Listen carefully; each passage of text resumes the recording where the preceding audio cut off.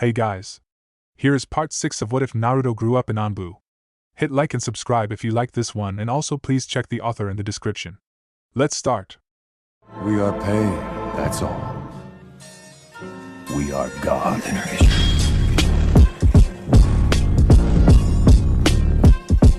Chapter 35, The Device. Hey, Tawa! Tawa looked up. His arm was bare, the seals tattooed into his flesh glowing ominously, and he held a glowing crossbow in his hands, held together by black squiggly lines that extended from his arm into his palm in bright, scarlet light. Uchiha Sasuke stood on the other side of the clearing, his brow damp with perspiration. Yeah, Captain? The Anbu agent called back.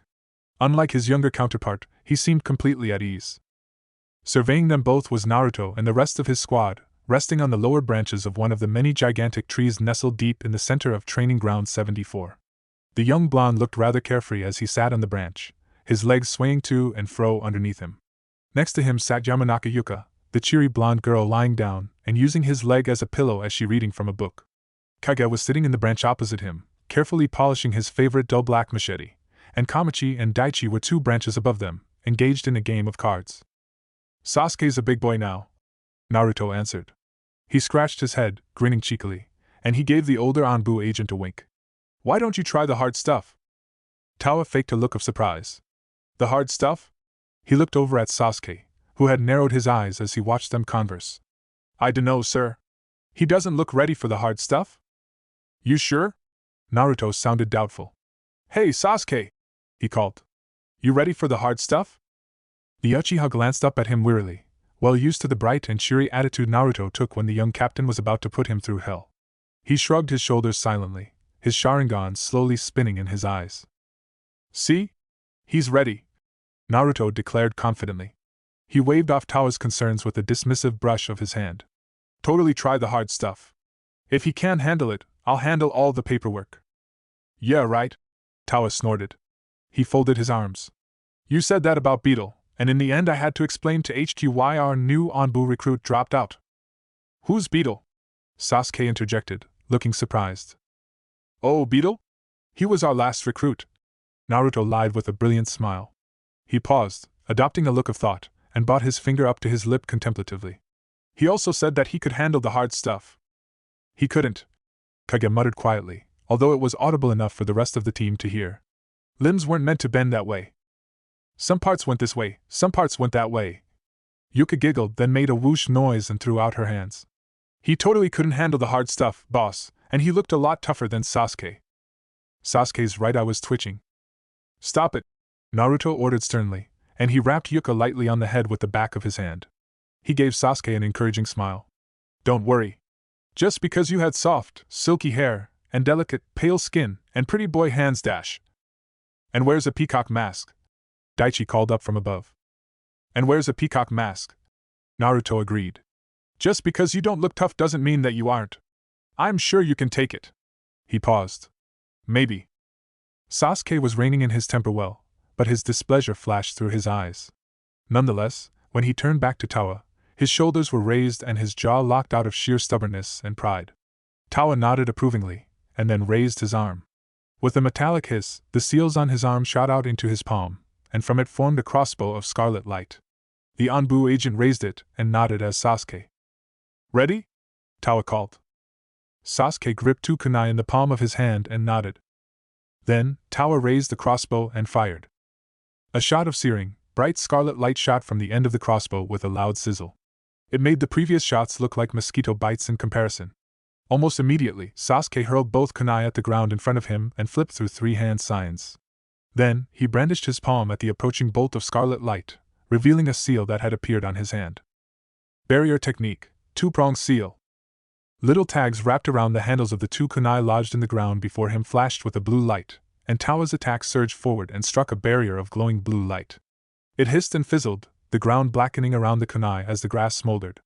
The barrier wobbled, but held, and Tawa lowered his arm, looking impressed. Not bad, kid, he chuckled. Sasuke looked pleased as he lowered his hand. He glanced at the fading seal on his hand with a speculative look, and then clenched his fist with a vicious grin. Barriers, huh? Yuka asked quietly. The back of her head was warm against his shoulder, but Naruto didn't mind one bit. He nodded. It's a good skill to have, Naruto murmured to her. He was looking down at Sasuke speculatively, rubbing his chin. Actually, I might even have a bit of a practice when I get some time. There are a few good ones that might come in handy. I'd love to learn some of the space-time barriers, but a lot of them require some tricky Fuinjutsu, and I completely suck at that. You're not good at something? No way! Yokomak gasped, lowering her book and craning her neck upwards to grin at him. Oh, I suck at Fuinjutsu, Naruto admitted. He shook his head, smiling wryly. It takes a lot of effort to stuff up storage seals to the point where they explode like a Class 2 explosive tag, but I did it anyway. Yuka chuckled, and Naruto smiled. Then, he stilled and glanced up at the sky. A carrier pigeon was descending towards him, carrying a message strapped to its leg. It landed on the branch, and Naruto gingerly took the bird's leg and untied the message. He read it. Wrap it up, guys, he called out. Yuka straightened up, and Naruto felt a pang at the loss of the warmth. He shook it off as he climbed to his feet. We've got a mission. Naruto had a sinking sensation that it wasn't going to be a standard mission when his orders had instructed for his team to assemble in the Hokage's office instead of one of the standard briefing rooms. All of Sigma team stood in a semicircle around the Hokage's desk, masked, robed, and ready for combat. Naruto stood in the center, his arms folded, while the Hokage sat behind his desk surveying a series of documents. This is a report from the Department of Intelligence. The Hokage spoke up. His voice was hoarse, and he gave a couple of coughs to clear his throat. The analysis of the explosive tags used during the suicide attack during the Chunin exams has been completed. The Hokage passed it to Naruto, who took it and read over it carefully. The young Anbu captain nodded sagely to himself, and then gave a startled cry as a book slammed into his mask, sending him staggering back, although he was able to keep on his feet. Liar! The Hokage scoffed, retracting his extended arm. He passed on a second document to Kage, who took it with a respectful nod. Grumbling, Naruto fell back into formation as the Hokage continued speaking. The samples have indicated that the explosive tags used in the attack were not manufactorium stock, the Hokage reported. He took a deep breath and smoothed over the red and white conical hat on top of his head. Normally this would indicate that they were homemade, possibly by an enemy shinobi, but the analysts are quite confident that the explosive tags were made in bulk, possibly from a sheet of at least a dozen. A ripple of surprise ran through the circle of listening Anbu. The manufacture of explosive tags was well known throughout the elemental countries, and any individual shinobi could, with patience, craft their own. It was a time-demanding process that took far more effort than expected. A skilled shinobi that could, in a day, craft 4 or 5 explosive tags, was doing well. The process of manufacturing explosive tags in bulk through the use of printing presses, however, was far trickier. The great villages had experimented with the process for decades, but it seemed like there was simply no cost-effective way to do it. Only one institution had ever managed to decipher the process, and they guarded the closely guarded with a legion of samurai warriors and intense security measures. The Manufactorium. Explosive tags were one of most effective tools in the arsenal of a shinobi, and Konoha spent vast amounts of money importing them in from the Manufactorium. To think that another organization had deciphered the secret was alarming, especially considering that whoever it was had been quite willing to sell them to enemies of the village. Naruto clenched his fists. Do we know who, Hokage-sama? He asked quietly. The Hokage shook his head as he placed the folder back on his table. He picked up a loose piece of paper and passed it over to Kage. We have a single lead. His name is Akiyama Minoru. Kage passed around a set of photos to the team. Naruto took it and looked at the picture of the brown-haired man. He looked rather cheerful, and he was giving a happy wave. He immediately spotted calluses on Minoru's hands, and the tanned, rough skin of his arms. Minoru is a small landowner of a winery 140 kilometers south from Border City. A year ago, he presented a sample of his best wine and was awarded minor noble status. Before that, however, Minoru was an engineer working for Gado Corporation and an amateur inventor. The Hokage rubbed his chin, fingers plucking at his goatee. Minoru made an appointment with the fire court a little over 3 months regarding one of his inventions. However, the night before his appearance, Minoru apparently made a faux pas in front of the fire lady and immediately left the capital in disgrace. The Hokage gestured at one last piece of paper. A week ago, our agents in the capital sent over a bundle of documents sorted by keywords. One of them was a patent request by Minoru. It suggests that he may be in possession of a machine that can create explosive tags in bulk. The Hokage gave Naruto a steady look. Your mission is as follows. You are to infiltrate Minoru's winery, search for evidence of any such machine. If you find it, you are to immediately confiscate it and bring it to Konoha, along with Minoru himself. Understood? Yes, Hokage-sama. Team Sigma chorused as one. Good. Sarutobi gave a short nod. Dismissed. Border Town was the largest city in the western region of the Land of Fire, situated on the border between the Land of Fire and the Land of Rain. The large city still bore many of the walls and fortifications from the Second Great Shinobi War. The perpetual monsoon seasons of the Land of Rain bled off into the area, making it a very fertile region, and it had one of the biggest agricultural outputs of the elemental countries. Farms stretched hundreds of kilometers south of the city towards the border of river country, rows upon rows of crops carefully maintained by the civilian populace. Cattle grazed on open grasslands, and vineyards stretched over the hilly crops. Team Sigma stayed off the main, cobbled road and stuck to the fields, darting through fields of corn of wheat, skimming over paddies of rice, and dodging rather startled livestock. They had left Konoha in the early afternoon, and they had made good time at a rather brisk pace. The sun was only beginning to set as Team Sigma approached Minoru's farm and fanned out amongst the vineyard, hiding behind the rows of wooden stakes and purple grapes.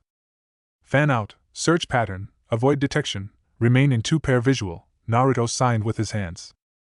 Without a sound, and staying in the shadow of the vineyard, the Anbu squad stealthily approached the modest two-story cottage ahead. Smoke billowed from the chimney, and the upstairs lights were on, but it didn't seem like anybody was outside. It was clear that while the family had been granted the title, they did not have the status of lifestyle typical of the nobility. There was a large shed behind the cottage, made from dull brown brick and seemingly heavily reinforced. The grass and plants around it had withered and died, and piles of broken glass, spooled wire and scrap metal surrounded it. The doors themselves were made of thick metal. Naruto gestured at Daichi, and pointed at the shed. The Hyuga nodded and peered forward, his Byakugan obviously activating from underneath his mask. A moment later he shook his head. Advance, Yuka and I will take point, cover, Naruto signed. The Anbu team glided forward, avoiding the clearing around the cottage and approaching the shed from behind. The sun was dipping behind the hills now, and the stars were beginning to twinkle as darkness settled upon the land. Yuka took to Naruto's right and the two Anbu agents approached the shed. He inspected the lock, and then motioned Daichi forward. The Hyuga crept forward, his cloak blending in with the encroaching darkness, and his eyes surveyed the lock. Very carefully, he raised his fingers and tapped at several parts of the lock. There was a tiny click, and something snapped with a soft hiss, and then Daichi nodded. All clear, the Hyuga signed. Naruto nodded back and together he and Yuka opened the door a crack and slipped inside the shed. The first thing that he noticed was the smell. A dozen different scents assaulted his nose at an instant. Oil, grease, rust, cleaners all immediately stood out.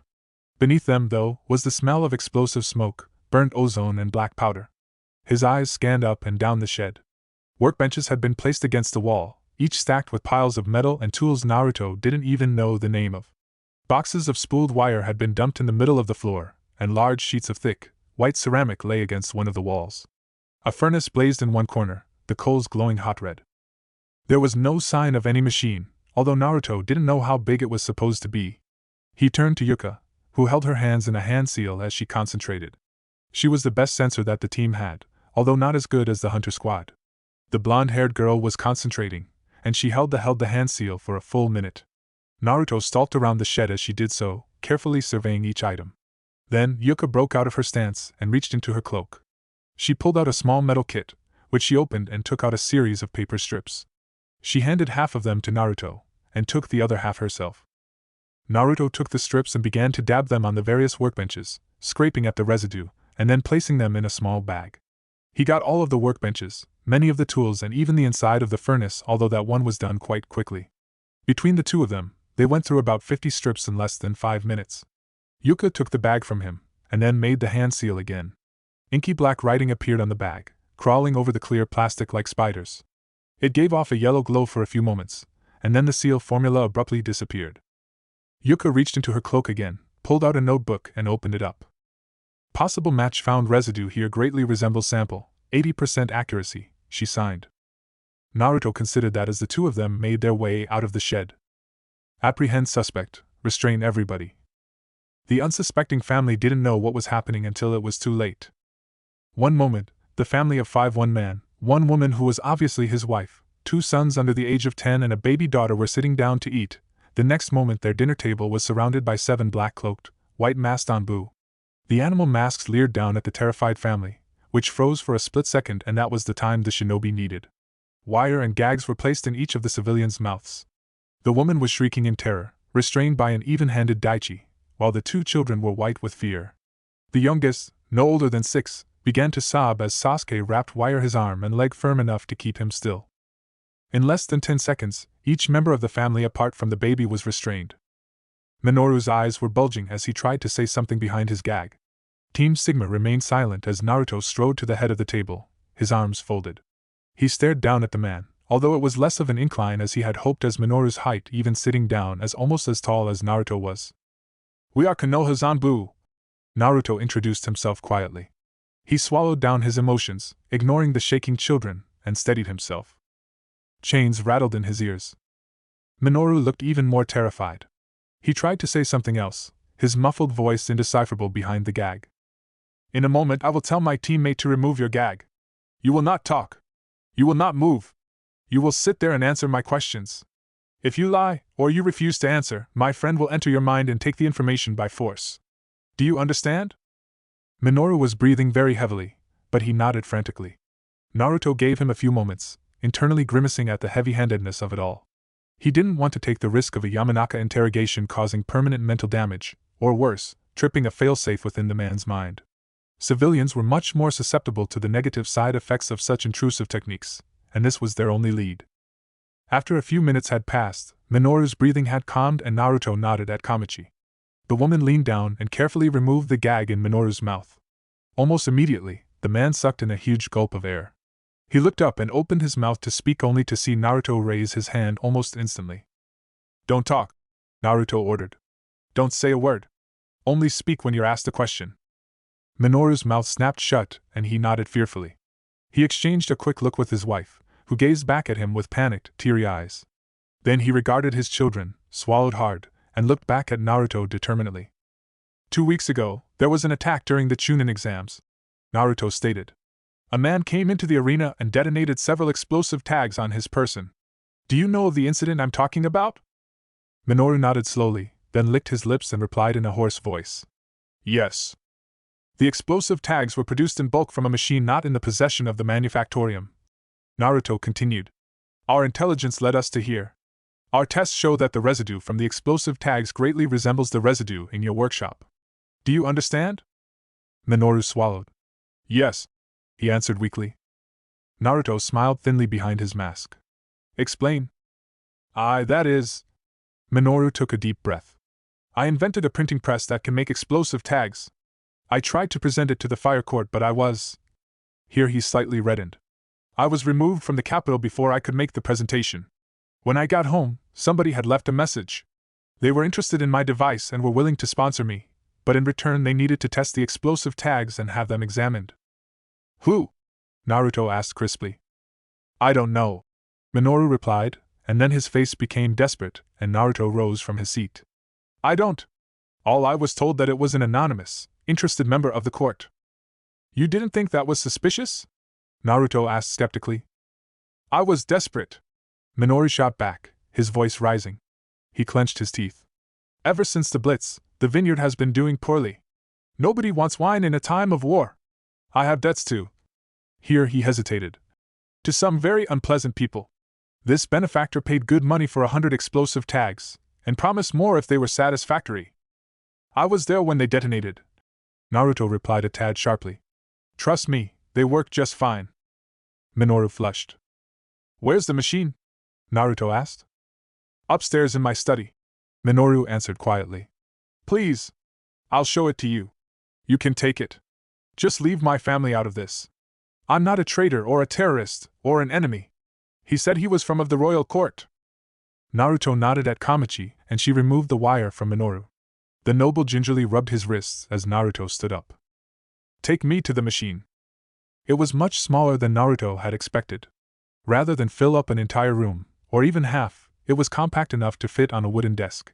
With a rectangular base, it was the size of a shoebox, composed gears and bolts and a large cylinder wrapped around a carved engraving. A crank handle jutted out from one side, and there was a battery jutted out from the other. Naruto looked at it carefully. It was a chakra battery, a terminal capable of a charge of chakra for about 3 months before dissipating. They were rather rare, as the batteries were only good for one use. How does it make explosive tags? Naruto asked. Minoru pointed to a roll of paper on the floor. Put in the paper in one end, turn the battery on, wind the handle, feed the paper through, and voila, explosive tags. He smiled grimly. I can make a dozen explosive tags a day before the battery fails. Naruto nodded thoughtfully. The device looked rather fragile, so he asked, Does it have a carry case? Minoru nodded and walked over to the cupboard. From it, he pulled out a large, stout metal case. He very carefully placed the device inside it and closed the lid with a click.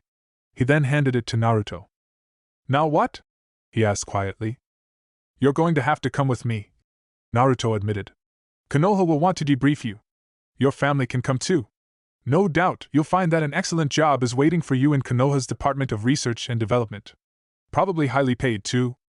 This is my family home, Minoru said, clenching his fists. I can't leave it. You will, Naruto rebuked coldly. This is not a request. You will come with us. Your knowledge is too valuable to leave it undefended. There was a shudder. The window pane rattled within the frame and Naruto paused. The stars and the moon were shining brightly, but there was a flicker of movement, and suddenly something blotted out the light streaming in from the window. Naruto's eyes widened and he grabbed Minoru, yanking the man down. An instant later, the wall exploded as something pulverized it through sheer force. It tore through the wooden desk, missing Naruto and Minoru by mere centimeters as it rocketed through the house, destroying everything in its path. Wooden splinters and broken plaster drifted to the ground as Naruto staggered to his feet, his hands flipping through hand seals, his heart racing. He reared his head back and shot out a narrow stream of flame. It lanced through the air, striking another one of the objects and slicing it in two, briefly illuminating it as it did so. It was a giant, misshapen boulder, hurled towards the house with great force and power. The two pieces fell short of the house and slammed into the front yard with a thump. Downstairs, Naruto could hear the wails of a baby, and he swiveled around. Minoru was gone. Fuck! Naruto swore. He grabbed the carry case and used the strap to fit it to his back. Then he dashed through the broken remains of the room and kicked apart the broken wooden floorboards beneath him, making a hole large enough to squeeze downstairs from. He landed in a crouch, just in time to see Sasuke throw a series of kunai around the room. The Uchiha clasped his hands, and blue light surged from the tags on the hilts of the kunai. Barrier technique, 5-folded 2-prong seal. An instant later, a terribly powerful lightning technique blasted apart the kitchen. Naruto was blinded, his eyes stringing as a purple wave of destruction slammed into them all. The bluish barrier flickered and wobbled, but it held even as the lightning tore everything around them into tiny parts. The house groaned and creaked, and the top floor began to fall onto its side, luckily on the other end away from the kitchen. Incoming! Daichi yelled. There was a blur of movement, and Tawa and Kage were ready to meet it. Steel clashed on steel as Kage parried a blow to the side, sparks flying through the air. From the flames around them, the assailant was quite clear. Cloaks as dark as their own, and wearing a solid, one-piece mask made from brushed chrome, the enemy was quite skilled with his long, thin rapier. Tawa held back another enemy. His scarlet seals formed into the shape of a hefty shield, holding back a kunai that would have been driven into his chest. Wind release, great wind breakthrough. Naruto swept out his hands and a mighty gust tore through the air. Smoke, fire, debris and half the front of the house disappeared underneath the power of the windstorm, blown far away, although the shinobi in front of him kept their balance, anchored by the chakra running through the soles of their feet. It was enough to get a good picture of who they were facing. 4 enemy agents, each in a solid, one-piece mask of dull chrome, fought against Team Sigma. Kage, Kamachi, Tawa and Daichi had met them head-on, while Sasuke knelt on one knee, panting from exertion of the barrier technique he had just summoned. Beyond them, in the distance, Naruto could see 2 more enemy nin, obviously the long-range specialist on their team. In the next 5 seconds, a dozen things happened at once. Kage and his opponent met within a cacophony of metal striking metal, their movements a blur even as Kage was pushed back by a superior opponent. In turn, Daichi had landed a lucky hit, his identity as a Hyuga hidden by his mask, and the Juken strikes had caused an audible and clearly feminine hiss when the enemy chose to block instead of dodge. Tawa was being driven into the ground, huddling behind his shield unable to even use the replacement technique to escape. The scarlet light flickered around him as his thin, lithe opponent danced around him, weapons flashing. Dual kunai sliced into the shield, the opponent used the momentum of block to jump and deliver a roundhouse kick with a blade built into the heel of their shoe. Then they hurled the kunai at Tawa's head, clutched a fistful of saban and chucked them at Tawa's exposed shins, yanked back on the wires hidden in their sleeves and pulled the two kunai back into their palm just as they landed on the ground in a crouch, ready to attack again. It was only Yuka's intervention that kept Tawa alive as he collapsed, his legs riddled with saman, and the wiry genjutsu user made a single hand seal and produced an auditory illusion, a single, high-pierced whine that blasted in the ears of the dual kunai wielder, disrupting the incessant barrage against Tawa's defense and allowing him to jump back. Kamachi had taken to the shattered remains of the roof, and she and her opponent were dancing amongst the twisted beams of the roof. Her opponent held an orb of light in their hand, and with every strike and blow, a crackle of lightning would strike out at something. This was forcing Kamachi to dodge every strike rather than dodge or parry, and she struggled to keep her distance as she peppered her opponent with saman. In that time, the two long-range fighters had finished making their seals, just as Naruto had finished his own, slamming his hand on the ground. Summoning technique, arise, Titan. The ground between the fight and the long-distance fights shuddered, cracking and breaking apart. A large hand of rock covered in tar and with veins of molten rock burst from the ground. It was 4 times as large as a man, and its fingers flexed menacingly. Another giant hand burst out of the ground 10 meters away. The hands pressed on the ground and it gave way, deep impressions being left in the earth, as it moved in a manner of somebody pulling themselves up from the ground. Then, the ground between the two arms was torn apart in a geyser of flying rock and a giant head of stone emerged from beneath.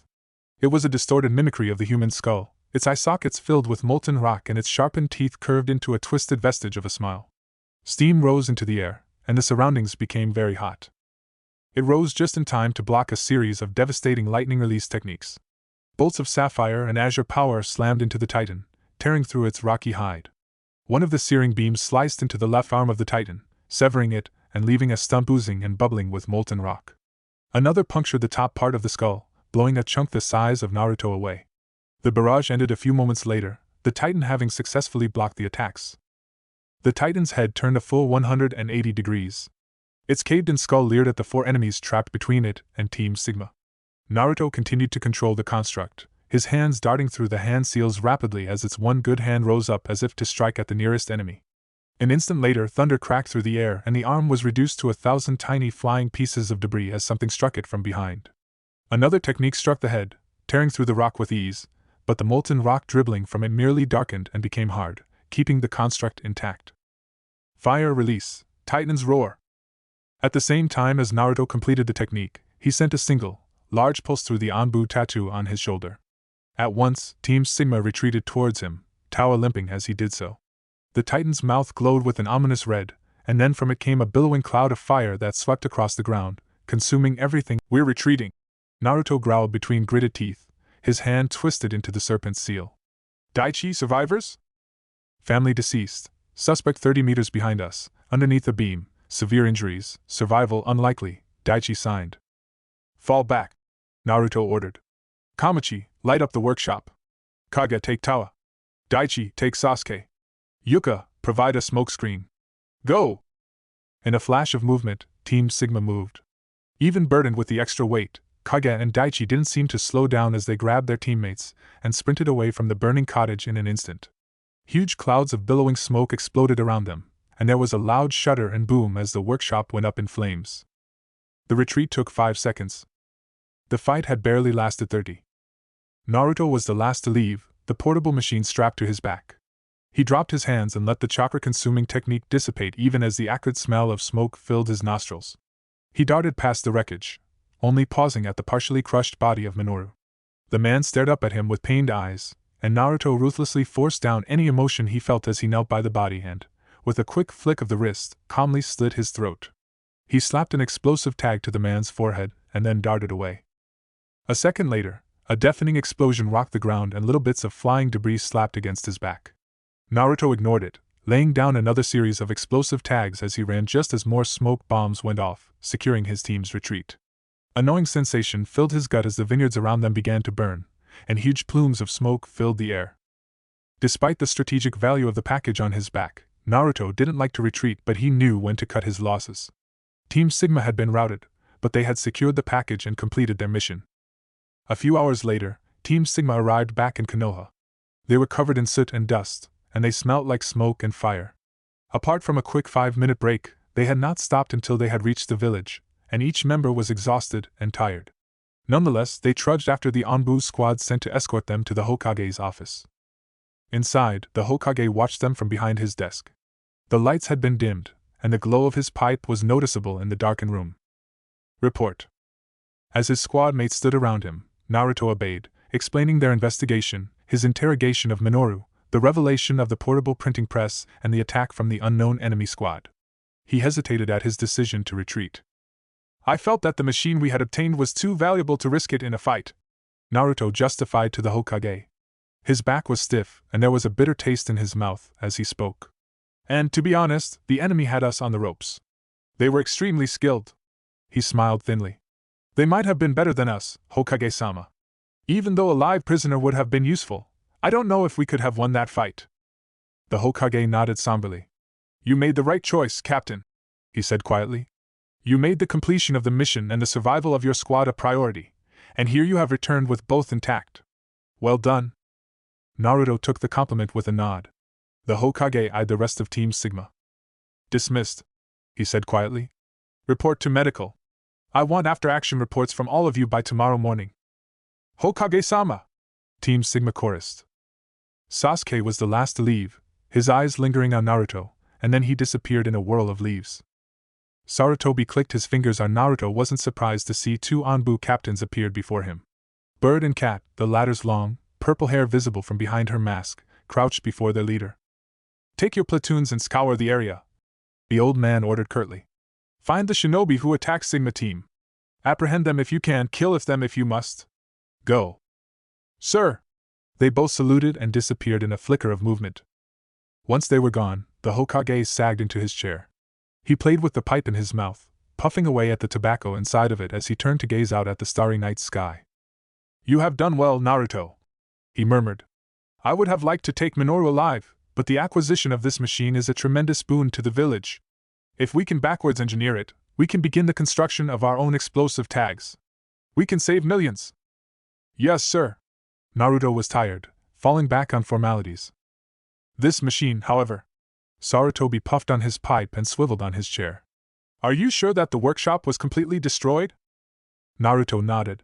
They won't have enough time to dig through too much of the rubble, he answered tiredly. They'll have to know reinforcements will head their way, so they'll be gone by the time Bravo and Gamma team get there. Sarutobi's lips twitched. Do you think they'll be caught? He asked. Naruto smiled grimly. No, he answered. I concur, the Hokage admitted. He shook his head tiredly and rubbed his eyes. What a powerful machine, he mused. It completely changes the face of national security. Any man without chakra could sit at home, make an explosive tag and use it wherever they want. The implications are staggering. Naruto was silent. And we have no lead on whoever it was that ordered the tags, Sarutobi continued. He puffed on his pipe, and then finally seemed to notice that Naruto was dead on his feet. Go home, Naruto. Rest. He turned back on his chair to look out at the night sky. I have the strangest sensation that you're going to need your full strength in the coming events. Naruto nodded and turned to leave. Oh, and Naruto? Sarutobi called out. Naruto turned back and the Hokage gave him a genuine smile. Well done on your Titan technique, the old man praised. I hadn't realized that you were onto the third stage already.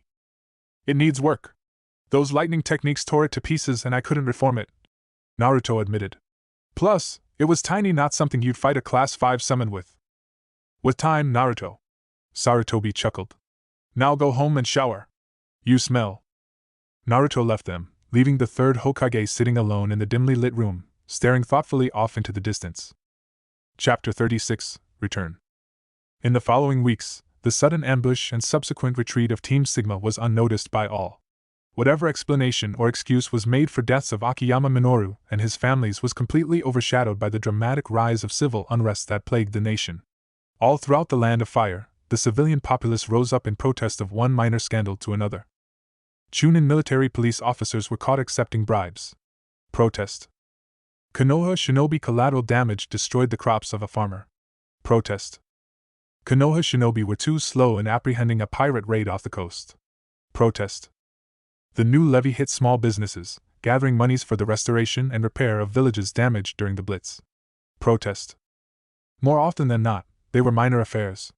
Disgruntled citizens would gather at the nearest place of authority, shout a few things, and then disperse once Konoha's military police arrived to sort them out. Sometimes, it was easy to see the strings that were being played by the nobility, as both minor and major nobles used the rumbling discontent to their own advantage, playing citizens against other nobles, against the Fire Lord or against Konoha itself, purely for their own advantage. Even Konoha wasn't unaffected. There were mutterings from some of the shinobi. The civilian populace of Konoha was beginning to be viewed suspiciously, and the posters that sometimes appeared for an hour or so before abruptly vanishing did not help. The Fire Lord had called for calm, and for the most part it seemed to be working. There had been no more wild riots, and very few incidents of citizens acting violently towards the military police.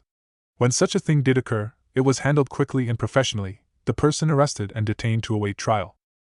Despite the lack of violence, the tension was there. Something was festering beneath the surface of the Land of Fire, and all it would take would be a single spark to set it off. As such, there were those who needed to ensure that they would be ready for the oncoming storm. Dodge! Naruto darted backwards, avoiding the barrage of shuriken that peppered the ground an instant later.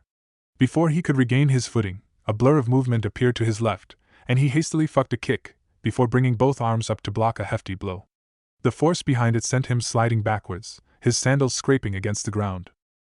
Even before he had stopped, Naruto had flipped through 2 hand seals and brought his hands up to his lips.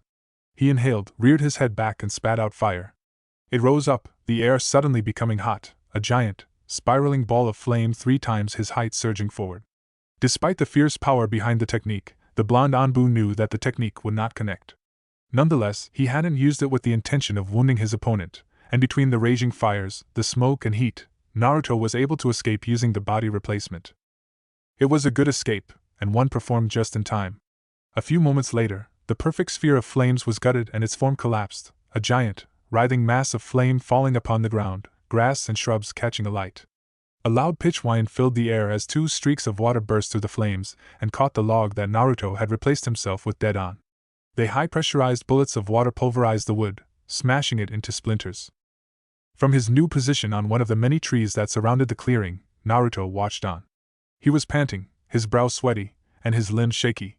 Fighting against such opponent was tiring. Nonetheless, blind stubbornness kept him going on. Lightning release, electromagnetic murder.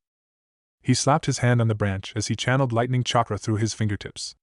Wood creaked and groaned as a furious discharge of surging bolts tore through it, racing towards the ground. It left the base of the tree in a surge, tearing apart the earth and shattering stone as it roared towards the fiery mess in the center of the clearing. A large figure was casually lumbering out of it, and the lightning screeched as it smashed upon a hefty, spiked shield. A large toad stood there, unconcerned with the fire around it. 4 times as tall as Naruto, its horizontal slatted eyes appearing unconcerned, it was lumbered on forward, batting away the lightning release technique with its bone-like shield as easily as one would swat a fly.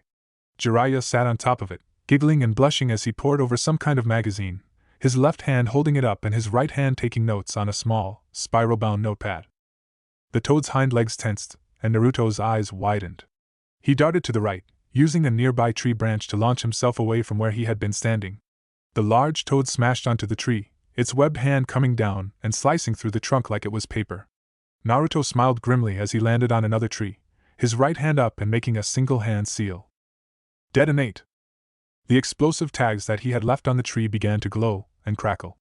In a second, they would explode right around the toad. It would be a second too late. With a surge of speed, the toad grabbed the cracked and falling tree branch that Naruto had laid his explosive tags on and hurled it straight at him. Naruto's eyes widened as the branch came towards him, the explosive tags primed and just about to explode. He had an instant to react, or to escape, and he quickly reversed the hand seal. Dispel! The tags glowed and exploded, but instead of the great gouts of fire only smoke came from them. Naruto felt a measure of relief that he had managed to disable the tags. Then he was hit in the face with a branch. His mask took the brunt of the attack, but it still sent him flying from the tree and he landed on the ground roughly, bouncing once or twice before stopping. The giant toad landed above him, its shield raised above its head, poised to slam down on him. His back aching, Naruto gritted his teeth and slammed his hand down on the ground. Earth release, earth flow river. The ground beneath the toad liquefied and began to flow like a river. The current caused the toad to stumble, and the shield missed him by meters, slamming into the ground next to him. On his back, Naruto flipped through some more signs and slammed his palms on the ground. Summoning technique, arise, titan. The ground rumbled even as the toad regained its footing, and suddenly Naruto was forced up into the air as a mountain of rock beneath him tore its way free from the ground. Two large hands emerged first, covered in thick, oozing tar, with veins of fire. Then came the upper chest, reinforced by thick slabs of granite, thick goblets of molten rock dropping from the crevices in the stone. Finally, the head came last, a human skull made of stone with a leering, frozen smile of razor-sharp teeth and two eye sockets filled with flame. On top of that head stood Naruto, his hands twisted in a single hand seal and his face scrunched up with an intense look of concentration. His cracked mask dangled from his belt, and his dirty and muddied cloak flapped about him. The Titan rose to the toad's height, steam rising from its very form as the moisture in the soil and air evaporated almost instantly. On top of the toad, Jiraiya had stopped poring over his book and regarded the construct in front of him with narrowed eyes. Naruto could see him stroking his chin and talking quietly to his own mount. The toad nodded and dashed forward, closing the distance in two huge leaps and bringing its shield down upon the construct of earth and fire with tremendous force. The Titan's left arm rose and it blocked the blow but just barely. The shield smashed into the rock and chipped off a huge chunk of the forearm, lodging itself halfway through the arm of the Titan. Blood of red-hot magma dripped from the wound and the toad recoiled, yanking at shield futilely. The Titan raised its right hand and reared back, delivering a slow but mighty blow. The toad copped it right on the head, and while the momentum of the punch sent it flying backwards, it also allowed the toad to wrench the shield out of the Titan's arm. Naruto made a single hand seal, his smile grim. Fire release, Titan's roar. The Titan's mouth glowed with an ominous red light, and then from it came a huge gout of flame that made Naruto's previous fire release techniques look like the light of a candle. The toad, still dazed by the blow, watched on helplessly, but then Jiraiya made a move. The Sannin flipped through some hand seals and a giant slab of earth rose up in front of the toad. It had been positioned in such a way that made it divert the gout of flame rather than outright block it, and while the Titan's roar did envelop a large part of the forest with fire, it left Jiraiya and his summon untouched. Naruto was panting, glaring. "I think that's enough," Jiraiya's voice called over the distance. He patted his summon on the head, murmured something to it, and then watched as the large toad disappeared with a puff of smoke. His veins burning with chakra, his adrenaline raging, Naruto wanted to keep the battle going. Nonetheless, he slapped his hand on the Titan and the fires within it died down. The glow of light disappeared from the Titan's eyes and it began to crumble, massive slabs of earth falling apart and turning into soil and earth. Almost 5 seconds later, only a mound of slightly warm earth stood where the massive construct had been, and Naruto moved down to join Jiraiya back in the clearing. The fires that Naruto had originally started had almost gone out with very little damage, which was understandable. Fires created with chakra very rarely lasted longer than a few minutes, needing fuel, oxygen and more chakra to sustain itself, while the plants and training ground one had been created by the first Hokage himself, and were able to withstand much more than the usual forest. The young blonde flopped down onto the ground with a sigh as Jiraiya chuckled, coming to sit down cross-legged next to the Anbu captain. "You're getting good with that thing," he remarked, ruffling Naruto's hair despite the youngster's muttered protests. "If you could finally get it to walk, you'd be able to counter most of the summons out there." "I know," Naruto muttered. He was scowling. Despite his best attempts, his progress with the Titan's summoning technique had stalled. He could only make it about 6 meters tall before it collapsed in on itself. While it was an impressive construct, its lack of mobility was a severe disadvantage in a real fight. Naruto had only mastered the one long-distance attack, which could be easily blocked, and the Titan still couldn't turn very well, which meant that flanking maneuvers were definitely a weakness. Combined with Naruto's inability to use other techniques with most of his attention focused on the Titan, the construct, while appearing formidable, had a number of weaknesses that Naruto needed to fix. Cheer up," Jiraiya said cheerfully, knocking Naruto out of his critical thinking with a gentle clap on the back. "Here, have this." He held out a flavored ice block. Naruto looked at the proffered treat with a raised eyebrow, but he nonetheless took it. "Thanks," he said quietly. Jiraiya smiled and mussed up Naruto's hair, smiling as the boy swatted at his hands ineffectively. There was a moment of peace between them as the two of them sat there quietly, eating away at their frozen treats. Jiraiya finished first, licking his lips and letting out a huge breath. "Anyway, now that we're finished sparring," Jiraiya began, and he turned to Naruto with a mischievous smile. "Did you want to see something cool?" Naruto's eyebrows rose. "Something cool?" He nodded silently, even as he thought about what that could mean. Despite his eccentricities, Jiraiya was a Sannin, and his knowledge, power and skill were right up there with the third Hokage. Was it going to be an earth technique?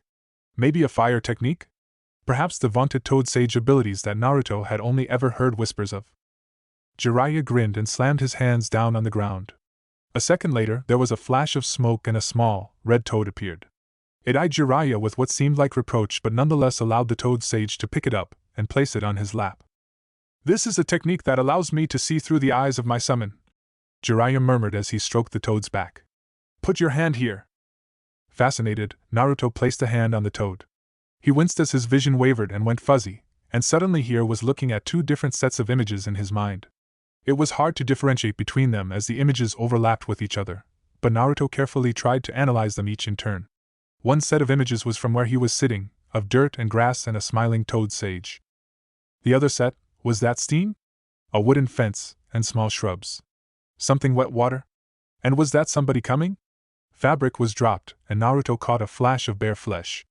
He jerked back, horrified, his cheeks flushing and his mouth flopping up and down as he temporarily lost the ability to form words. Jiraiya roared with laughter. What the hell?" Naruto spluttered. His cheeks felt warm, and he felt tremendously embarrassed and mortified yet strangely fascinated nonetheless. "What the hell was that?" "That was my research." Jiraiya grinned. He gestured at the front invitingly. "Come on, have another look. Nobody will ever know." Naruto stared at him, horrified. "This is really creepy," he muttered. Nonetheless, he shuffled back closer to the toad sage, his cheeks red, and he tentatively reached out for the toad. Just as his fingers grazed the summon's back, it promptly disappeared in a flash of smoke and a mournful korak. "Ah, Tsunade found the other one," Jiraiya murmured. He gave an uneasy smile and jumped hastily to his feet. "So, looks like I need to check out something. See you later, Naruto." He promptly disappeared in a flicker of movement that Naruto was barely able to see. He sat there, his cheeks slowly regaining their normal color, staring at the back of the retreating Sannin.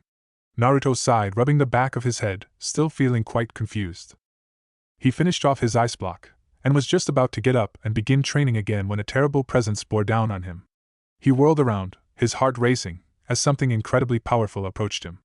It was full of righteous anger and terrible wrath, and was horrifyingly familiar. Naruto just sighed in resignation and turned away. An instant later, Tsunade landed in the training ground, her form wreathed with golden fire, her fists clenched and the veins in her forehead throbbing. Before she could say anything, Naruto pointed to the left. "He went that way," he proclaimed dully. Tsunade scoffed as she followed his finger.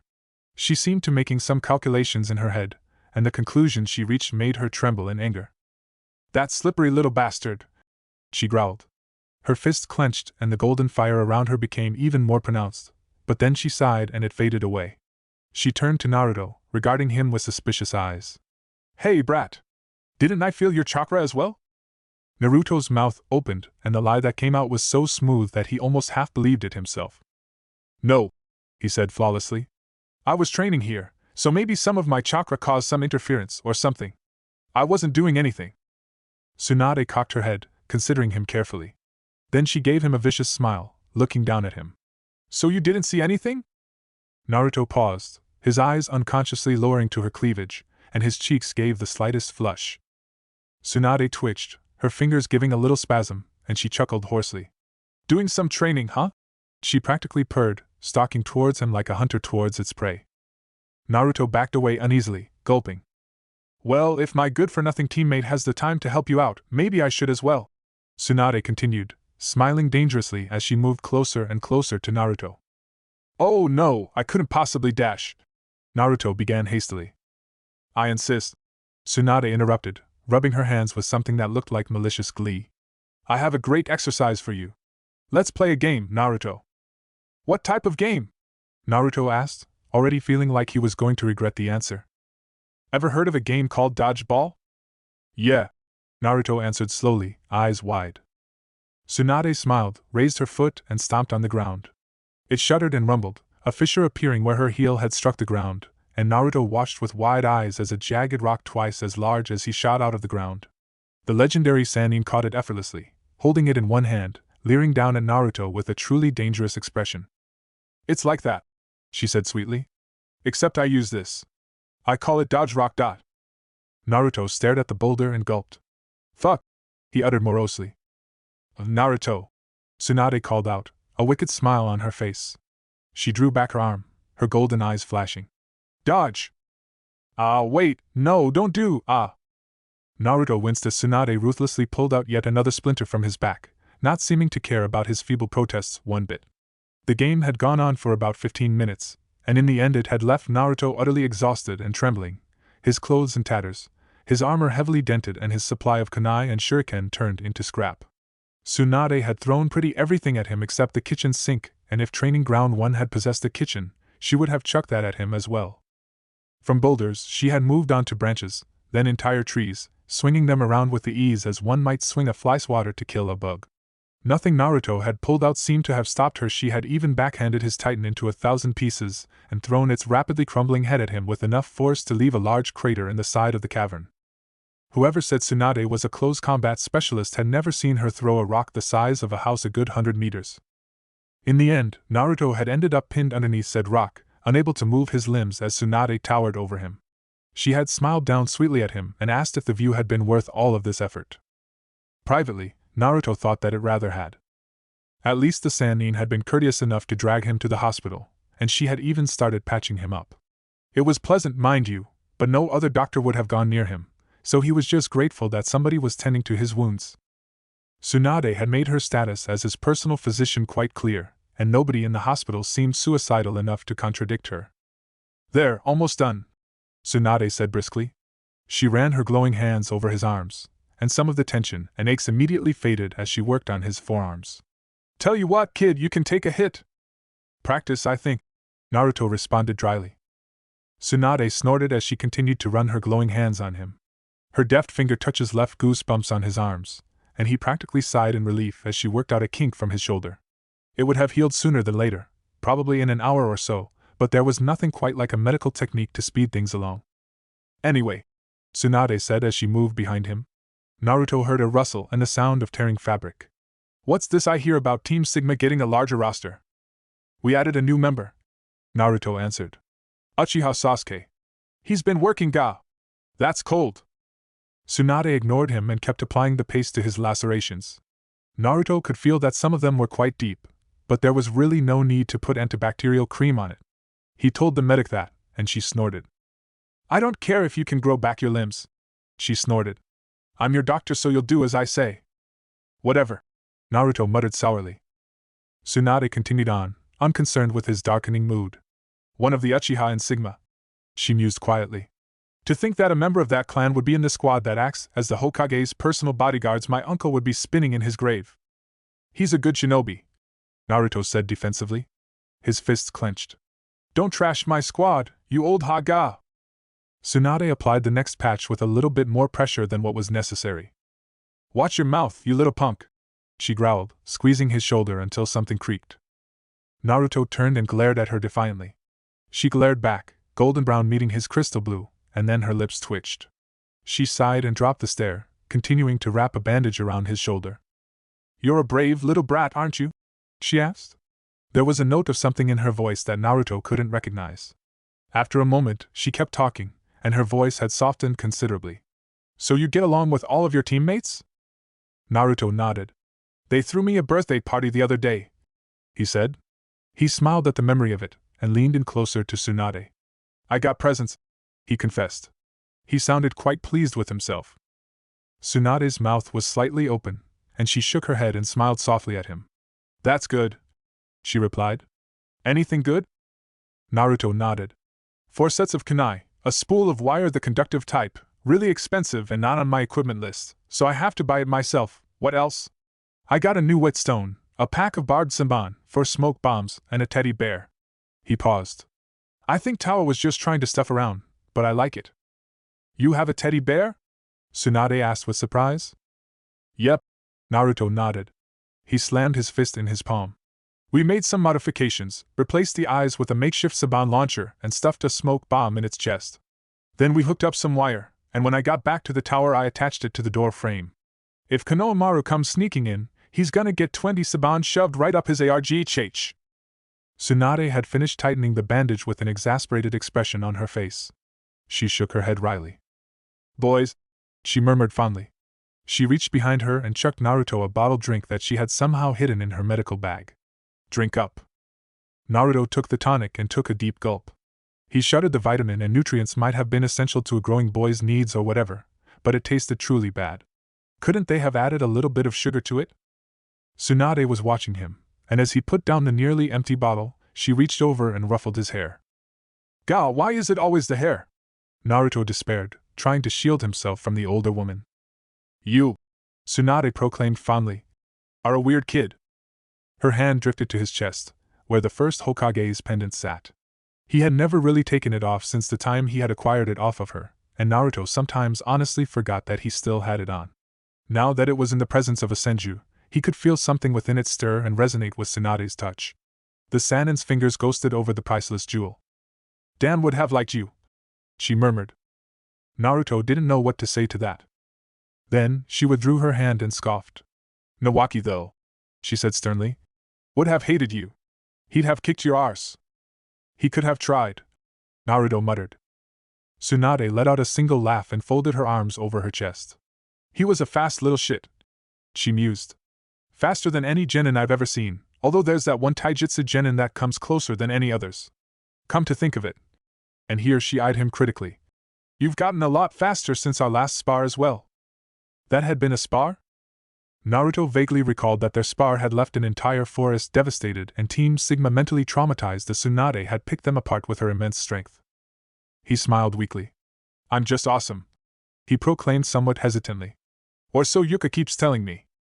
"Oh?" Tsunade raised an eyebrow, suddenly looking interested. "Who's Yuka?"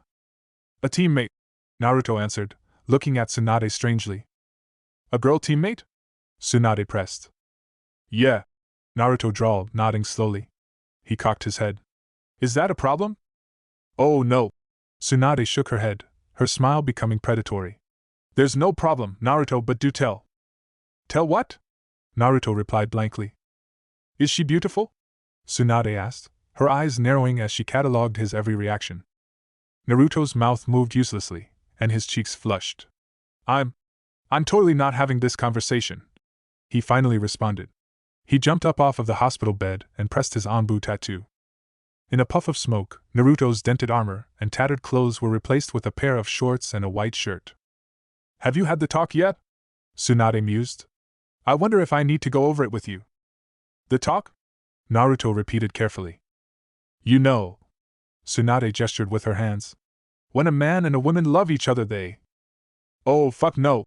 Naruto swore, and he disappeared in a blazingly fast body flicker, leaving the Sannin behind to chuckle quietly to herself. Naruto would have liked to take the rest of the day off. He hadn't been rostered on for any missions, he had fulfilled his weekly training requirements in the last 2 days, and he was still pretty exhausted from the rather intense confrontation with Tsunade. Regardless, the bird that soared past his head and dropped a white feather into his hand was rather insistent, and with a sigh Naruto made a hand seal and disappeared in a flicker of movement. A few minutes later, Naruto appeared in the Hokage's tower. He had sealed away his casual clothes, and he wore his flak vest over a black shirt and a pair of pants. The blonde adjusted his headband so that it sat straight on his forehead, and then continued walking down the hallway. Members of the Jonin Guard nodded at him as he passed them, and Naruto waved back in a friendly greeting. It was only when he had passed the last of the checkpoints to the Hokage's office that he stopped, his eyes widening. A black-cloaked figure wearing a patterned white mask stood before him. Red stripes curled down the side of the man's mask to form an intimidating snarl. The Anbu operative was walking towards the Hokage's office, but he noticed Naruto's approach and paused. "Good afternoon, Ferret," the man greeted coolly. Like the Anbu commander, his voice was partially synthesized, deep and unemotional. "I have heard of Team Sigma's successes in the field. You are to be commended." "Hello, Kitsune," Naruto greeted back just as coolly. "I didn't know you were back." Kitsune gave a tiny shrug. "Our mission in the land of hot springs is complete. As such, Alpha Platoon is reporting back to Konoha for reassignment." The 2 Anbu operatives fell into line with each other, and began to walk towards the Hokage's office. Kitsune was taller than Naruto by a fair margin, and Naruto worked hard to keep his stride in line with the senior operative. "Good mission?" Naruto asked after a few awkward moments. "We reached our objectives in a satisfactory manner," Kitsune replied. "Oh?" Naruto uttered. He scratched the back of his head. "Awesome." The 2 Anbu operatives reached the doors and entered the Hokage's office. The 3rd Hokage sat behind his desk, carefully studying one of the many documents that littered his table. Kitsune paused at the head of the Hokage's table and knelt, while Naruto moved past him to stand behind the Hokage's left shoulder.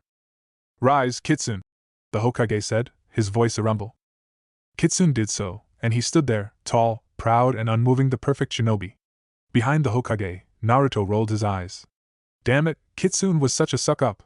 The other operative probably saw his eye roll, but nonetheless he stood there unflinchingly as the Hokage finished reading the document and placed it down on the table.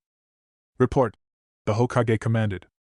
"As per your orders, Alpha Platoon entered the land of the hot springs and immediately began searching for any remnants of the cult of Jashin," Kitsune said. "The Fire Lord was able to negotiate official clearance with the local feudal lord, and we began looking at their records." He paused. Despite severe losses sustained during the crusade against the Land of Lightning, the cult had managed to build up their numbers to dangerous levels. There were approximately 7 monasteries hidden away in remote regions, with approximately 3,000 members in total.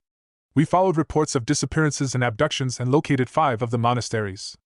As per your orders, we implemented the Scorched Earth Doctrine." Kitsune cocked his head. "There was some collateral damage.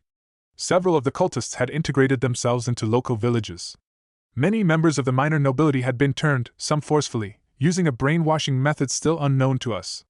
Their overall goals seemed to be once again the complete control of the feudal court. We tracked down every agent and member of the cult and neutralized them. Our last count indicated that 6,427 men, women and children were put to the torch. 15 villages were burned. All 7 monasteries were destroyed. All associated books and artifacts were gathered and destroyed." Naruto's eyes widened, and it took all of his control not to gape at the other Anbu captain in the room. Alpha Platoon had killed over 6,000 people in a matter of months? What he was hearing made him feel uneasy, but he ruthlessly squashed down those feelings and reminded himself just exactly why Alpha Platoon had been deployed. After all, the cult of Jashin had invaded the Land of Fire, butchered hundreds of citizens, and attempted an assassination of the daughter of the Fire Lord. Naruto clenched his fists. The cult, and anybody who had associated with them, had gotten exactly what they deserved, or, at least, that's what the blonde boy told himself. The Hokage nodded, looking unmoved by the statistics that he had just heard. "And the status of your squad?" he continued. "Out of 25 Anbu operatives, 8 were killed in action," Kitsune reported in a monotone. "The cult possessed some fearsome techniques involving the use of blood. Their largest monastery was protected by a barrier technique that liquefied the flesh of any individual within the radius of it. We lost the squad in our initial scouting attempts." "I see," the Hokage murmured. "I trust that you have documented this technique?" "Yes, Hokage-sama." Kitsune bowed. "Very well," the Hokage said. He waved Kitsune away. "Dismissed, Captain? You and your men have 2 weeks of leave. You have earned it." "Thank you, Hokage-sama," Kitsune said. He bowed once more, and then disappeared. Naruto was left alone in the office with the Hokage, but the old man didn't seem like he was in the mood to talk. For the next couple of hours, the young blonde silently worked at Sarutobi's side, filing paperwork and sending of messengers. There were times when Sarutobi would just stare out the window with his pipe, letting Naruto handle much of the logistics by himself. It occurred to Naruto as he was stamping approval on a budget request that he had just approved the movement of more money than he would ever earn in a lifetime. It also occurred to him that he was technically committing treason at the moment, as he used the Hokage's stamp to authorize yet another document. He finished it off by signing Sarutobi's name, his use of the signature practically identical to the old man's own. Towards the end of the day, when the sun was beginning to dip over the Hokage's monument, there was a knock on the door. Sarutobi stirred in his chair and looked up from his cup of tea. Naruto stood up from his seat and strode across the room to open the door. An old man stood there, heavily bandaged. His arm was close to his chest, held up by a sling, and one of his eyes was covered by his bandages. He held a cane in his hand, and he wore a faint and unassuming smile. "Good evening, Uzumaki Naruto," Danzo greeted quietly. "I have an appointment with the Hokage. Is he available?" Naruto turned his head and saw Sarutobi give him a slight nod. He pulled on the door and held it open as the injured elder walked into the office, heavily favoring his left leg. The cane tapped rhythmically along the wooden floorboards as the old man limped to the desk and sank into one of the seats. "You're dismissed, Naruto," the Hokage said quietly. He waved the young blonde away, despite the Anbu operative's half-formed protests. "I can handle the rest of this myself. Thank you for your assistance today." Naruto nodded, and with one last, curious look at Danzo, left the office. The door closed with a quiet thud behind Naruto's departure, and it left Sarutobi Hiruzen and Shimura Danzo alone in the office. The god of shinobi and the darkness of shinobi sat on opposite ends of the table, the former puffing on his pipe. Danzo slowly reached into his robes and pulled out his own pipe. The Hokage raised an eyebrow as the other elder shinobi lit the end of the pipe with an expert flare of fire-natured chakra and puffed on it. Alpha Platoon is back, Danzo commented. Their presence will be well needed in the coming days. Indeed, Sarutobi responded. He took a sip from his cup of tea. It appears that conflict is inevitable, my old friend. One way or another, war is coming to the land of fire. Danzo made a noise in the back of his throat. How vexing, he murmured. To think that there's a squad of foreign operatives conducting missions on our own soil. His fist clenched against his pipe, and his nostrils flared. Sarutobi smiled ruefully. I am torn between anger and admiration, he admitted. Whoever is responsible is doing such a superb job. I am loath to admit, but they might even be better than your vaunted route.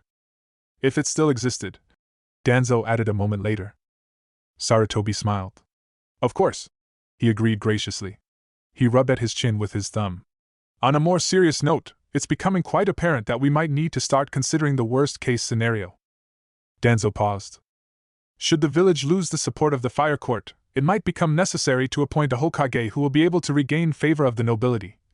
Sarutobi continued grimly. It cannot be I. The rumors of my involvement with the last Fire Lord's demise are poison to my position. Who will take the spot then? Danzo asked. Is your newest apprentice the one who will rise to the position?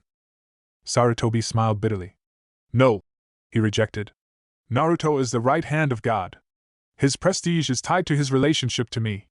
While he is beginning to make a name for himself, he is still perceived as being under my thumb. Sarutobi shook his head.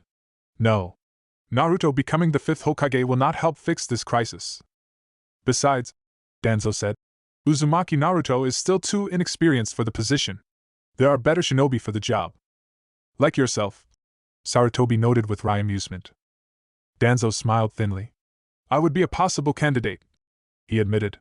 Nonetheless, I would not want the position in such circumstances. The kowtowing and bowing that would be required in such a state of affairs would force me to use drastic measures. I might just have to overthrow the fire court should such a thing happen. Sarutobi froze and pinned his rival with a terrible glare. That's not funny. Danzo was unaffected by the Hokage's displeasure. He seemed to be mulling something over. While it is commendable that you are considering all outcomes to our situation, I believe that you're focusing too much on our defeat and not enough on our victory. Sarutobi looked amused. Am I now? He asked. Do tell, Danzo. What are you thinking? Uzumaki is in your shadow, Danzo responded. He puffed on his pipe for a few moments. Like you said, his status is tied to your own. Use that then. Don't lose the battle. Use your Jinchuriki to your advantage. Force him to the front. Make him the public face of your campaign. Your victory will not only protect the status of the village, but it will allow Uzumaki to become acquainted with the Fire Lord and the nobility. They will know his worth, and they will remember it when the time comes. Sarutobi sighed. When the time comes? He mused to himself. How long? Danzo questioned.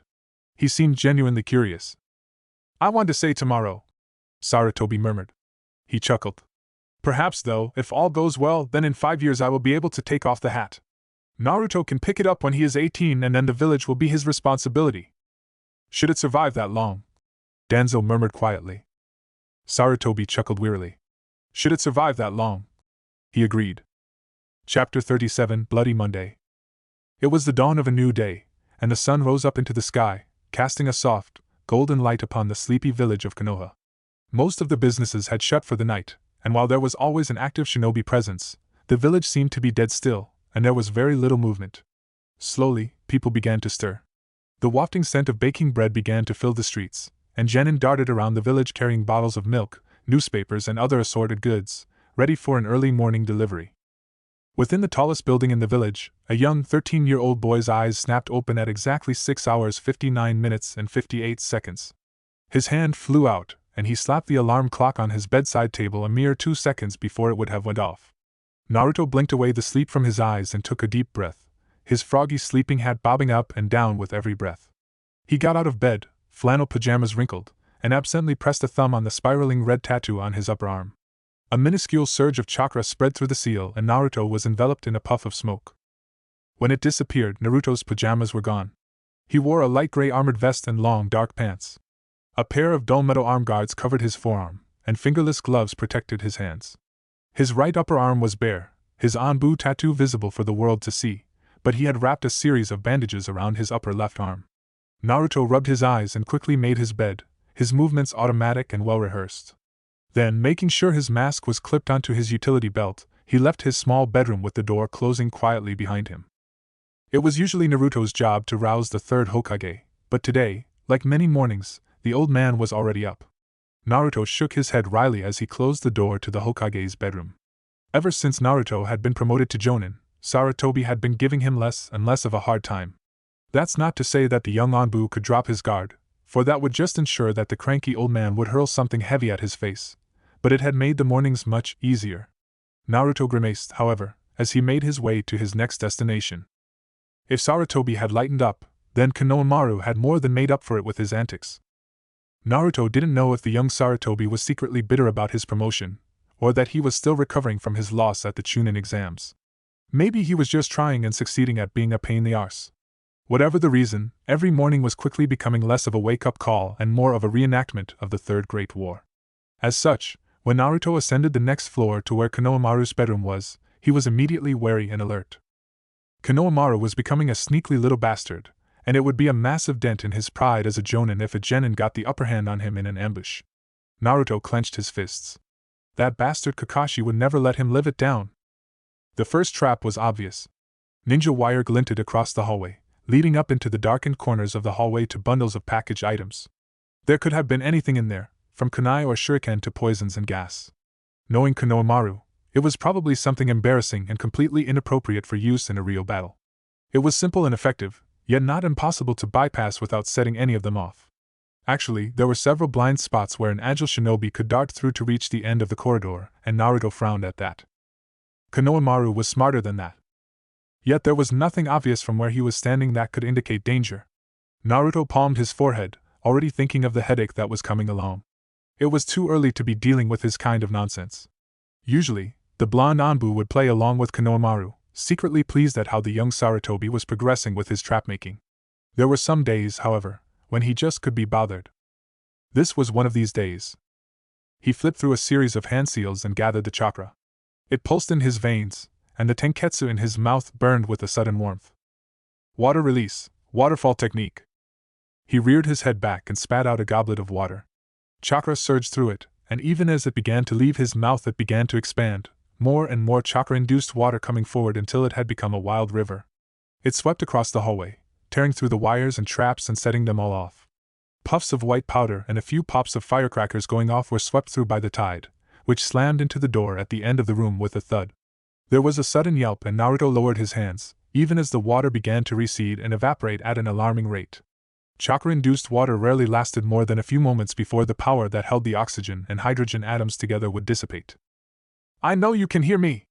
Naruto called across the suddenly wet hallway, wisps of water rising up into mist around him. "You've got 5 minutes, or else I'm coming in there, tying you up in your underwear and dropping you off in Sakura's bedroom." Naruto could practically hear Konohamaru gulp as he turned away, a slight smirk on his face. An hour later, Naruto and the rest of Team Sigma accompanied the Hokage to the mission assignment office. This was where the majority of missions were handed out to shinobi teams, and where clients would come to request the services of Konoha. Usually manned by Chunin, the third Hokage liked to attend every now and then to give out missions, interact with his shinobi and make a grand impression on the clientele. Business had picked up after the Chunin exams, and Naruto would often restrain the urge to squirm as the clients, most often the lords and ladies of the fire court, would eye him with intrigue as he stood by the Hokage's side. As Team Sigma was officially responsible for the protection of the Hokage, they too had to accompany him. Unlike Naruto, however, they were merely allowed to stand around looking impressive, and impressive they must have looked, because the blatant appearance of so many Anbu had quite a few of the clients impressed. 2 children accompanying a hardened, leather-skinned man wearing a blacksmith's apron even ran up to Yuka, giggling as they circled her, waving and trying to get her attention. To her credit, the Yamanaka stood there stoically, although Naruto would bet that she was smiling behind her mask. Naruto, on the other hand, was running around almost constantly as he shuffled piles of paperwork from one corner of the room to the other, organized messengers to reach various departments and shinobi, collected payment and signed off on treasury deposits, fetched tea for the clients and the Hokage, and 1,000 other miscellaneous jobs. The mission assignment office seemed to be understaffed for the day, with 2 Chunin calling in sick, and ironically the missions assignment office hadn't made adjustments for the mission assignment office roster, probably because the one who organized the shift work was one of the Chunin who was off sick.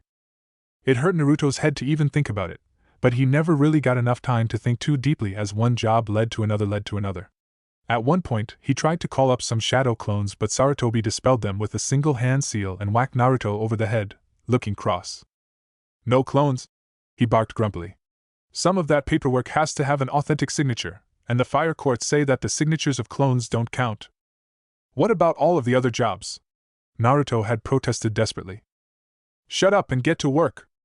Naruto grumbled but got to work, and the shinobi and clients in the mission assignment office that morning got to witness the right hand of God himself sign forms in triplicate, bring tea to the Hokage, and generally run around looking flustered and annoyed. Team Sigma seemed to regard it as highly amusing, and at one point Naruto was sure that he heard Sasuke snort with laughter as he was forced to pick up a bundle of paperwork that the Hokage had dropped. "Traitor," Naruto muttered sourly. It looked like it was going to be one of those days, but at around noon a messenger arrived bearing a scroll with a red string. The Hokage immediately took it, opened it up and began reading, even as Naruto directed newly arriving clients to the Chunin manning the desks. There was a slight murmur of business in the air, but it faded away as the Hokage abruptly stood up, still reading the scroll. Team Sigma straightened, Tawa and Kamachi revealing themselves in the dark corners of the roof, as the third Hokage rolled the scroll back up and began to stride away. "Team, escort mission priority," Naruto signed, and then waved off the last few clients so he could hurry on after his leader. 5 minutes later, Team Sigma and the third Hokage stood in the darkened depths of Konoha.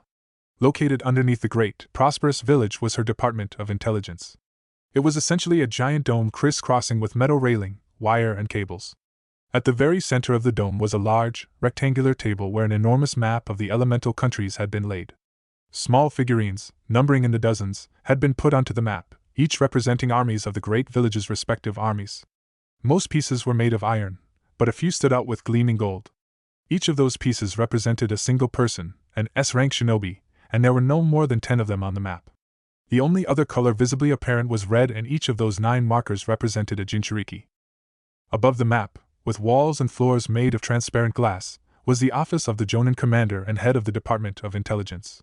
Sarutobi was striding towards them now, flanked by Team Sigma, and shinobi, clerks and analysts practically jumped out of his way, looking up from benches of scrolls and reports to watch their leader walk past.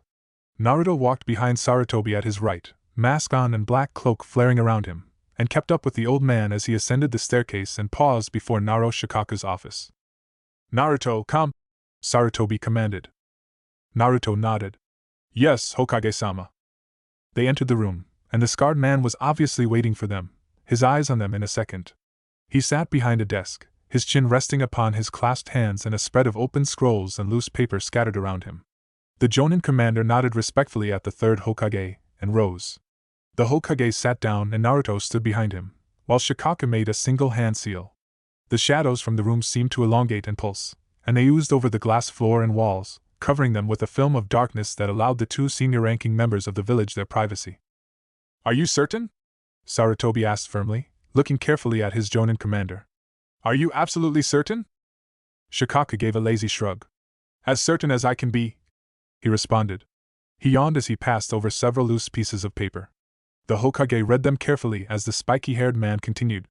"Our informants have revealed that we have evidence of financial transaction, traveling logs that match with assumed enemy movements, and, most recently, that picture."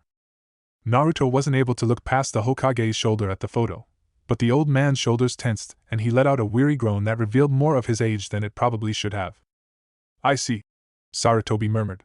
He passed the documents back to Shikaku, who took them and placed them in a file. "What have you received from the Fire Court?" "The Fire Lord has given you broad discretionary powers in this matter," Shikaku answered. A twitch of a wry smile crossed his face. "In fact, you are to handle things as you see fit. However, should something occur, he will of course have full plausible deniability." "Naturally," Sarutobi responded. "Very well. I shall see to it immediately." He turned and clicked his fingers. Naruto felt his tattoo burn, and in a flicker of movement, the door opened and the remainder of Team Sigma knelt before the Hokage. Naruto moved past them, closing the door, and turned to face his leader. The black shadows continued to shield the room from view, and the only light came from the bright fluorescence above them. "Rise," the Hokage said. Team Sigma stood at attention as the Hokage began to brief them. "I have a sensitive matter that I need you to attend to," the Hokage said. He clasped his hands together as Naro Shikaku continued to shuffle papers in the background. "There is a nobleman fairly high-placed within the fire court who we suspect may be meeting or colluding with foreign agents. We would like to talk to him. However, this man is not one you can simply snatch from his home," Shikaku added warningly. "Were he to mysteriously disappear, it would cause problems, especially since our suspicions are just that." He handed Naruto a scroll with a golden ribbon and the personal chakra-embedded seal of the Fire Lord. "On behalf of the Fire Lord and the third Hokage, you are to find this man in a public venue and, in full view of witnesses, you are to ask him to accompany you to Konoha." "What if he refuses?" Naruto asked quietly. Sarutobi and Shikaku exchanged glances. "Make it clear to him that this is a direct command from the Fire Lord himself," Sarutobi said. "The scroll shall provide your proof. If he continues to refuse, you may arrest him, but make sure that you do it publicly. This is not a matter that we can sweep under the rug. Our target is a senior member of the 24 Torches, and he wields some serious political clout. The village cannot appear to be in the wrong. Do you understand?" "Yes, Hokage-sama." Naruto bowed his head. "Dismiss, Team Sigma," the Hokage commanded. "And go and retrieve our traitor." It was 1 o'clock in the afternoon when Team Sigma left Konoha on their priority mission. They had all stocked up on their equipment, and had been given full access to the Anbu armory to take whatever it was that they needed. Team Sigma had only encountered the enemy Black Ops agents once, but they had left a very nasty impression on them. Naruto knew that, overall, the other Anbu team was more skilled than his own. Although lesser in number, they were probably all A-rank jonin, heavily specialized and skilled in their fields and having more than a little power behind them. Team Sigma had managed to escape from them, but the other team hadn't bothered to pursue them for very long, and they hadn't been bogged down with a possibly reluctant or hostile client.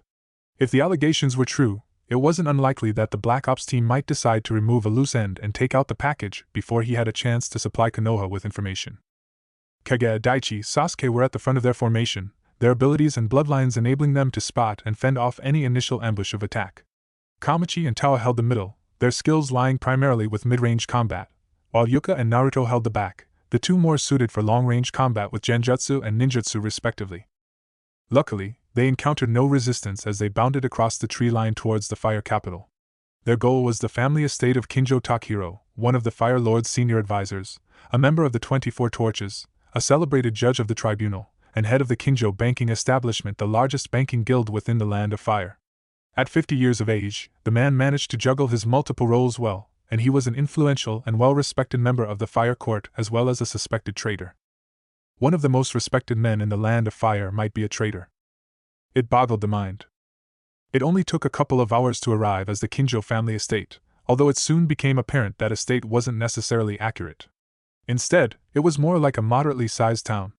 The presence of the headquarters of the Kinjo banking establishment had caused a small village to spring around it, and Naruto could see newly built roads stretching out from all directions, bringing with it the merchants, the traders, and the money. The building itself was made of glass and iron, a modern design that stretched up higher than any other building around it. It was almost as large as the Hokage's tower back in Konoha, and it gleamed underneath the light of the sun. It was unlike any design that Naruto had seen before. Why waste good metal on a building when there was enough wood in the Land of Fire to build 1,000 buildings of that size and not even put a dent in lumber supplies? And all that glass, how could anybody expect any level of privacy? Team Sigma paused at the crest of the hill, staring down at the town beneath them. It was busy, and the faint sounds and aromas of a town drifted up towards them, of 1,000 different people speaking all at the same time, of the haulers and shouts of the merchants who had come to peddle their wares, of the smell of produce and smoke and livestock. What an interesting town! Tawa whistled, rubbing the back of his head and sounding impressed. A land of rain design, Kage informed them quietly. He nodded at the bank. In the village hidden in rain, these are meant to rise as high as the clouds, great buildings of steel and glass. We can ask him about his architectural designs later. Naruto intruded firmly. He gestured at the town. We have our mission. We need to locate and apprehend Kinjo Takahiro. The Anbu around him nodded. They approached the town rather obviously, and they had no intention to sneak their way in.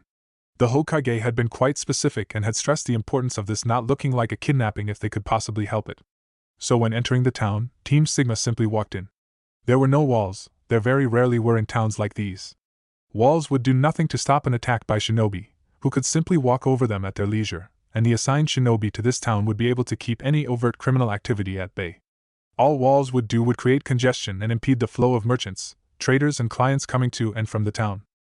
Naturally, the presence of an Anbu squad entering the town caused a stir. The locals crossed the street, gazing at them warily.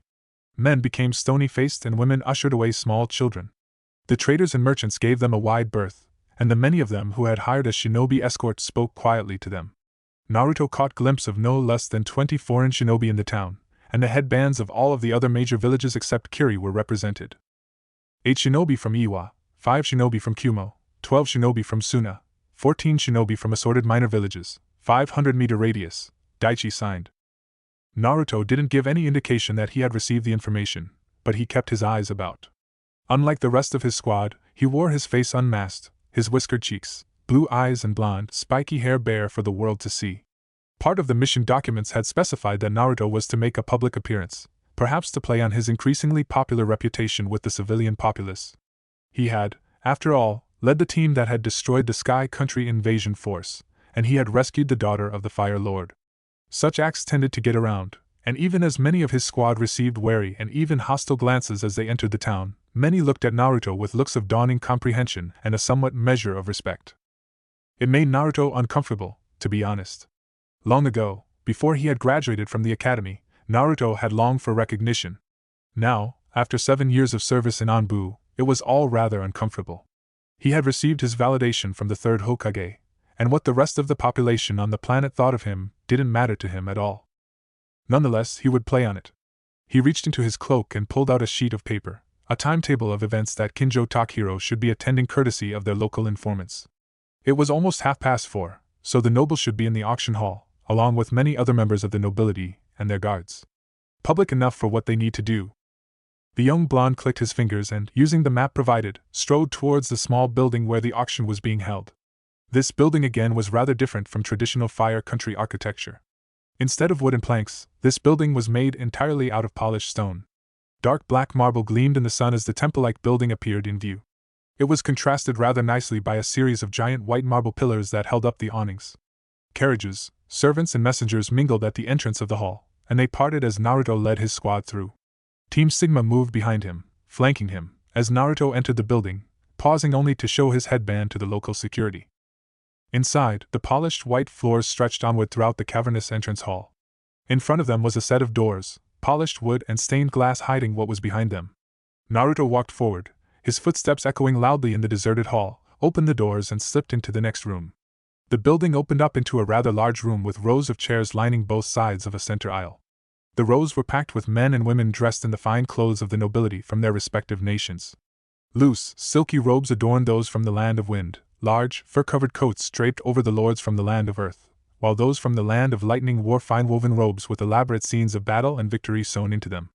Behind and around these lords stood their personal attendants and guards, and many of them were shinobi. Naruto saw more than one shinobi glance at them warily, their foreign headbands glinting underneath the lights of the room, but he ignored them. At the very front of the room was his target, Kinjo Takahiro. He strode forward, past the lords and ladies, the guards and servants, and moving past the faltering and astonished auctioneer, to where Lord Kinjo sat at the table to the side. He watched them come with calm eyes, flanked by a pair of Iwa. The fact that such an important and revered member of the Fire Court had chosen to hire shinobi from a village other Konoha was significant. Kinjo Takahiro? Naruto asked the man as he stopped at the front of his table. The man behind the table angled his head in confirmation. He wore thin-rimmed glasses over a pair of sharp, calculating eyes, and his dark hair was streaked with gray. His girth was larger than average, and he wore the fine yellow and red robes of the Fire Court. His hands were adorned with rings, brilliant jewels flashing, and traditional cane rested upon the edge of the table. "You're Konoha's Anbu," Takahiro said, sounding completely unsurprised. Indeed, he even sounded a tad derisive, a brave position to be when confronted by the Hokage's personal guard. "Are you here to whisk me away?" He smiled faintly. "Am I about to disappear, never to be seen again, just like all of Sarutobi's enemies are?" "No, sir," Naruto answered quietly. He reached into his robes and pulled out the scroll with the golden ribbon. "I believe that this will explain everything." Takahiro took the scroll and looked at the emblem of the Fire Lord with a faint grimace. He carefully untied it and broke the seal with a loud crack that echoed in the suddenly silent room. The two Iwanin behind him were shot furtive glances at each other and carefully adjusted their stance. Behind him, Naruto could feel his team do the same thing. It was a bad matchup for the Iwanin. Both were Jonin, as indicated by their vests, and Naruto was pretty sure that the woman on the right with the blonde bangs was listed in the bingo book as an A-rank shinobi. Nonetheless, it didn't change the fact that it was 2 on 7. "I see," Takahiro said quietly as he finished reading the scroll. His fingers clenched. "So the Fire Lord has seen fit to throw me away, after everything I have done to secure his empire. He and Sarutobi are truly magnificent together. As far as I'm aware, sir, we need you to come and answer some questions on a matter that you might be able to help with." Naruto responded crisply. "Due to the delicacy of the matter, we need to do this in Konoha, where it's safe and secure. We're here to make sure that you reach Konoha without incident. Every courtesy is to be afforded to you where possible." Takahiro smiled faintly and regarded Naruto carefully. "You're Uzumaki Naruto," he said. He shook his head. "Such a powerful shinobi, on such a trivial mission dash." "If it was trivial, I wouldn't be here," Naruto interjected firmly. "Now, sir, you're allowed to pack a bag or two, but we need to leave shortly. For your own protection, my team will escort you from here on." He eyed the Iwanin. "Unfortunately, your mission has been cancelled early." "That's not part of our contract," the large man rumbled. He was big, rivaling the size of an Akamichi, but with hard, bulky muscle instead of fat. He had a strange look on his face, as if he was still trying to process what he had just heard, but Naruto didn't miss the flash of intelligence in his eyes. "What do you say, Suki?" The woman beside him said nothing, but she brushed the blonde bangs out of her eyes, regarding the Anbu team carefully. She wore a vest that left her arms completely bare, save for the bandage wrapped around her right forearm. Now that Naruto had a name for the woman, the rest of the bingo book entry came to him easily. Nanashiro Suki, A-rank Jonin from Iwagakure. Strong areas include taijutsu and explosives. Affinity to wind techniques, and when combined with her explosives, become quite dangerous. Recommended strategy: Kage take point and keep her occupied. Daichi and Sasuke back Kage up to supply intel on hidden explosives. Partner dangerous in close combat. Tawa engage as Yuka and Kamachi move in for lethal blows. Dispatch guards. Detain mission priority and retrieve any significant. The woman's voice broke Naruto out of his quick thoughts. "Nah, we're done here," she drawled. She shrugged at Takahiro. "The contract would have specified that we're not allowed to engage any of the local authorities in the course of their duties. Standard legal crap. If these Anbu are here on the orders of the Fire Lord, we can't stop them." She eyed them, then snorted, shrugged, and began to walk away. "See you later, spooks." She waved them off, her voice a sing-song. The huge shinobi lumbered obediently behind her as the two Iwanin left the auction house. Takahiro was now alone, and he appeared resigned to his situation. "Very well," he said primly and stood. "I shall gather some belongings and we will depart to Konoha. Lord Naichi, if you would attend to matters here, then I would be most appreciative." The auctioneer nodded, his eyes still wide, as Lord Kinjo stood up with the poise and dignity of a man of the noble class. Then, as if he wasn't surrounded by battle-hardened Anbu, he strode from the room with his head held high, flanked by the rest of Team Sigma. Naruto remained where he was as the man left the room, bending down to pick up the discarded mission orders from the Fire Lord.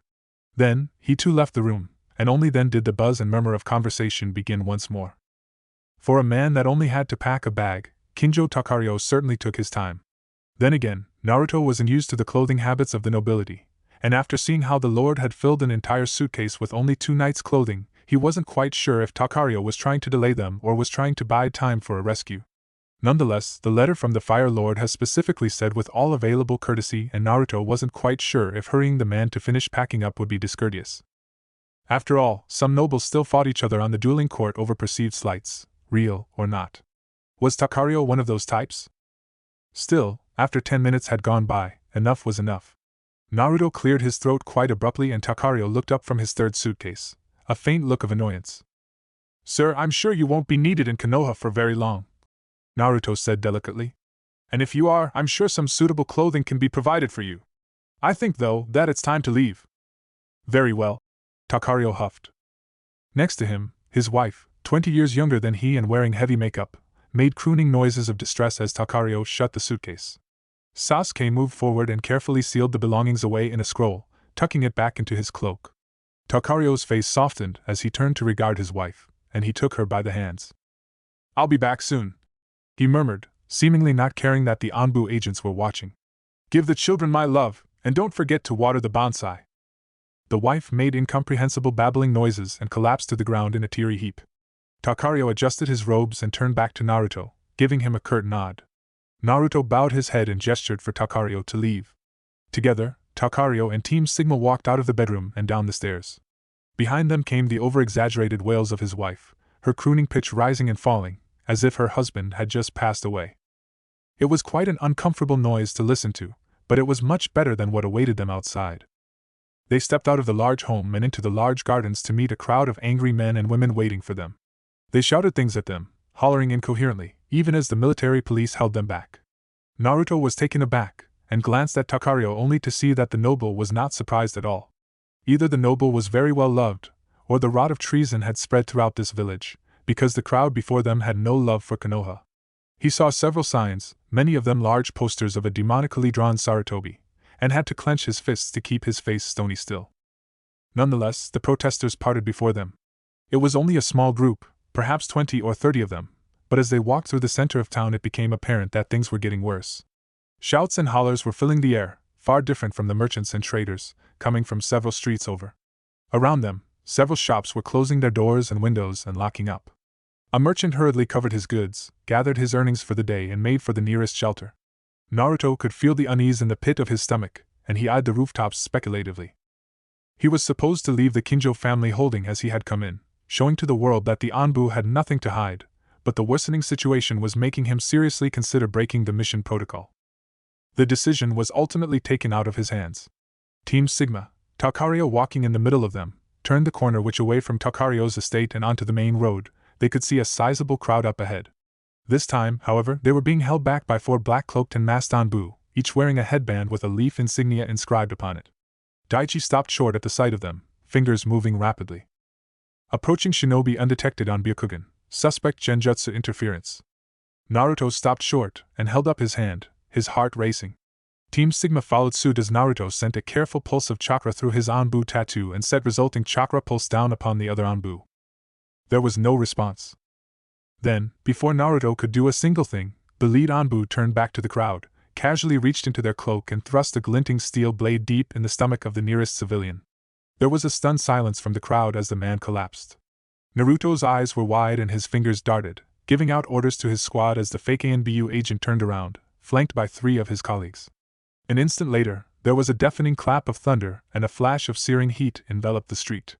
Men and women screamed as the technique tore through them rather messily, arcs of lighting shredding clothing, scorching skin and boiling blood. Even as the protesters fell screaming, Naruto absently noted that most of the injuries were far more dramatic than they appeared, which he supposed was the point. Daichi, Kamachi, Sasuke, secure package, meet at rendezvous Alpha 3, Kage, Tawa, Yuka and I will intercept enemy. The orders were received in a flash and Kamachi grabbed Takario's arm. She instantly disappeared with a flicker of movement, Daichi and Sasuke following her. Kamachi was a jonin with command experience, and would see the mission through regardless of what happened to the rest of them. Daichi had his Byakugan, which could hopefully allow them to avoid enemy ambushes, and Sasuke was not at the level where he could be fighting opponents at a caliber such as these. There was no doubt in Naruto's mind. These were members from the same Black Ops team that they had encountered at Minoru's home, the same team that had ambushed and almost defeated them. It was not going to happen again. As civilians and protesters scrambled back and began to run away, Naruto darted ahead with incredible speed, only outdone by Kage who was a step ahead of him, black blade blurring in the air. It clashes against the bloodied steel sword of the lead operative, sparks flickering through the air, but then Naruto lost vision as he approached his own target.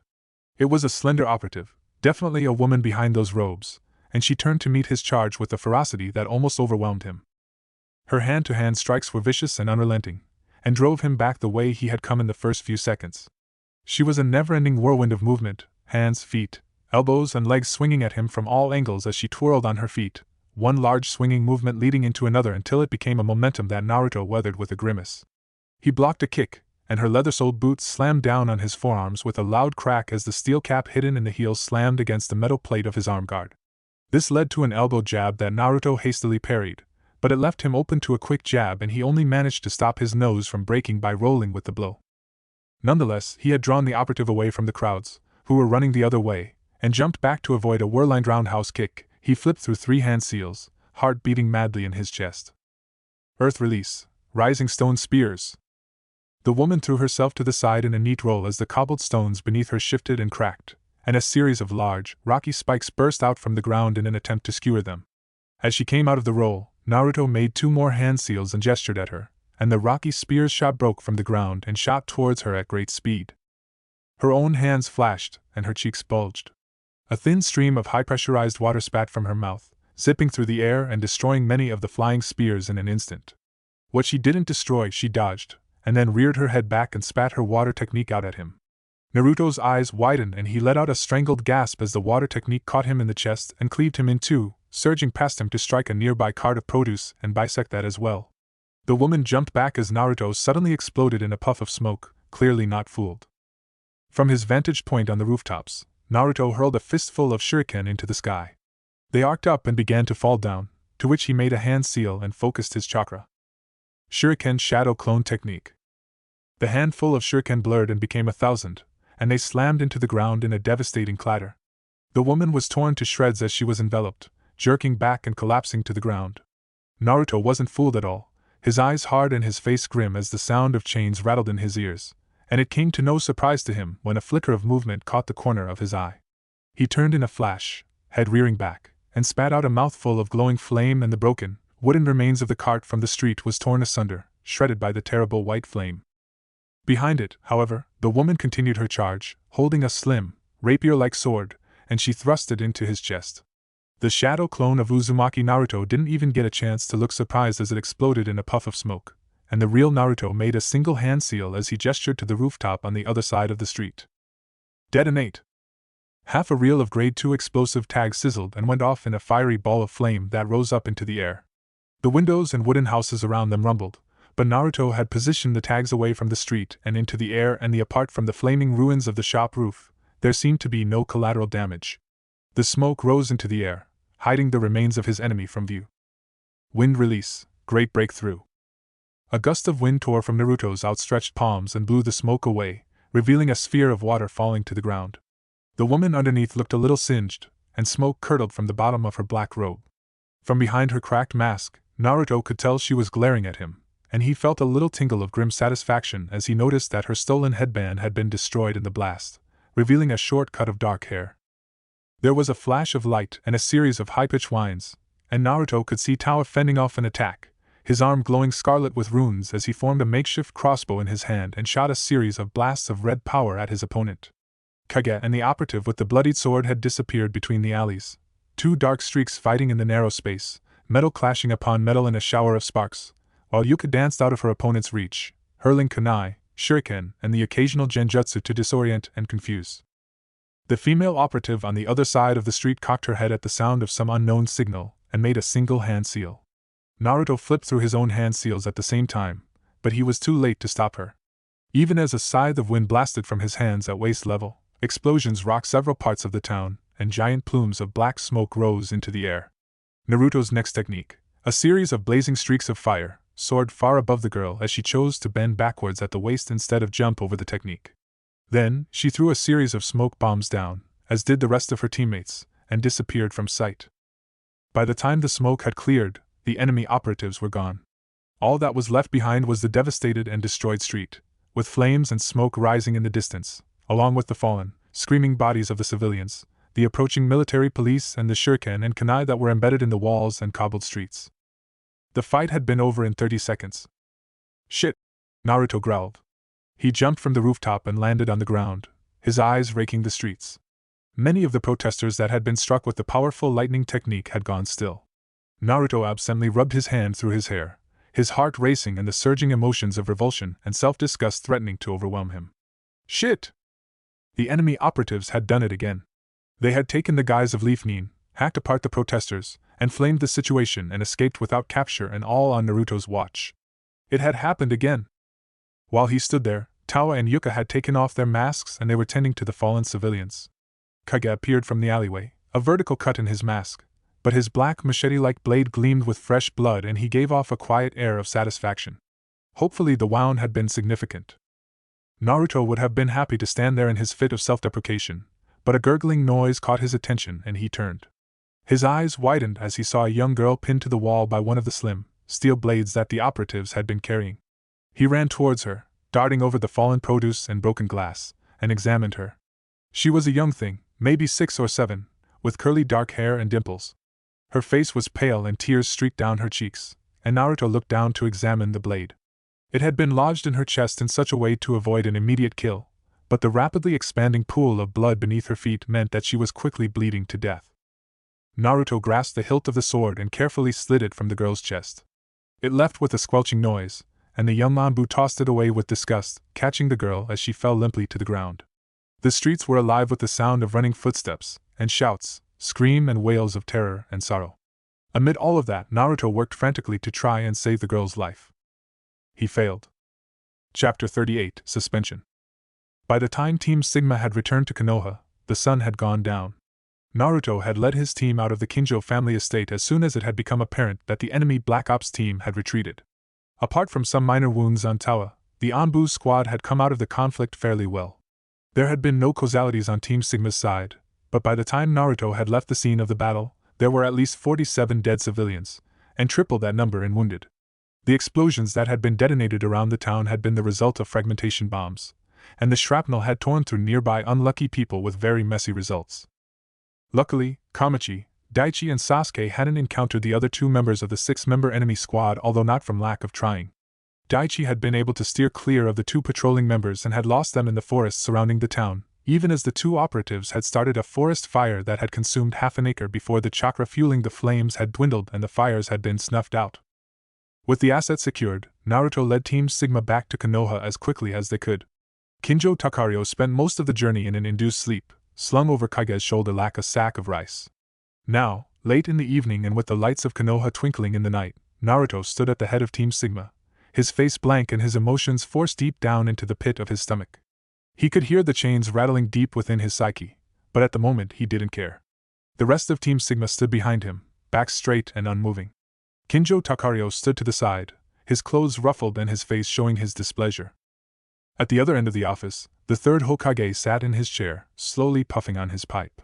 The glow of the embers lit up the darkened room, the only other light coming from a pair of flickering candles on his desk. 2 blank-masked Anbu flanked him, standing rigidly at attention. To his credit, Takahiro held his composure fairly well, even as the blank masks of the other Anbu agents turned to gaze at him. "Good evening, Hokage-sama," Takahiro greeted coolly. He gave a shallow bow, one that met the exact requirements of politeness and nothing more. "I have a great many things to talk to you about, especially in regards to the intolerable treatment I have received at the hands of your soldiers." The Hokage puffed on his pipe and blew a cloud of smoke into the air. It drifted there, the light from the candles flickering through it, giving it a hazy, murky quality. His face was impossible to read, and had there not been other people in the room or had the atmosphere been less tense, one might have mistaken him for an old man reminiscing on better times. He said nothing. In an almost imperceptible change of expression, Naruto could see that Takahiro was slightly flustered by the Hokage's lack of response. "Nonetheless," the noble continued, straightening out his robes with his hands, "you have summoned me and here I am." There was a touch of something like bitterness in his voice as he spread out his hands, palms facing outwards. "I was told you have questions for me. Ask them now, so that I may leave you tend to the mess that your men made in my home." The Hokage tapped his pipe on the edge of his desk and put it in his pocket. The 2 Anbu agents beside him didn't move as Sarutobi rose, idly smoothing out his small goatee. "You are correct, Lord Kinjo," Sarutobi replied quietly. "I do have very many questions for you." He reached down onto his desk and picked up a single piece of paper. "And you must answer honestly. If you like, I'm afraid that there will be nothing more than I can do for you." "Lying is the business of criminals and shinobi, Sarutobi," Takahiro retorted sharply. He sniffed, and reached into his fancy robes to pull out a silk handkerchief, dabbing his nose with it. "I am a justice of the flame. See that you do not forget it."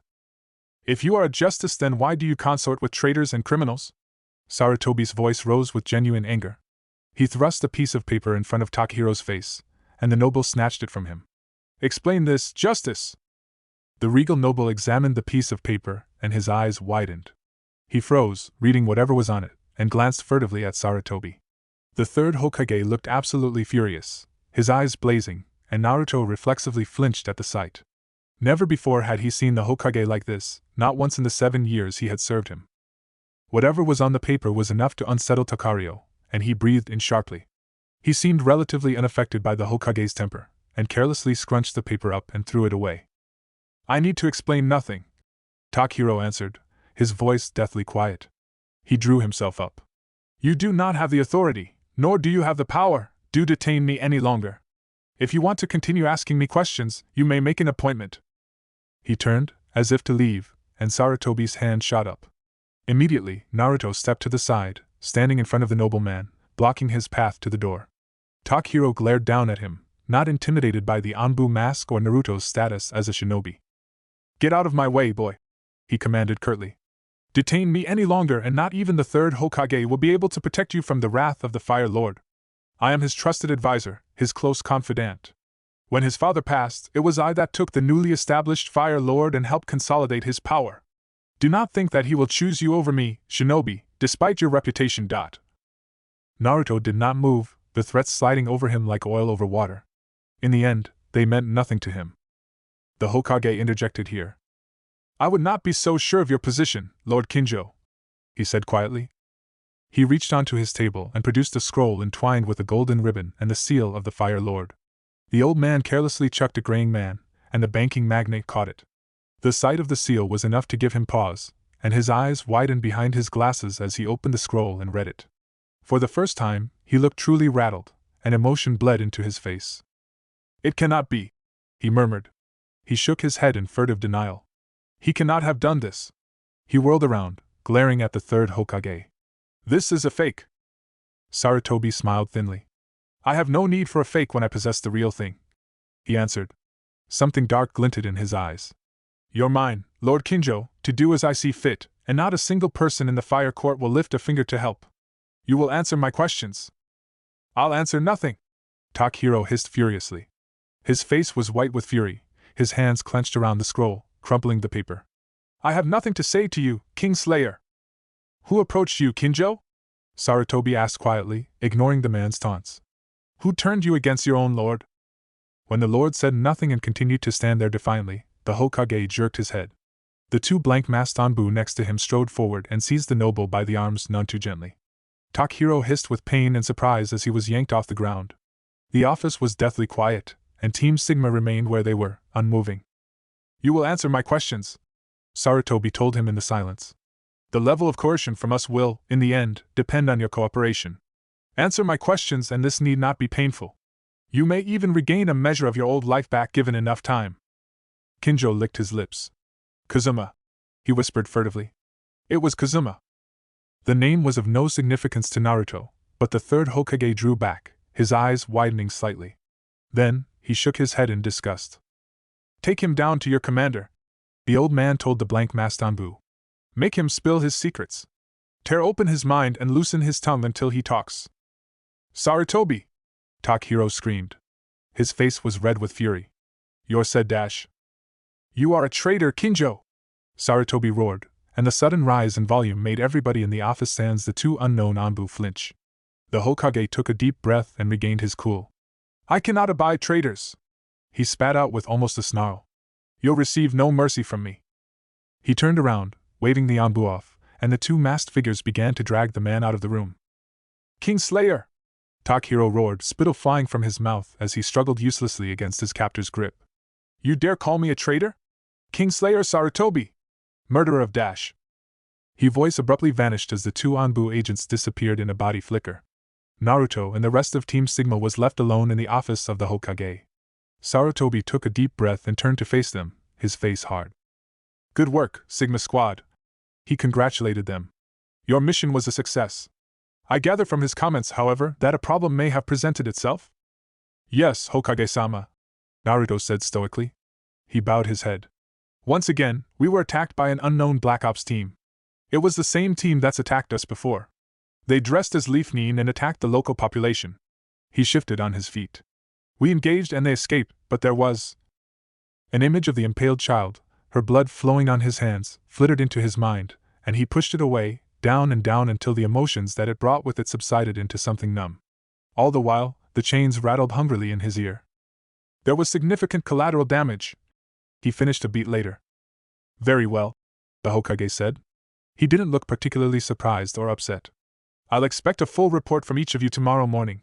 He gave each of them a piercing look, lingering on Sasuke. I deem everything that occurred on your mission as information pertaining to the security of this village, and I'm censoring it. Your mission is now an S-rank report, and as such, the usual rules and penalties will apply should you divulge it. Understood? Yes, Hokage-sama.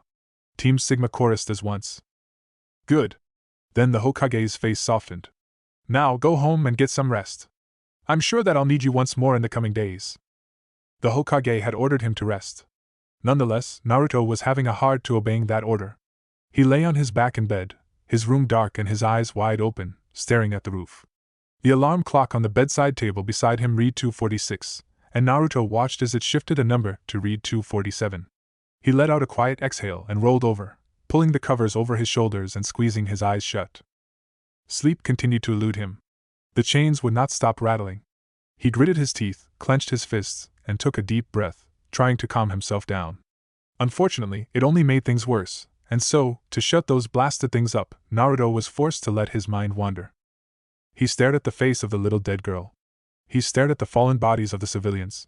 He stared at the rising smoke coming from the buildings around him. Minoru, staring up at him accusingly even as he prepped the explosive tags that would take his head off of Mantis, and his squad being mercilessly crushed by a dark chakra-empowered Uzumaki, of the countless men, women and children who had exploded as Hidan and the cultists laughed, and jeered the crushing weight of Frog shielding him from a Skynean explosion with his own body. Fucking hell! Naruto swore abruptly. He slammed his fist into his pillow, feeling more pissed off with himself than with others. Get a fucking grip on yourself! He paused, hearing the sound of his own harsh breathing. And stop talking to yourself, he muttered, settling back into bed. People will think you're crazy. Naruto closed his eyes as the fatigue of the day finally began to settle on him. His last coherent thought was of Frog shielding him and the others with his body. He never did get the name of that Akamichi. What was the name of the girl, I wonder? It felt like he had only gotten a few minutes' sleep, but when his eyes snapped open he could see the first rays of sunshine beginning to come into his window. Naruto darted a look to the left, looking for the presence that had disturbed his rest, idly noting the time of 6:18 on the clock beside him. The intruder turned out to be a masked Anbu agent, and the single blue line going down the center of his strip indicated that he was from Alpha Platoon. Uzumaki Naruto, the Anbu operative said in an emotionless tone. You have been summoned by the Hokage. You must present yourself to him immediately. Naruto frowned, but he was already getting out of bed, his pulse racing. He reached into his bedside table for a ration bar, scarfing it down as he quickly changed into his uniform with a press on his tattoo. The Anbu operative nodded once Naruto was done, and held out a hand as the young blonde prepared to use the body flicker. I have been instructed to escort you, the man said tonelessly. Naruto froze at that. He straightened, and slowly nodded even as the man took his arm and they disappeared into a body flicker. As they reappeared in the office of the Hokage, Naruto looked around and saw that the rest of Sigma team was standing there at attention. Sasuke looked blearily eyed, but they widened when they saw Naruto. Everybody stared at him as he entered the room, from his squad, to Nara Shikaku standing by the Hokage's side, and the two advisors to the Hokage, Hamura and Koharu. The only person not to look at Naruto was Sarutobi, who stared down at his desk, his face expressionless. The Anbu agent by his side let go of his arm and bowed his head at the Hokage. Naruto followed suit, and then moved to stand before the Hokage's table. Anxiety was bubbling in the pit of his stomach, and his tongue was tingling. The atmosphere in the office was tense, even tenser than it had been last night. Something was wrong. Something was terribly wrong. Uzumaki Naruto, reporting as ordered, Hokage-sama, he said quietly, breaking the silence with his voice. The Hokage didn't speak, and Nara Shikaku cleared his throat. Tell us about the girl, Naruto, he commanded. Naruto cocked his head in confusion. Sir? He asked in a puzzled tone. The girl with the sword in her stomach, Shikaku elaborated. There was nothing lazy in his voice now, and he stared down Naruto clinically, like a scientist observing a specimen, or a police officer a suspect. Tell us everything you know about her. Oh. Her. I first observed the girl in the aftermath of the explosions, Naruto reported. The enemy operatives had just escaped. I chose not to pursue them. They had inflicted a lot of collateral damage. There were many civilians and non-combatants injured or dead and… The girl, Koharu interjected sharply. Naruto swallowed. The girl was maybe 6 or 7. She had dark hair, dimples, and blue eyes. Muscle tone indicated a civilian child that saw little to no strenuous activity. She had been stabbed and pinned to a wall. The sword had slid between the second and third rib, and it had cut an artery. I attempted to remove the sword and stem the bleeding. I failed, and she died. Shikaka stroked his goatee and nodded. It certainly fits the story that we've been told so far, he said to the others, his eyes flickering over Team Sigma. And it certainly fits the methods of the Black Ops team that they have demonstrated so far. It's unacceptable, Amira said, his voice tight with restrained anger. The backlash that this village will face. He shook his head. We've worked hard to maintain a client-friendly image. This does not help. We have bigger things to worry about, Koharu interjected. She jabbed her finger at something down on the desk. Uzumaki was targeted because of his proximity and status to the Hokage. This will be effective. How long before other premier shinobi are targeted? Kakashi? Guy. My word, all they would need is a Suma too. Enough. The Hokage broke in. He sounded weary and old, but his voice was enough to shut everybody up. His eyes rose from the desk and he beckoned Naruto closer. Come here. You need to see something. Naruto approached the desk, dread rising with every footstep, and he came to stand beside the Hokage. What he saw made him flinch, and he almost lost his footing as he staggered back, face white and stricken. On the Hokage's desk was a poster, much similar to the other propaganda posters that had been circulating the Land of Fire since the Chunin exams, and on that poster was himself. And the girl. It was a picture, a terribly perfect picture taken at precisely the wrong moment. Naruto stood over the dying young girl, one hand on the hilt of the bloodied steel blade.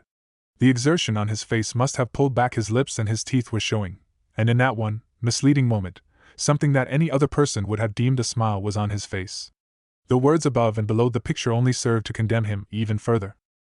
Uzumaki Naruto, Sarutobi's attack dog. The right hand of God is the right hand of evil. Shinobi. Butcher. Murderer. Sir? Hokage-sama. Naruto began, his voice very small and pleading. This isn't. Of course it isn't! Sarutobi snapped, and the old man rose, his fury sharpening his face. But once again, Naruto, you have been outmaneuvered, and now this is the price of your defeat. Naruto flinched as if struck as the Hokage whirled on him, his voice rising into a furious shout. You are a highly trained elite shinobi. Yet, these operatives have run rings around you and your entire team. 3 times you have led your team into an ambush that has tarnished the reputation of this village and myself. You have blundered into traps and schemes and fallen for them completely and utterly. You are not a child, Uzumaki Naruto, yet you have been tricked and played like one. Sarutobi paused to take a breath, anger flickering over his face. His fists were clenched, his eyes hard and his face utterly merciless. Not a single person in the room made a noise. Even his advisors wore carefully crafted masks of composure. Team Sigma didn't so much as twitch, and they could have been carved from stone, and nobody would have been able to tell the difference. The girl, Sarutobi continued, his voice softer but no less intense, was the daughter of a river country baron, the richest and most powerful baron of the West. He's already pulling out his money from the Land of Fire.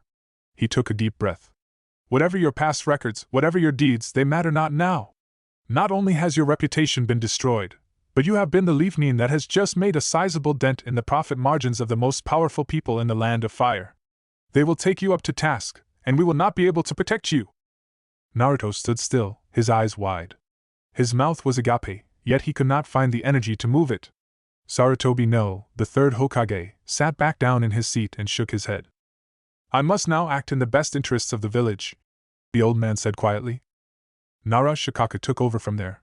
Uzumaki Naruto, he said emotionlessly, and he did not look like he took any pleasure from what he was doing. You are being relieved from active duty effective immediately. You are dismissed from your position in Anbu, and from any roles and responsibilities that you may hold. Naruto listened with growing dread as Shikaka continued. You are now confined to the village. You will have a senior jonin supervising you at all times. Should you attempt to leave the village, you will be executed on the spot. You are not to contact any shinobi on active duty. You are disbarred from accessing any of the village's resources with a security level of 2 or over. You may not sign up for any missions, and your accounts and assets are frozen.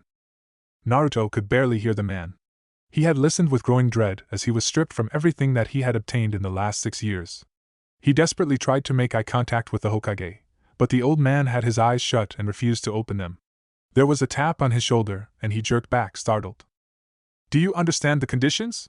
Nara Shikaka asked again. Yes, Naruto answered with barely more than a whisper. He licked his lips and swallowed. Permission to be dismissed, sir.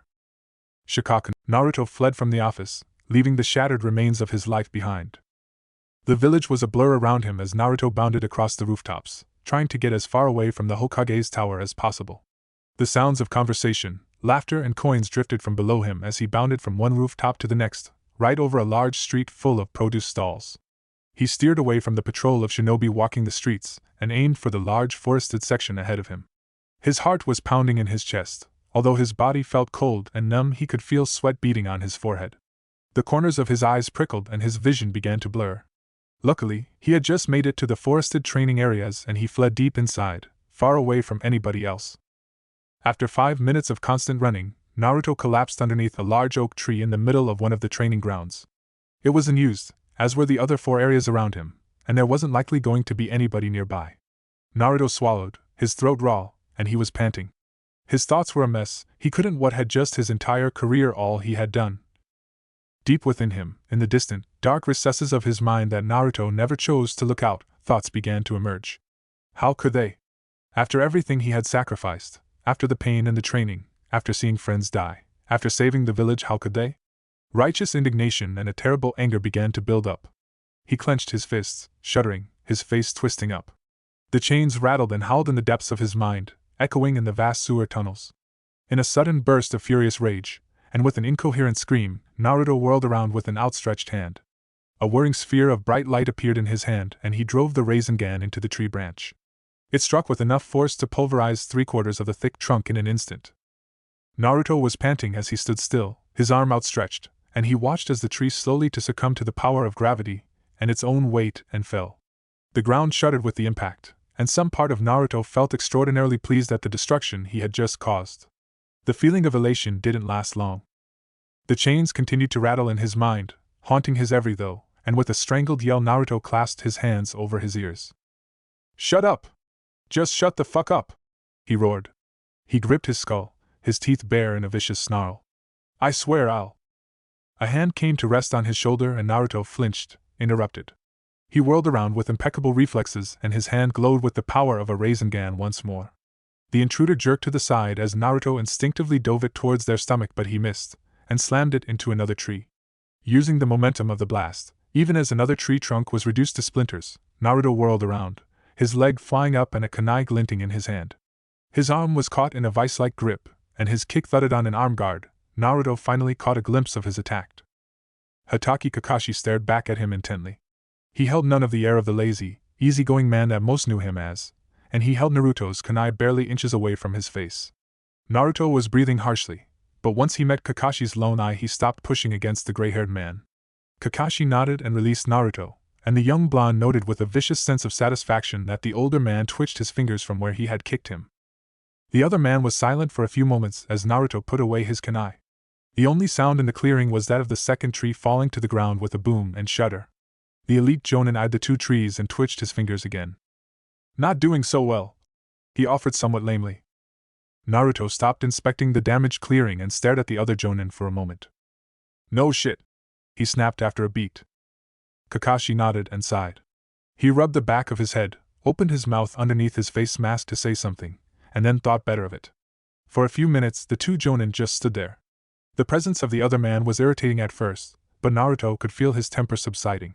His emotions were draining out of him, and with every exhale it left him a little calmer. The noises of the chains had died away, retreating back into their dark home as Naruto stopped feeding them. And then he laughed. It wasn't a nice laugh, and he could see Kakashi watching him very carefully. I just realized, Naruto said between gasps of breath. He shook his head, smiling and continuing to chuckle. With my reduced security clearance, I don't actually have a home to back to. He laughed again and looked up at the sky. Well, probably not that funny, Kakashi said after a few moments as Naruto kept laughing hysterically. Oh, it's hilarious! Naruto chuckled. He rubbed his eyes, took a deep breath and rubbed his hands together. This whole situation is just fucking hilarious, Kakashi. Kakashi, who usually took in everything with an air of nonchalance, looked unusually disturbed. Naruto finished chuckling and shook his head, partly in bemusement and partly in dismay. Are you my watcher? he asked Kakashi. Kakashi rubbed the back of his head and nodded. Yep, he answered brightly. It was going to be this other guy, but I persuaded him that I'd be a better choice. He gave Naruto a thumbs up. We're stuck with each other now. Cool, Naruto responded after a beat. He smiled a tad bitterly. I'd say you'll get into trouble, but they might like having somebody like you watching me. After all, if you need to put me down, you probably could. I dunno. Kakashi wiggled his fingers, smiling underneath his mask sheepishly. Then, he stuck a finger in his ear and scratched it. Anyway, have you had breakfast yet? Naruto could feel the hunger in his stomach, and he shook his head. Come on then. Kakashi gestured back at Konoha. We'll go to my place. I have pancakes. I do like pancakes, Naruto murmured thoughtfully. What a coincidence! So do I, Kakashi exclaimed cheerfully. The young ex-Anbu operative allowed Kakashi to steer him away from the mangled remains of the fallen trees and back towards Konoha. The feeling of the man's hand on his back was strangely comforting to Naruto, and he even pretended not to see a pack of little pups dart back towards Konoha bearing Kakashi's message. When they finally arrived at Kakashi's tiny apartment, the gray-haired man opened the door and gestured for Naruto to enter. The Jinchuriki did so, and stopped short in the middle of the doorframe. In the kitchen, he could see Kamachi and Tawa covered in flour, prodding each other and bickering as they fought over a bowl. Yuka was lazing back on the couch, throwing a rubber ball at Kage, the latter absently swatting it away with one hand every single time as he pored over a crossword puzzle. Daichi and Sasuke were in the corner, a game board between them, and they studied it intently. I'm home! Kakashi called out cheerfully from behind him. The entire apartment stilled. His former team looked up at him, and Naruto looked back and saw nothing but reassurance and support. His lips twitched, and he nodded at them. Sasuke closed his eyes, huffed and looked away, smiling slightly, while Kamachi used the opportunity to sucker punch Tawa in the rib and grab the bowl. As Yuka came towards him, enveloping him in a tight hug and squealing about something nonsensical, Naruto let out a huff of forced annoyance. Kakashi closed the door behind him, his lone eye crinkling up into a smile. They came for him after dark. They had eaten dinner a couple of hours ago, and despite everything, Team Sigma had stuck around for the whole day. The team had been put on suspension for the foreseeable future, and the paper pushers, either accidentally or deliberately, hadn't gotten around to assigning them anything else. As they weren't shinobi on active duty, there was nothing in Naruto's restrictions that said he couldn't talk to them or vice versa. And talk to him they did. Their support for him was unanimous, from Yuka's bubble enthusiasm, Daichi's measured reassurance, Kage's stoicism, or Sasuke's I give a crap but I'll pretend that I don't. They kept him talking about distracted for the entire day. Despite all that had happened, it had ended up being one of the best days in recent memory. Then there had been a knock on the door. Kakashi had answered it. 4 Anbu with blue-striped masks flanked a man wearing the sash of the 12 Guardians. They had barged their way in, sliding past Kakashi as if he didn't exist, and loomed over Naruto as he sat cross-legged on the couch with a bowl of chips in front of him. Uzumaki Naruto, you will come with us, the member of the 12 Guardians intoned. He reached down to grab the young blonde and then an arm shot out and grasped his own. Kakashi stood there, smiling politely behind his face mask. The Anbu members tensed, but then from around the room the rest of Team Sigma stood up from what they had been doing. They didn't like friendly either. Ma, Kakashi uttered lightly, holding the arm with what looked to be a tight grip. What's this about? After all, I'm the one responsible for him, so I can't really let you take him like that. The Hokage has ordered that Uzumaki Naruto be brought to him. The tallest of the Anbu agents in the room intoned. You will comply, Hatake Kakashi. Ah, fair enough, Kakashi said cheerfully and released the man's arm. The guardian rubbed it, staring balefully at the older jonin. You won't mind if I tag along then, would you? Only Uzumaki Naruto has been requested, the Anbu operative said, and his voice was more insistent. Stand down, Kakashi. It's okay. Naruto broke the tension, standing up and taking a deep breath. He turned to the guardian, ignoring the clenched fists and tightened faces of his former team. I'm ready to go. They arrived at the Hokage's office in a few minutes, and the Anbu guard stopped at the door. Naruto spared them one last glance and then entered, the guardian trailing after him. The room was dark and Sarutobi Hiruzen sat in his chair alone, his hands clasped and his face inscrutable as he stared up at Naruto. Naruto bowed his head and came to stand before the desk. I have an update on your situation, the Hokage said. He gestured at an unraveled scroll, the golden thread dangling uselessly from one end of the paper. What happened at the Kinjo family estate cannot be ignored. The Fire Lord has summoned both you and me to the capital in 3 days' time. We will face a tribunal, and we will have to answer some questions. Yes, Hokage-sama, Naruto uttered, and kept his eyes straight. Sarutobi looked past him and stared at the guardian for one moment. The man in the crimson sash bowed his head and turned around. Naruto heard the door open and close, and then both master and apprentice were alone in the office.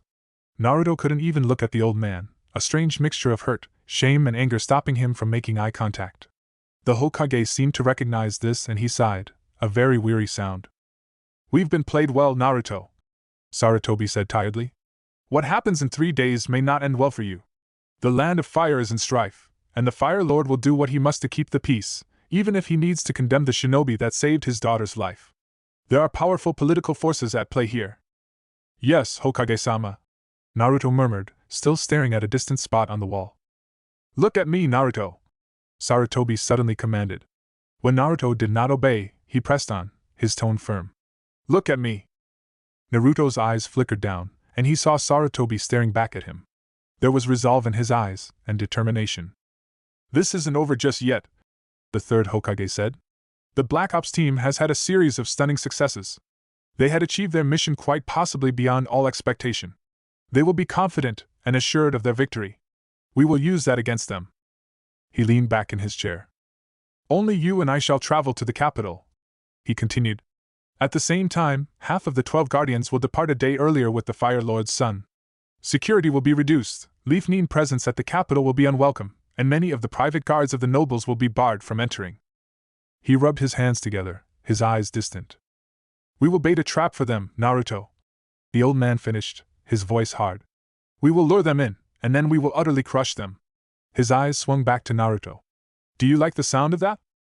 Yes, Hokage-sama, Naruto whispered dangerously. He clenched his fists. That sounds perfect, Hokage-sama. I thought you would approve, Sarutobi continued. He paused. You understand why I had to do certain things, yes? Appearances had to be met, and I needed a genuine reaction from you. He met Naruto's eyes firmly, and the blonde Anbu could see nothing but reassurance in them. Nobody doubts your commitment to the village. Nobody doubts your loyalty. Indeed, in this, the shinobi will rally behind you. He pulled out his pipe and swung on his chair, facing the window and staring out into the night sky. 3 days, Naruto. 3 days. Yes, Hokage-sama, Naruto said, and his voice was much stronger than when he had first come in. The Hokage sighed and puffed on his pipe.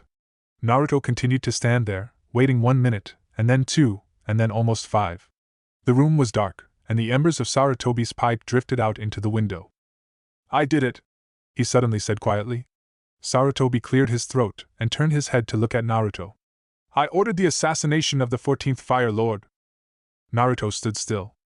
He was getting old, Sarutobi explained, and chuckled somewhat at that. Alas, the irony is quite amusing, but he truly was getting old. His dementia was getting worse. He was forgetting things, suspecting things that weren't true, seeing assassins in the shadows. He was going to remove Konoha as a hidden village, and expel shinobi from his borders. I see, Naruto murmured.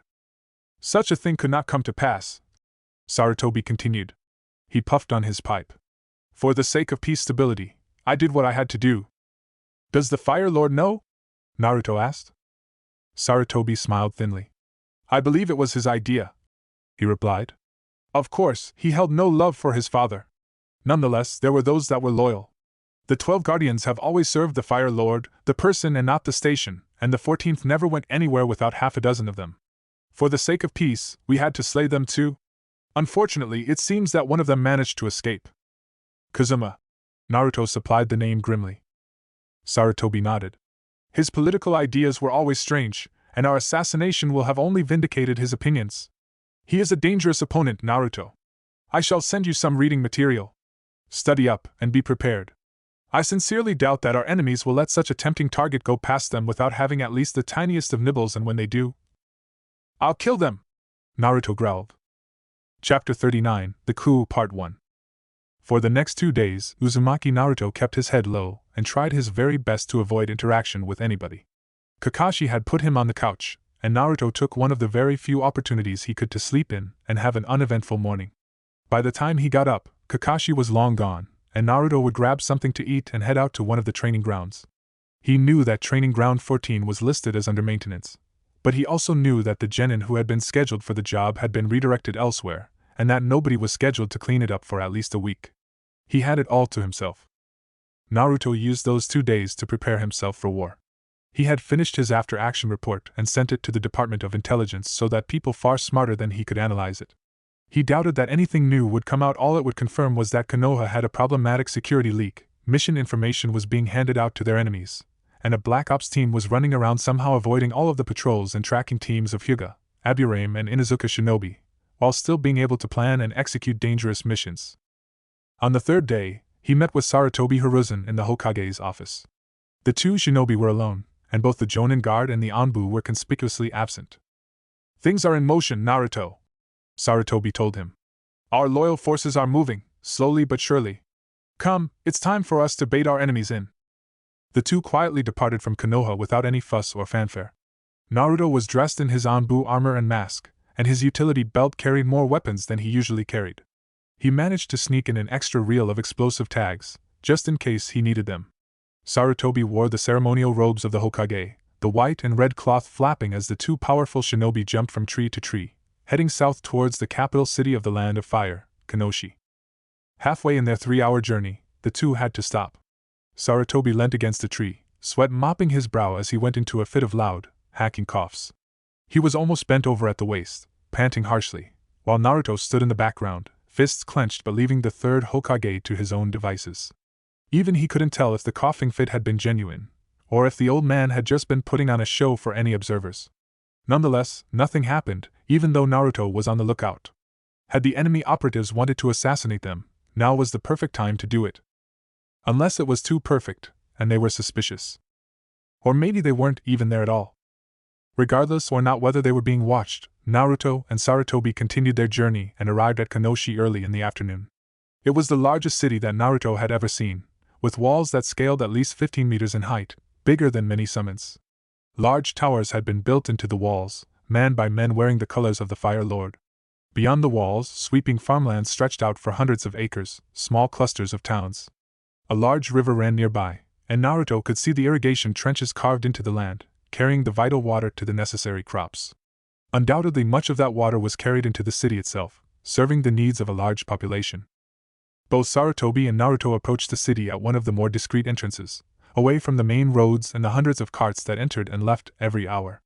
Despite some hard looks from the men standing guard, they were allowed through without incident. Inside, the capital city of the Land of Fire stretched out for kilometers. Tens of thousands of people, hundreds of thousands even, must have lived in those narrow, cobbled streets. Houses were packed together, sometimes so squashed it was difficult to tell when one house ended and another began. The streets were full of milling people, men, women and children moving about in the thousands on their different errands. Smoke rose into the air from one section of the city, bringing with it a faint yellow haze and a revolting smell of pollution. The noise was almost unbearable, the sound of people yelling, children giggling, babies crying and livestock braying uselessly making Naruto flinch. It was dirty. It was smelly. It was noisy. Naruto didn't like it at all. Beyond the streets, houses, businesses and markets was a mound of earth, and built on that mound of earth was a large fortress. From the distance, it looked to have been made from wood, and rose several stories into the air. The base seemed to have been made from stone, but the rest of the castle seemed to be made from wood painted in a striking display of reds and yellows. Several squat posts held up a large and gently curved roof, and its eaves covered the small balconies and outdoor areas jutting out from the main structure. The mound was surrounded by a smaller wall, blocking many of the lower levels, but at the top of the castle was a brightly lit flame that was visible even now in the daylight. It burned without fuel or smoke, a constant presence on the city that had never once been unlit. Naruto would have been quite interested to keep enjoying the sights, but he drew back next to the Hokage and tensed as he felt several figures approaching them. A flicker of movement was all the warning he had as 4 figures appeared before them. They all wore white vests, similar to the flak vest of a jonin. A thick crimson sash draped across their chest, and 2 of them wore swords on their backs. These elite shinobi, the members of the 12 Guardians, stared both Naruto and Sarutobi down for a moment. Naruto got the impression that they didn't care that Sarutobi was the Hokage at all. Finally, the lead guardian approached them. It was a man, grizzled and unshaven, with sharp eyes, a lean frame and the air of somebody who knew how to put up a good fight. He gave a shallow bow of his head. Hokage-sama, Uzumaki Naruto, welcome to Kanoshi. He greeted them coolly. He gestured at his companions. We are here to escort you to the Fire Lord. Please follow us. It sounded more like a command than a request, but Sarutobi obeyed without question and Naruto hurried on after his Hokage. They did not use the body flicker technique to make the journey quick and easy. Rather, the 12 guardians took the long route through the city, walking down the main street with the third Hokage and Naruto trailing behind them. Naruto was grateful for his mask, because it was quite apparent that many people knew who he was. Other short, blonde, Anbu operatives weren't exactly well known, and the looks, glares and disgusted mutters he received by the populace as he walked past them were disheartening. The Jinchuriki took it in stride, knowing the necessity and even understanding it, but he didn't like it at all. He hadn't been treated like that for a while. It was more of a political statement than any practicality, Naruto had decided after 10 minutes of walking after the guardians. He wasn't the best at cluing in on all of the political cues and that rubbish, and preferred a kunai to a veiled statement, but even he could read what was happening right now. The Fire Lord had summoned the most powerful shinobi in the Land of Fire, and the shinobi had obeyed. The guardians were merely parading them around the city to show just how far the Fire Lord's reach went, and how influential the man must be. It was annoying, but also necessary. Naruto tried to think of it as allowing the enemy operatives the time to confirm their presence here. Maybe it was also another way to try and lure them out, even if the collateral damage and casualties would have been enormous. Nothing happened, and the small party eventually moved past the civilians, workers and traders, and moved closer towards the fortress. It loomed overhead, larger than the Hokage's tower, and the fire burning at the top of the castle made the shadows flicker around them. They approached the smaller set of walls surrounding the fortress and were immediately passed through, the presence of the guardians enough to bypass whatever security regulations were in place. Inside the walls was large stretches of beautiful gardens, crisp green grass contrasting with rising cherry blossom trees and garden beds full of exotic plants and flowers of every color, size and shape. It was here that many of the nobles resided, dressed in their fancy and sometimes ridiculous clothes. Naruto saw a man so bowed down by frilly lace and silken garments that he needed to rest after taking more than 20 steps. On the other hand, he saw young noble ladies wearing considerably less with their sheer, white silky robes, displaying more than what it hid, and was once again grateful for the mask but for an entirely different reason. The chatter, murmur and high-pitched giggles that sounded entirely fake drifted towards them as they passed the upper class of the Land of Fire.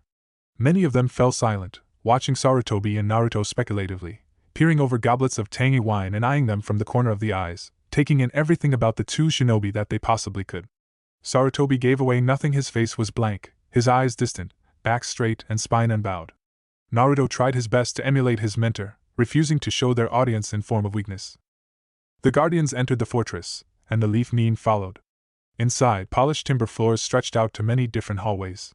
Large wooden columns supported the ceiling, intricately carved decorations of famous battles and mythological creatures decorating them. Naruto saw two men facing each other by a lake, one standing upon the head of a snarling nine-tailed fox, and his eyes widened behind his mask, but the guardians didn't stop moving and he had to leave it behind. They ascended the stairs, moving higher and higher up into the upper reaches of the fortress, until they had come to the very top.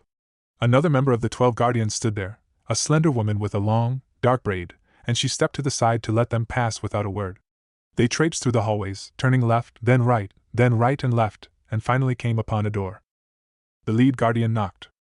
"Enter." The guardian stood to the side of the door and motioned for Naruto and the Sarutobi enter.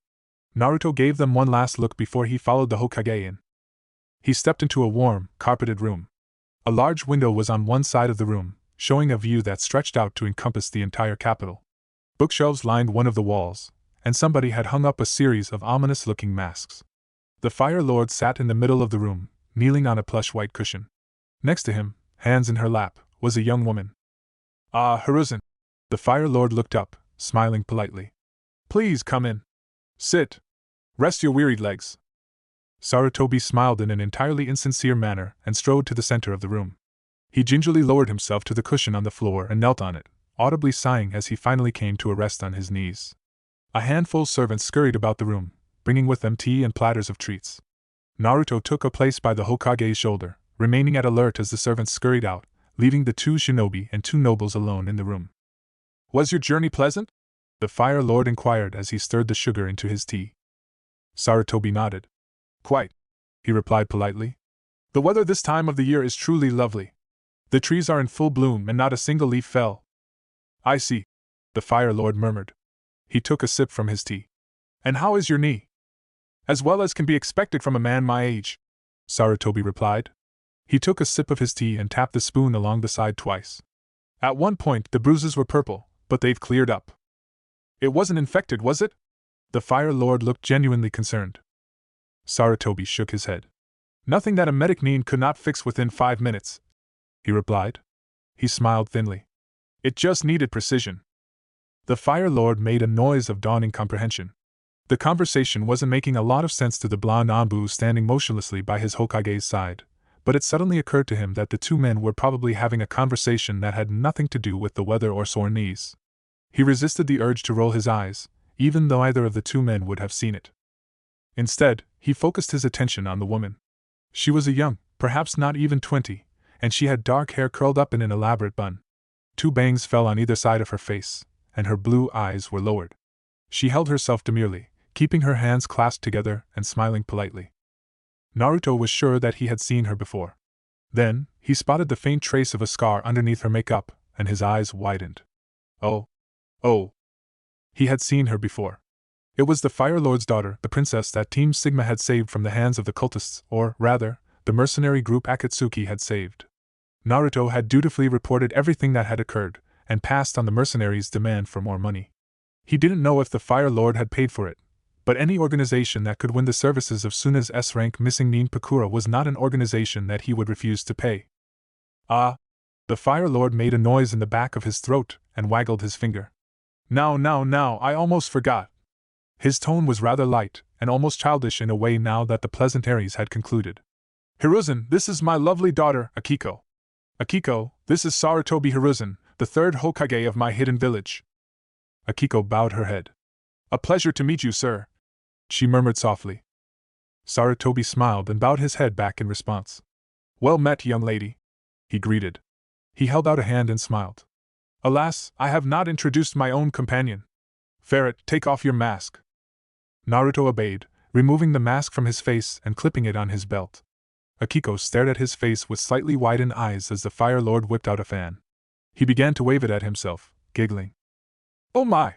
He cried out. Uzumaki Naruto, how very lovely to see you! Oh yes, very lovely indeed! Naruto managed a pained smile as he bowed his head. Sarutobi discreetly thumped him on the leg with his elbow and Naruto held back a wince, straightening his back and forcing the smile to be more natural. The Fire Lord unnerved him. Ah, Naruto! The Fire Lord exclaimed. He whipped his fan shut and gestured magnanimously at his daughter. This is my lovely daughter, Akiko-chan. Do you remember her? Yes, Daimyo-sama, Naruto responded. He turned to her and bowed politely. You look well, Akiko-sama. To his surprise, Akiko straightened her shoulders and then gave him a deep bow far deeper than politeness dictated. She practically prostrated at his feet and rose, her eyes shining. She approached him and Naruto took in a deep breath of her shampoo and perfumes.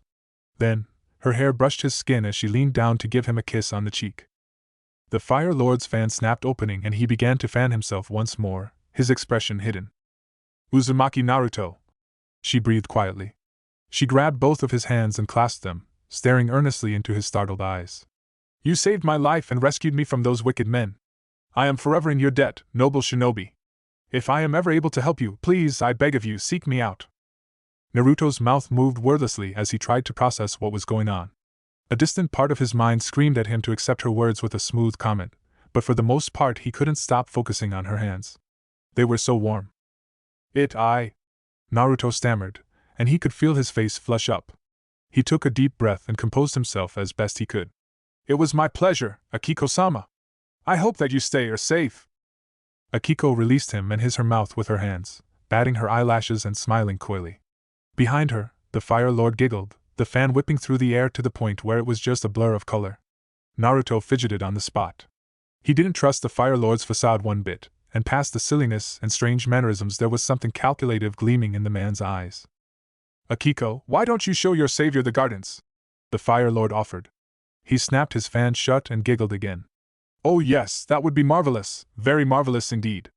Go on then, out you go. Akiko bowed to her father, then grabbed Naruto's hands and began to pull him from the room. Naruto sought out the Hokage, and Sarutobi gave him the tiniest of nods.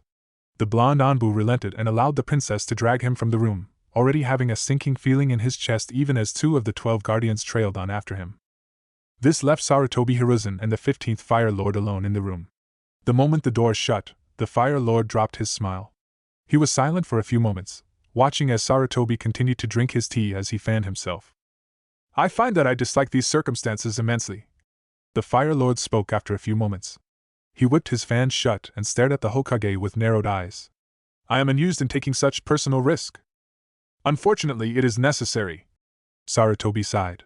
He placed his cup of tea down on the tray before him and stared out the window, his eyes distant. To lure in such a dangerous opponent, tempting bait must be used. 6 guardians departed yesterday with my son, the Fire Lord said. He folded his arms with a wry smile. Half of the royal guard is away. Shinobi presence in the city has declined by 90%, and most of the patrols have been routed in such a way that there will be a 90-minute gap tonight. An obvious trap, Sarutobi murmured. Nonetheless, they may choose to take the bait. We are tempting targets, you and I. And your little apprentice, the Fire Lord interjected sharply. He gave Sarutobi a measured look. Don't forget that they have specifically targeted him for this smear campaign. They hope to curb his influence before it grows even further. The Hokage scoffed. As if the boy would know what to do with influence. He muttered with something like a fond smile. He returned the Fire Lord's look. Speaking of which, I do hope that Akiko has nothing untold planned for Naruto. The Fire Lord let out a genuine laugh. Oh, nothing too risque, he admitted. He flapped the fan open and giggled. She was most excited when I mentioned that he was coming here. I rather think that she has planned most of it herself, and should your boy be receptive, he may be in for a rather nice time. In many ways, Naruto is… Sarutobi paused, looking for the right words. Naruto is dumb. He will flee before anything like that can happen. Pity. The Fire Lord shrugged, not looking overly concerned. It would have been an excellent way to bind our 2 kingdoms together, shinobi and noble. A Hokage with a wife from the Fire Lord's family, truly, a symbol of unity for all to behold. The Hokage smiled thinly. A dangerous symbol, indeed. How long, I wonder, would it take before the powers of the Hokage were thinned out and relocated to the capital? Perhaps it's the way of the future. The Fire Lord countered quite sharply. Sarutobi smiled. Perhaps, he replied noncommittedly. However, I think that we need to look at a future much closer than that. Let us talk about tonight. Akiko led Naruto down the stairs of the Fire Palace and into the beautiful gardens outside. The fragrance of the various plants and flowers assaulted him, an almost sickly sweet aroma that made him wrinkle his nose up. The grass beneath his feet was soft and green, and large cherry blossom trees rose up as high as the walls that surrounded the palace. It was truly a beautiful place, yet there was something about it that made Naruto on edge. Perhaps it was the groups of nobles that walked through that made him feel uneasy. Young men traveled in packs, talking grandiosely and with exaggerated motions, often strolling past small groups of noble girls. The girls would raise their fans and hide the white makeup on their faces behind their fans, giggling and speaking quickly and in high-pitched voices.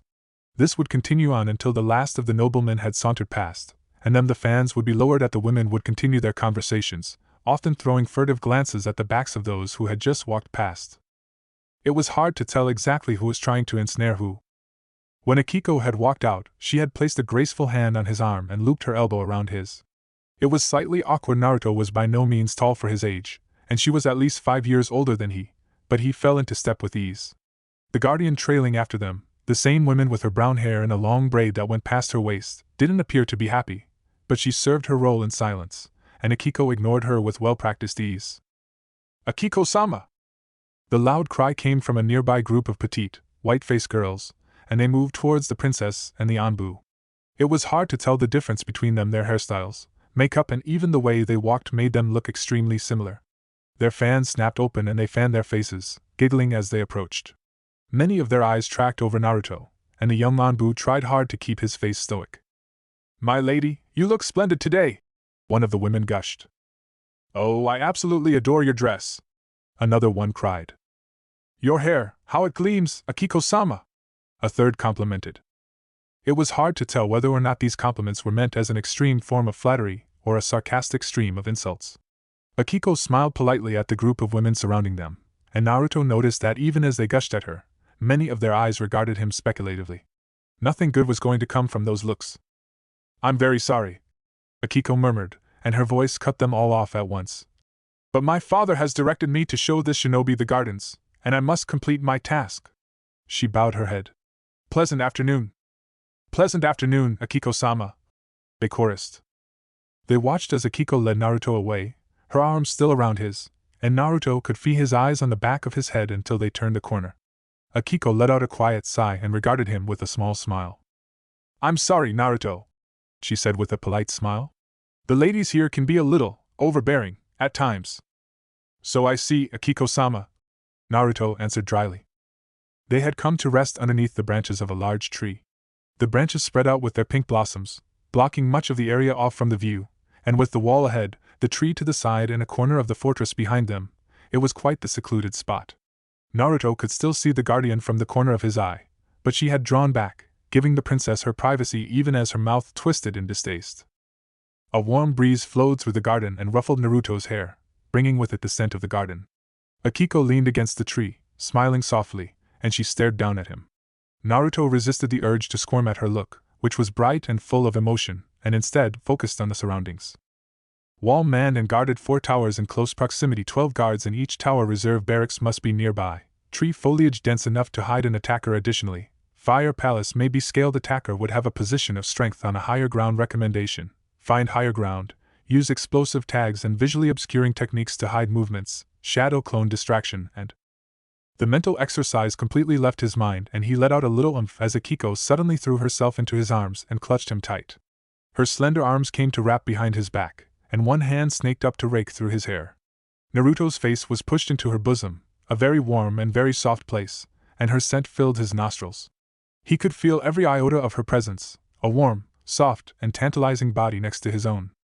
He swallowed. Thank you, she whispered tenderly. She clutched him tighter. Thank you so much. She drew her head back but still kept her eyes around him. They were wet and shining. You saved me, she breathed. I saw what they did to those other people, and you came and saved me. If you hadn't been there... She trailed off and a single tear slid down her pale cheeks. She gave him a watery smile and lowered her head to his. Let me thank you, Shinobi. Her hair tickled his face as she lowered, and Naruto could smell her shampoo. Her face was dangerously close. Naruto could feel her breath upon his face. Some part of him, a result of his training and experience as a shinobi, was screaming in alarm. Her hands were out of view, her body was too close. She could kill him if she truly wished to. These instincts urged him to draw back, regain control of the situation and defend himself. Compared to the foreign and electric-like sensations surging all throughout his body, these instructs were suddenly a small thing. Akiko got closer and closer, and she placed her lips on his, and Naruto's eyes reflexively closed. It was a warm, tender feeling, and he surrendered into it. His body was on fire, his heart racing like he fought an S-rank missing nin, and a jolt. What? He murmured. Akiko smiled at him and stroked his face. Thank you, she whispered. One hand came up to smooth his hair, sending a tingle through his scalp. The other cupped his cheek and drew his lips in for a second kiss. This one was just as perfect as the first, and she bit down on his lip as she drew back. The sensations flowing through Naruto's body abruptly froze as a voice cleared behind them, and he whirled his head around, his stimulated body switching from desire to danger in an instant. The female guardian stood there, her face a careful mask. Lady Akiko, she murmured. She held out a slip of paper. You have a message from your father. Akiko drew back and Naruto saw an uncharacteristic flash of annoyance and impatience on her face. It changed her face, turning her gentle features into something nasty, and although it was gone in an instant, it served as a stark reminder to Naruto on just exactly where he was. Thank you, she murmured, and took the note. It allowed Naruto a chance to back away, and he did so, turning around and trying his best to calm himself and regain control of his emotions. He could hear the rustle of paper behind him and heard Akiko sigh quietly to herself. Very well, she said, and her voice sounded a little testy. Naruto turned around as he heard her footsteps approach. Akiko faltered as she saw his blank face, and a faint crease marred her brow. Naruto. She said his name as if it gave her great pleasure to speak it. Father has insisted that I show you the greenhouse. It's very lovely. She smiled, placing a hand on his arm. Would you like to come with me? Of course, Naruto answered immediately. Once again, Akiko took his arm in hers. Naruto fought to maintain control and glanced up at the afternoon sky, noting the position of the sun. He resisted the urge to shake his head as he was led away from the lovely cherry blossom tree, pulled along by a beautiful and most decidedly dangerous princess. It was going to be a long afternoon. It truly had been a long afternoon, but Naruto had ensured that Akiko was never alone with him again. Every time it looked as if she was going to pull him away, he would catch the eye of one of the surrounding nobles and somebody would inevitably jump at the chance to talk to him. He was quite famous around here, apparently. "You must have been so brave," a middle-aged woman gushed. Her husband, a burly man with a round stomach, nodded somberly as his wife placed a delicate hand on Naruto's shoulder. "To fight against an entire army and you won! Just so brave!" "I had help," Naruto responded politely, idly noting that Akiko flashed a look at the hand on his arm that would have killed if it had any more power behind it. "My whole team was there. I couldn't have done it without them." Not that they wanted the praise, or the reputation, but Naruto had quickly deduced that it was a good way of deflecting a lot of the unwanted attention that he was at the end of. His fame wasn't entirely positive. A group of young noblemen had been eyeing him for a good 20 minutes before they approached. There were 4 of them, led by an athletic teen probably around 18 with spiky black hair, blue eyes and a faint look of distaste on his face. "Akiko-sama," he drawled, but his eyes never left Naruto. Compared to the noble, Naruto was tiny, and certainly didn't look too intimidating.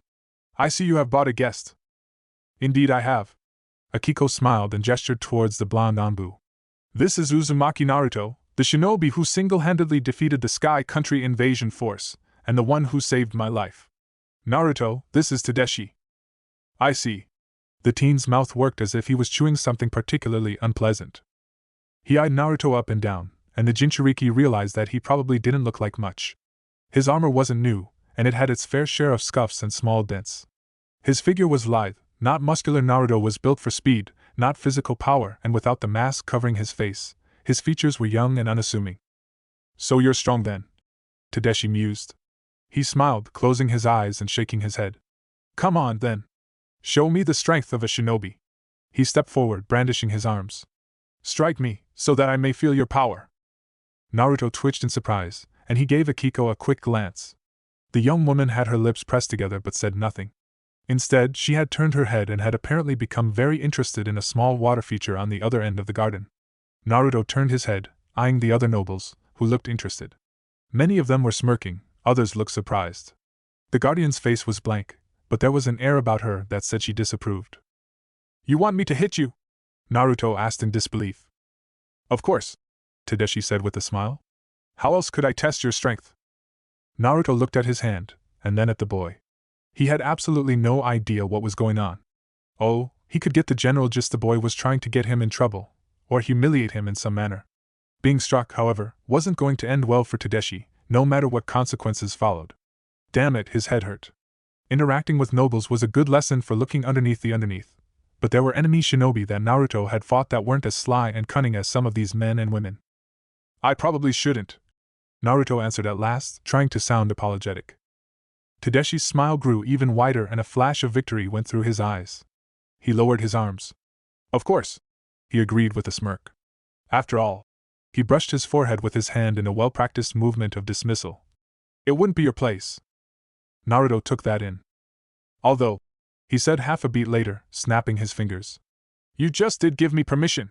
Actually, I'm pretty sure everybody here would say that you literally asked for it." Naruto nodded, smiling brightly. "Okay, I'll hit you." A fleeting look of panic flashed over Tadashi's face. The noble had not expected him as a shinobi to take him up on the challenge. Naruto rubbed his hands together, pretending to be oblivious as Tadashi shot a look at the boys surrounding him. "Okay, well, you're going to want to take a step to the left and lean back," Naruto told the noble. "If I hit you and you fall where you are, the back of your head will crack against that rock and you'll probably die. If you lean back, you'll roll with the hit and defuse a lot of the damage, but it will still hurt." Tadashi's face whitened. "Now, do I use a closed fist or an open palm?" Naruto mused out loud. He looked at his hand, as did the other nobles, and clenched his fist. "If I use this, I'm going to have to be careful. There's around 11 ways I can hit you in the head to kill you, and I obviously don't want to do that. I can't aim for your nose, because I might break it and send shards of bone through your brain. A temple hit would knock you out, but it's often a lethal blow if aimed just right. If I hook your jaw, I just might break your neck, and I need to stay away from your throat. One good jab to that Adam's apple and you'll choke and die." He opened his palm. "It's a lot harder to kill somebody with an open hand, but still doable. If I hit you in the ear hard enough, I can definitely destabilize you, and depending on how you fell. He trailed off and scratched the back of his head with his other hand. A cheek slap might work, but I'd need to pull the hit, or I could snap your jawbone and send pieces of it cutting into your throat. If I change the angle to underneath the jaw, I might also snap your neck. I also want to stay away from your eyes. Ruptured eyeballs hurt a lot. He eyed the suddenly stone-faced, wide-eyed Tadashi and smiled obliviously. Are you sure about this? Naruto asked in a friendly tone. I still don't think it's appropriate. Do you? And no, Tadashi stammered. He cleared his throat, taking a deep breath and smiling coolly. No, I believe that you're right. Pleasant afternoon, shinobi. Pleasant afternoon, Naruto replied. He turned to Akiko as Tadashi and his gang left with only the tiniest of smug smiles. Akiko had hidden her face behind her fan, but he could see her upturned lips, and he suddenly felt glad that he had made her smile before he mentally kicked himself to remain on guard. The afternoon passed slowly, but pass it did, and Naruto and Akiko returned to the Fire Palace. There was usually a feast offered to arriving dignitaries, but the Hokage and the Fire Lord had chosen to eat together in a small, private room on the bottom floor. Akiko had joined them, and Naruto stood guard outside, chewing on a ration bar as he and the four guardians pretended not to be eyeing each other down. The sun had set, the full moon had risen, and night had come to the city. That was when the enemy struck.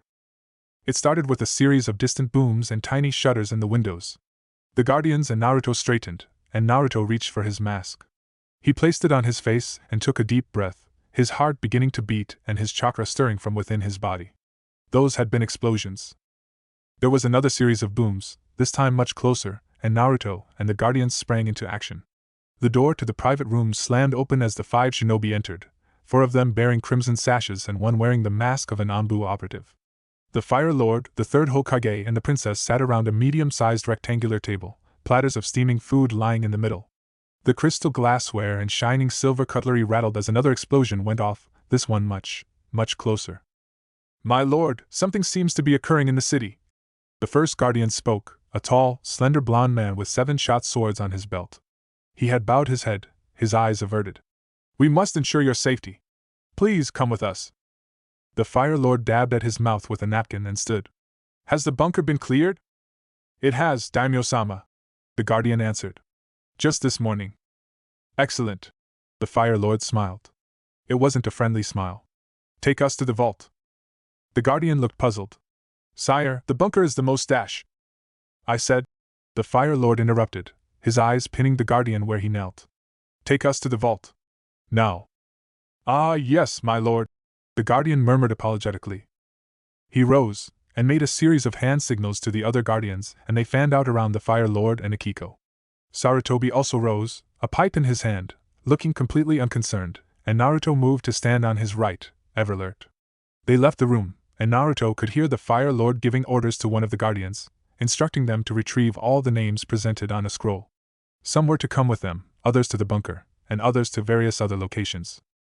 The first sound of fighting and panic began to fill the air. There were screams and shouts, hollers and challenges as men fought against something with clashing steel. There was a flicker of light around the corridor, a blue flash and a deafening boom that sounded a lot like thunder. Naruto held back and he stood at that corner of the hallway, alert and waiting to see if they were being followed. The sound of fighting drifted away, and it didn't look like they were being pursued, so Naruto quickly left and caught up with the party. They had been joined by a gaggle of nobles, many of them looking worried. Some of them had members of the royal guard with them, large men wearing chest armor and wielding long swords. They looked tough and grizzled, but would be no match for a shinobi. Open the vault, the Fire Lord ordered. There was no trace of his persona or silliness. His face was hard, and the faces of the guardians around him grim. 2 guardians pulled out golden keys and entered them into cracks in the wood of the hallway. There was a rumbling noise and the wooden panels slid away, revealing a set of stairs leading into the darkness. Torches bolted on the walls flickered on, and the Fire Lord nodded in satisfaction. Lords and ladies, hear my words, he called out over the rabble, and the other nobles fell silent. We shall descend to the vault and secure our safety. This matter will be resolved shortly. The 3rd Hokage, the most powerful shinobi in the Land of Fire, will come with us to guard us. I'm sure dash. He paused, his eyes raking over the crowd, and genuine surprise crossed his face. Guardians! Where is my daughter? He demanded. The blonde guardian froze. My lord, Shiza took her down towards the gardens. She indicated that you had ordered Akiko-sama to retrieve something. I ordered no such thing, the Fire Lord shouted furiously, his voice rising with fury. His face twisted up in fury and he viciously backhanded the guardian on the cheek. The blond man's face jerked back, but he seemed unharmed. Nonetheless, the emotional pain twisting his face was enough, and he bowed, practically touching the floor with his face. Find my daughter! The Fire Lord roared. Wait! Sarutobi interjected. The Fire Lord whirled upon him, but the Hokage ignored the furious noble.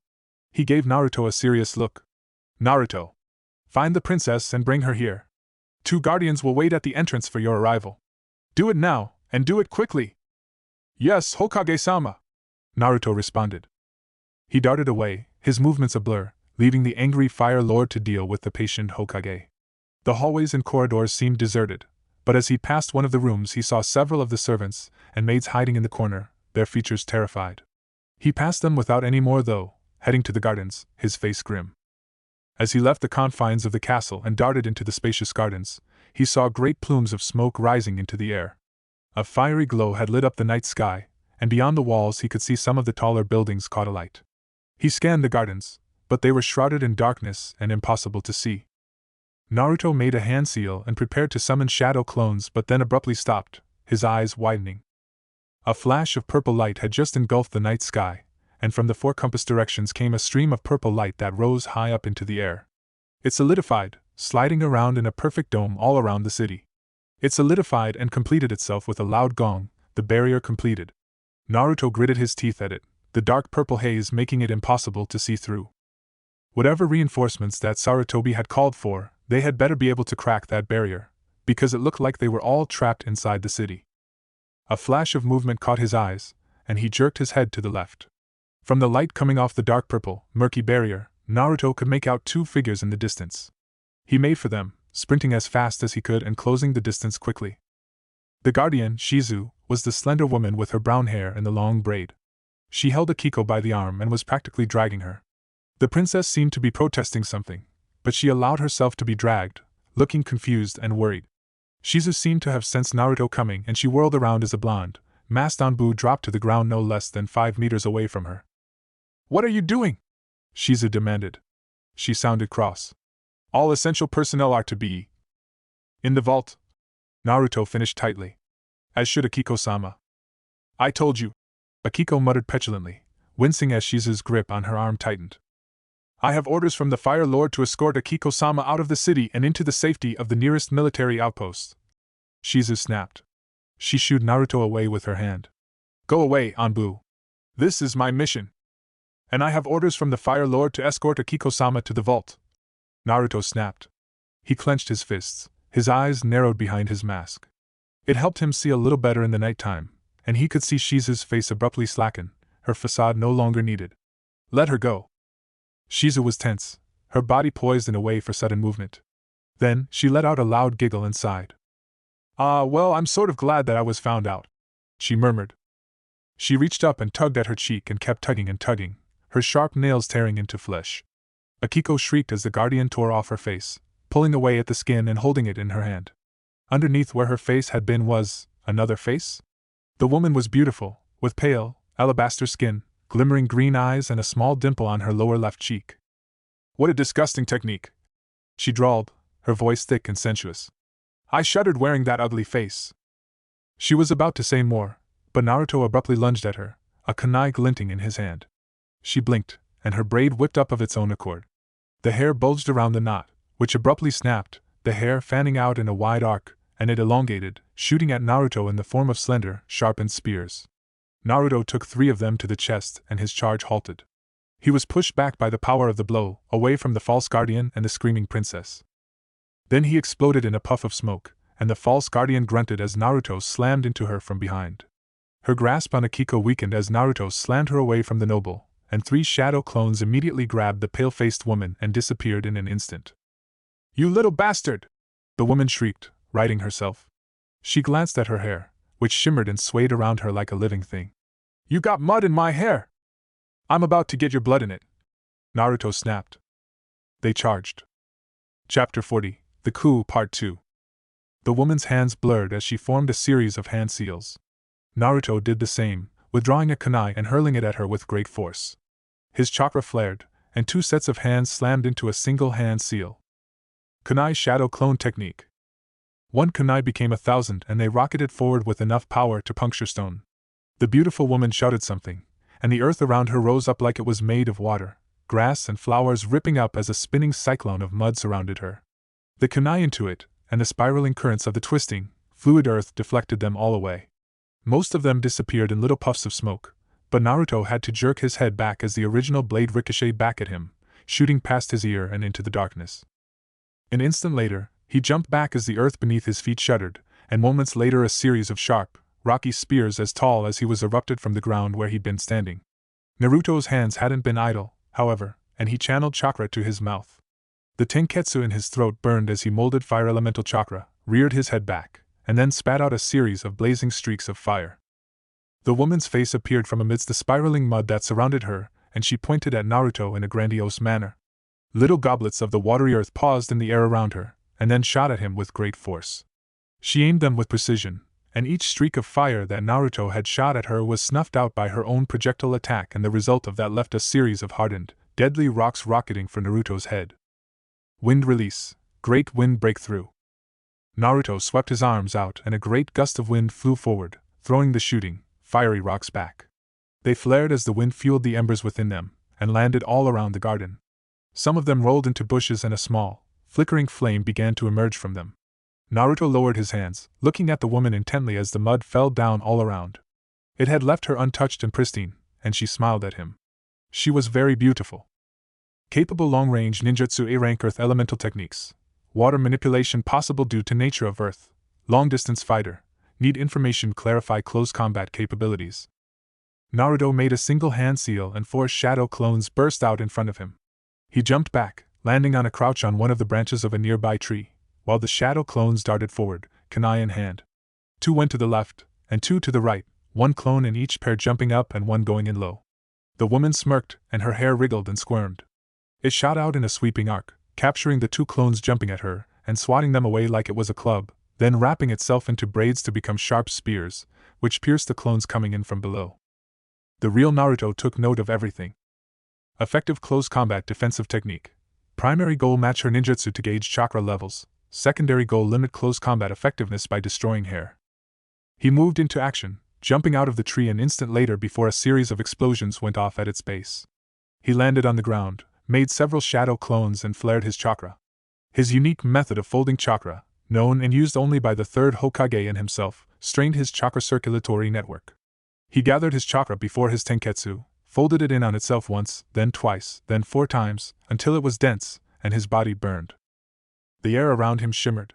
A hazy miasma of blue had surrounded him, some of the excess chakra leaking from his tenketsu, and the small rocks, dirty and grass around him shook. As the tree behind him fell to the ground with a loud crash and more smoke began to rise through the air, Naruto began his assault. 3 shadow clones went to the left, jumping onto the branches of a cherry blossom tree. 4 shadow clones went to the right, running along the garden bed. 2 shadow clones advanced on her with a head-on attack. The original Naruto stayed at the back, his hands a blur as he shot through 32 hand seals in a matter of seconds. Earth release, earth flow river. Fire release, blazing river. Wind release, great wind breakthrough.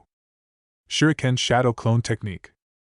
The ninjutsu barrage from Naruto caused more damage to the beautiful gardens in the first few seconds than his opponent had done altogether. The earth before him began to liquefy, and it surged towards the enemy with great force. Fire elemental chakra heated it up, causing it to become thick, bubbling, black tar, moving with no less speed for it, and steam rose from it as it burned through the earth. A great gust of wind showed out of Naruto's hands as he thrust one palm out, fueling the fiery river and propelling it even further, while his other hand threw a shuriken into the air in a lazy arc and the weapon glowed with a green light before it became 100, and they all pelted down to the earth with great force. The 2 clones making the head-on assault jumped up as the fiery river of tar raged forward beneath them, and the momentum of their jump brought them upon their enemy. Kunai glinted as they lunged, but the hair rose up and slashed them to puffs of smoke. At the same time, the woman screamed something as she held up her hand, and the raging hurricane of mud surrounded her, pushing against the raging torrent of tar. Water hissed and spluttered as mud and tar met, and great gouts of steam rose into the air, but the defense held. Then the shuriken bombarded the ground, not the enemy, whose hair had reflexively come up to shield herself, but the ground behind her. The lazy arc had caused the shuriken to clone right at the apex, and it was less of a wall of steel and more of a bombardment, a torrential rain of shuriken that slammed into the ground, blocking off a retreat. 2 shadow clones launched at her from the left, kunai glinting. Her hair lashed out, slicing them up, and then it raced around to her right as 4 clones attacked. 3 used hand-to-hand. She dispelled one with a kick, dodged a jab, and used her free hand to slam her palm into the clone's throat, while the hair cut the other one to ribbons. The 4th clone, however, managed to bring his hands upon the hurricane of mud. Something sparkled, and a lightning technique ripped through the earth technique like a blade through unarmored flesh. The mud technique began to collapse, losing as the blazing river of tar began to push it back. Nearby grass and plants caught alight as the tar began to advance, and the woman took a step back but then had to stop as the shuriken rained down behind her in a steady 3-second bombardment of sharpened metal. Her face was tightly pinched as she brought both hands up, reinforcing the mud technique and holding her ground. That was when the 3rd clone on the left attacked. It darted forward, a glowing, whining sphere of terrible blue light whirling in its palm, and it thrust the Rasengan forward. The woman's hair darted out in a panicked defense, but the powerful A-rank technique slammed against it. Sparks flew in the air, as if the hair was made from metal, but it was quickly ground down. With a terrible scream, something eerie and unholy, the luscious locks severed and burst apart in a puff of hair strands. The woman arched her back and screamed in absolute agony. Her concentration wavered and her defensive earth technique fell apart. She staggered away to the right, trying desperately to get away from the flowing river of tar, but it enveloped her, sticking to her like glue. She screamed again, and something sizzled and spluttered. Flesh blackened, blood boiled, and the woman's beautiful green eyes stared at Naruto in one last haunted look of horror before her very body caught alight, and she disappeared underneath the black, oozing tar. 7 seconds after Naruto had finished his hand seals, the fight was over. Naruto lowered his hands, breathing harshly, his jaw set. His tenketsu still burned, but it was a good pain, one that he was familiar one, and one that he embraced. He strode over to where the twisted, burnt remains of the enemy kunoichi had fallen. The blazing river of tar had pushed her to the other end of the garden, closer to the main gates of the fire palace, and the ground was still hot. Nevertheless, the chakra behind the attack had faded and it was dissipating fairly quickly, leaving behind a black smudge all over the lawns. He hovered over the woman's body, or what was left to it. Her hair was gone, her skin black, twisted and often burned through to the bone. Her eye sockets were empty and part of her jawbone leered up at him. The smell was horrendous, and Naruto held his breath, clinically observing the remains. She was undoubtedly dead, but Naruto had fought against so many opponents who could regenerate, or heal, or shrug off attacks like those that the fact that the woman had fallen so easily surprised him.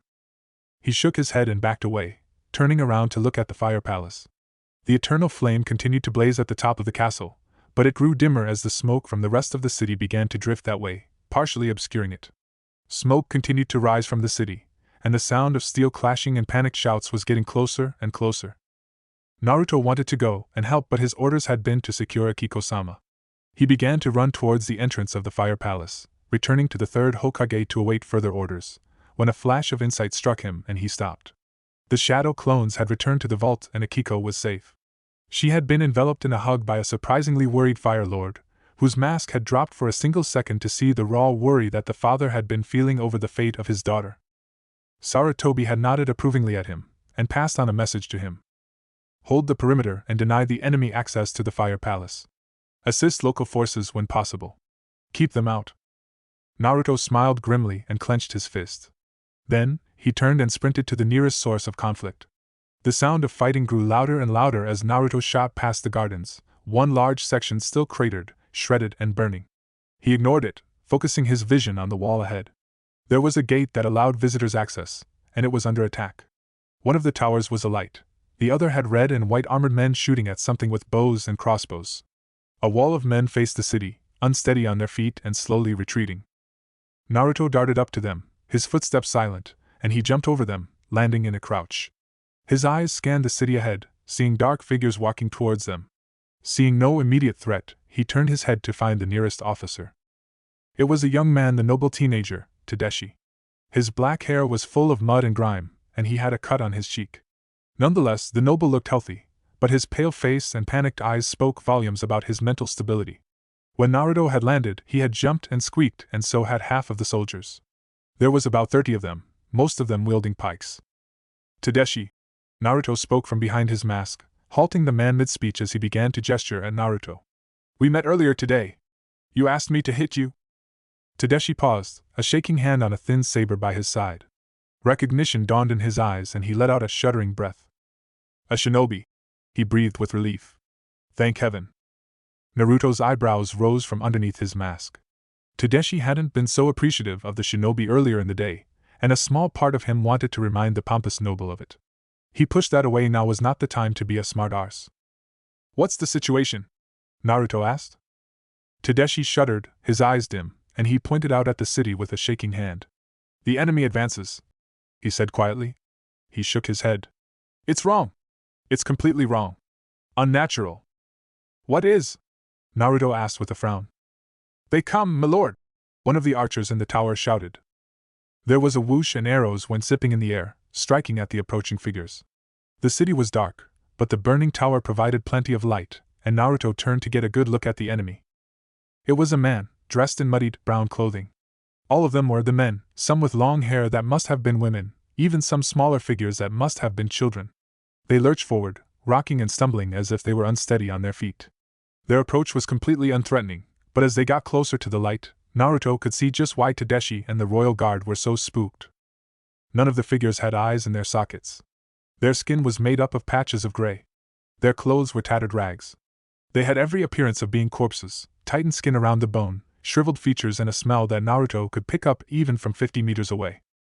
From all appearances, the Fire Palace was being assaulted by the walking dead. "Hold the line!" Tadashi yelled. The royal guard formed ranks by the gate, inadvertently or maybe not leaving Naruto at the front, facing the undead alone.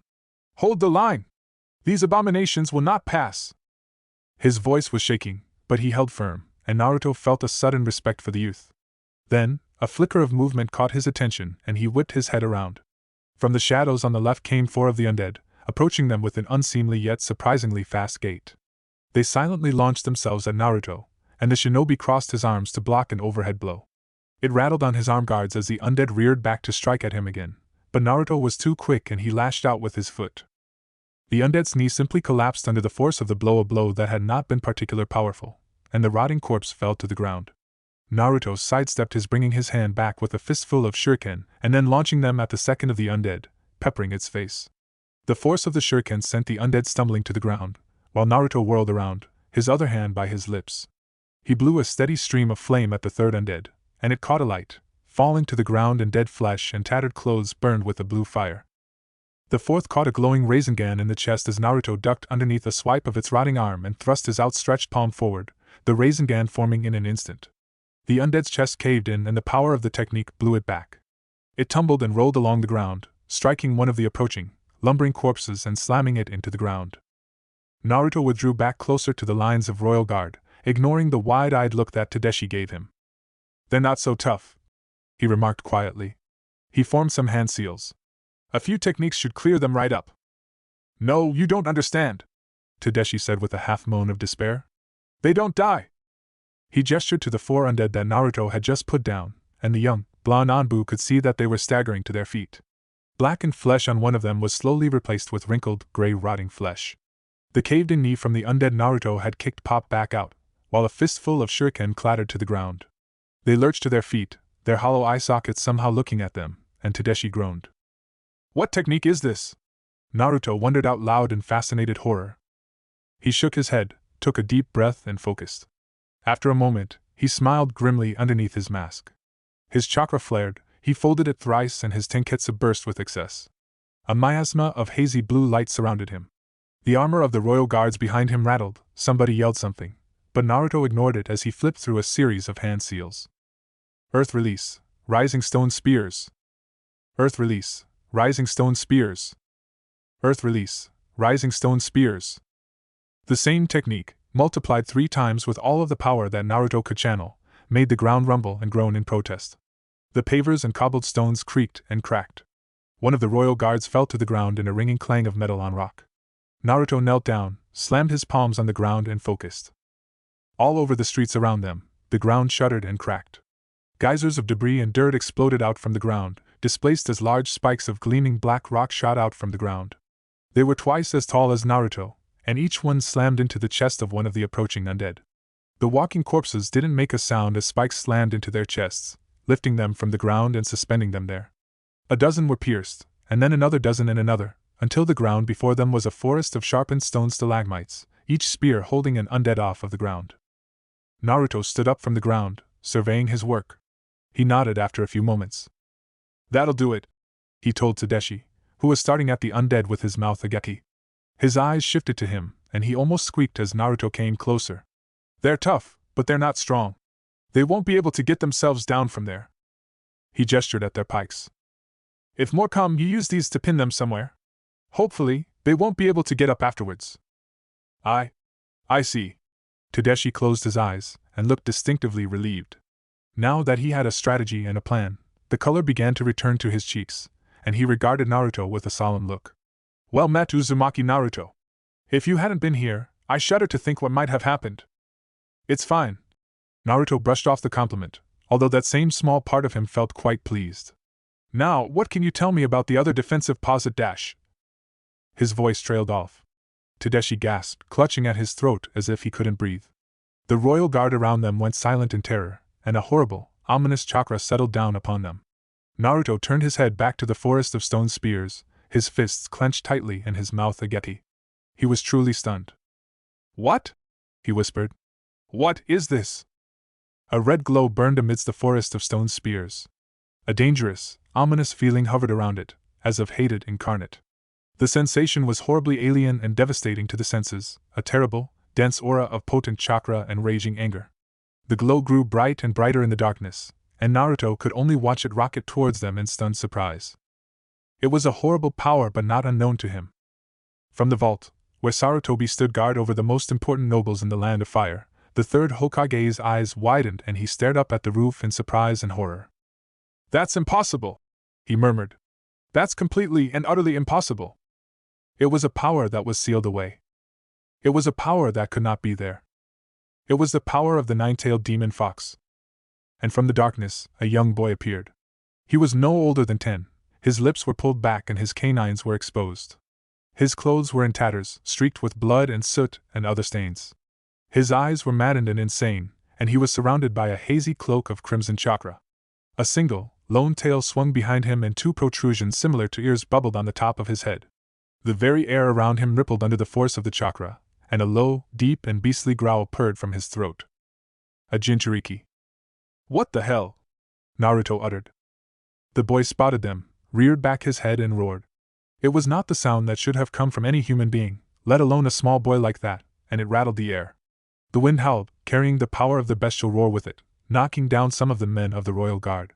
Tadashi was screaming as he held his hands over his ears, unheard over the roar, and even Naruto staggered back, his eyes wide and his composure lost. What the hell was going on? The boy crouched on all fours and leapt at them. He jumped on the closest person, a member of the royal guard, and the two went tumbling to the ground. The boy perched on the man's armor, the bubbling chakra melting away the metal and making the panicked man scream in pain. A crimson-shrouded hand rose and lashed out, splitting the man's face open in a spray of blood and a last, single gurgling scream. The boy howled in joy and jumped at another guard, blood dripping and sizzling on his hand. The guard fumbled with his pike and stabbed at the vicious boy, but metal and wood splintered and shattered, and the guard went down under a pile of limbs, crimson light and vicious howls of fury. A sword flashed through the air as Tadashi leapt forward, slicing at the boy, but the blade clashed against the chakra shroud in a shower of sparks, and the metal snapped and bent. The boy looked up and Tadashi scrambled backwards, but the vicious Jinchuriki was on him, raising his hand again as the tail behind him speared the fallen guard in the chest. And then Naruto was there, punting the boy in the face with all of his strength. Something snapped and cracked, Naruto's closed fist breaking bones and shattering teeth, and the boy reared back, screaming in agony. A metallic voice howled alongside him, but it was interrupted as Naruto gave it a vicious kick in the knee and then the blonde Anbu jerked back, doubling over in agony. His stomach was burning. Naruto looked up, his sharpened teeth biting into his lip. The boy, regaining his composure, screamed as he launched himself at the Anbu, his elongated nails ready to rake through him, and he pushed himself straight upon Naruto's outstretched hand. The whirring Rasengan caught the boy in the chest, and the chakra shroud let out a high-pitched shriek as it tried to repel the technique. It was too powerful, however, and the boy was propelled backwards into the wall, the chakra shroud around him scattered and broken. It began to reform, but with the boy further away, Naruto's stomach had stopped burning in agony. He straightened up, ignoring the currents of pain still shooting through his abdomen, and made 3 hand seals. Earth release, rising stone spears. Before the chakra shroud could reform, 3 sharp spears of stone burst from the ground and struck at the boy leaning against the cratered wall. They pierced him in the groin, the heart, and the throat, slamming him against the wall and holding him there. The child choked, the crimson power wavering, and the miasma of potent, demonic chakra around him broke and disappeared. The boy gurgled and then went limp. Naruto was panting, his hands still in a seal. His mind was a blur, even as the royal guard ran and scattered, their morale and resolve broken. What was going on? Another howl drew his attention, and he jerked his head back to the front. More crimson lights were appearing at the edge of the spears of rock he had created, first 1, then 3, and then 6. More children appeared, anywhere between the ages of 5 and 10. All were surrounded by glowing red chakra shrouds, each had a single swaying tail and each had nothing but madness in their eyes. Naruto was alone at the gate. The royal guard had gone, Tadashi with them, but they would have been useless in this fight. The Jinchuriki howled and ran towards him on all 4s. Naruto somersaulted backwards, his feet landing on the high walls and sticking there, and he made a series of hand seals. Water release, exploding water colliding wave. Water gushed from his throat, filling his lungs and his stomach, and Naruto frantically pushed the eruption of water out from his mouth. It exploded forward, slamming into the ground and cracking the stone as hundreds of megaliters of water burst forward in a powerful wave of unstoppable force. The stone spears pinning the undead crumbled and were washed away, and many of the glowing crimson attackers were also driven underwater, bashed and battered on the ground and disappearing underneath the waves. Several were not. The first launched herself at him, hair wild around her and screaming incoherently. Naruto backpedaled and flipped himself over the edge of the wall to stand on top of it as the 7-year-old girl smashed into the stone wall where he had been standing and shattered it to pieces. A second blur of crimson light launched itself at it from the water, and Naruto ducked a vicious swipe that tore the air apart above his head. His hand glowed and he plunged a Rasengan into the Jinchuriki's chest, hurtling the 9-year-old dark-skinned boy off the edge of the wall. Fire release, great fireball technique. Naruto spat out a huge sphere of swirling flames at third attacker, and they were enveloped. Then, from the middle of the flames came a terrible roar and the fire broke apart, revealing the shrouded Jinchuriki alive and unharmed. He continued his charge. Detonate! Explosive tags detonated with a powerful concussive force. Large pieces of stone broke apart underneath the force of the blast and spread outwards. The 3 Jinchuriki disappeared under great gouts of fire and smoke, and Naruto briefly saw one clipped by a piece of flying debris and sent hurtling into a large tree on the outer edge of the garden. His mind was calm and collected, and he analyzed everything he possibly could, even as the Jinchuriki began to rise. Blunt force trauma is ineffective, piercing attacks have successfully penetrated chakra shroud, lethal techniques once shroud has been disrupted have been proven effective, strategy, pierce shrouds, eliminate enemy before it manifests. He clapped his hands together. Water release, water fong bullet. The water from his first technique had not only gone forward, and a large stream of it ran through the gardens towards the entrance of the fire palace. Naruto used it to create his next technique, and 3 large spiraling drills of water burst out from the newly created stream and slammed in the chest of the 4th Jinchuriki, who had just leapt over the wall and lunged at him. The water hissed and spluttered, steam rising from where it met with the chakra shroud, but the crimson miasma surrounding the young boy wavered for an instant. Water release, water bullet. Naruto spat out a small streak of high-pressurized water, and it took the boy in the chest. His chest caved in, ribs snapping and organs bursting, and the boy let out a single scream before his chakra shroud faded and he disappeared into the foliage under the power of the technique. Naruto turned to the next charging, maddened child, and his Rasengan tore through the girl's shroud and face, grinding through chakra and bone and killing her instantly. A third died as Naruto used the same Rasengan to slam it into her stomach, then grabbed a fistful of her hair and viciously pulled it back. He slammed a kunai into her throat, ripped it open, slapped 4 exploding tags on her face, and then threw her to the side, right into the path of another one. The tags detonated, knocking the other Jinchuriki off course and sending him rolling through the dirt. This one was barely past his toddler years, but his eyes were as mad as the others, and Naruto slammed a Rasengan into its chest and brought his foot down on its neck. His heart was stone, his face behind his mask blank and his eyes hard. The Jinchuriki came and Naruto defeated them, one by one. They had a strong, terrifying presence, but they were in essence just children. They were all savagery and instinct, but they were sloppy and unskilled. Although there ended up being over a dozen of them, none of them fought as a team. Indeed, 3 of them even got into a fight with each other as they jumped upon a shadow clone, which once popped left nothing for the insane Jinchuriki to take their rage out on. 5 minutes after they had appeared, there were 14 broken, little bodies lying around the gardens, and a single bloodied masked Anbu operative standing in the middle of them. Naruto was breathing deeply, and his stomach still burned. He pushed it all away, his senses hypersensitive, and could not miss the approach of another. It was a man, with spiky dark brown hair held up by a piece of cloth wrapped around his forehead. He had dark eyes with white streaks them, and his lips were curved down in a perpetual frown. He wore a brown robe with a white stripe through it, and it carried a long wooden staff with a metal head in one hand, and wore a set of 3 metal claws on the other. He was looking at the fallen bodies of the Jinchuriki with a frown, shaking his head in disappointment. Clearly, they were not up to facing a shinobi of your caliber, the man said. He gazed upon Naruto, taking in his torn cloak, dented armor and blood-splattered mask. His lips twitched. You've become very good at murdering children, Uzumaki Naruto. Who are you? Naruto demanded. My name is Kazuma. The man introduced himself. He gripped his staff. Former member of the 12 Guardians, survivor of the 15th Fire Lord's coup d'etat, and bringer of the truth. He pointed the staff at Naruto. Stand down, and you'll survive. I've just slaughtered your Jinchuriki, Naruto said flatly. He gripped a kunai and took a step forward. You don't scare me as much. Them? Kazuma scoffed. Please. As if I expected the 3rd Hokage to fall to that level of opponent. No. He shook his head, giving a dark smile. No, my most powerful weapon has yet to enter the field of battle. I actually thought that the Tier 1s would be able to pierce the Fire Palace defenses. He gave Naruto a considering look. Clearly not. What do you want? Asked Naruto, his jaw set. Revenge, Kazuma answered almost immediately. I am a loyal member of the 12 Guardians, the last witness to the murder of the true Fire Lord. He was a great man, slain by treason and treachery. The Hokage and the fraud have much to answer for. He lifted up a hand, the 3 claw wrist blades glinting. This is the start of something new, Kazuma proclaimed. His voice was thick with an almost hysteric-like quality. This is the start of the end, the fall of the hidden village and their monopoly on the world. He glared at Naruto. With this act of violence, I bring peace, first here, to the land of fire, and then to the rest of the world. The feudal courts will rise up against their oppressors. For true peace, there can only be one key dash. His voice was cut off, and his eyes widened. A blue light flashed at the end of his staff wind elemental chakra, and he swung it with a speed and force that even Naruto would have had trouble dodging. Something or somebody had appeared by his side, a single hand reaching out, and the staff struck them. And continued on swinging. Kazuma's eyes widened even as the momentum of his blow overbalanced him.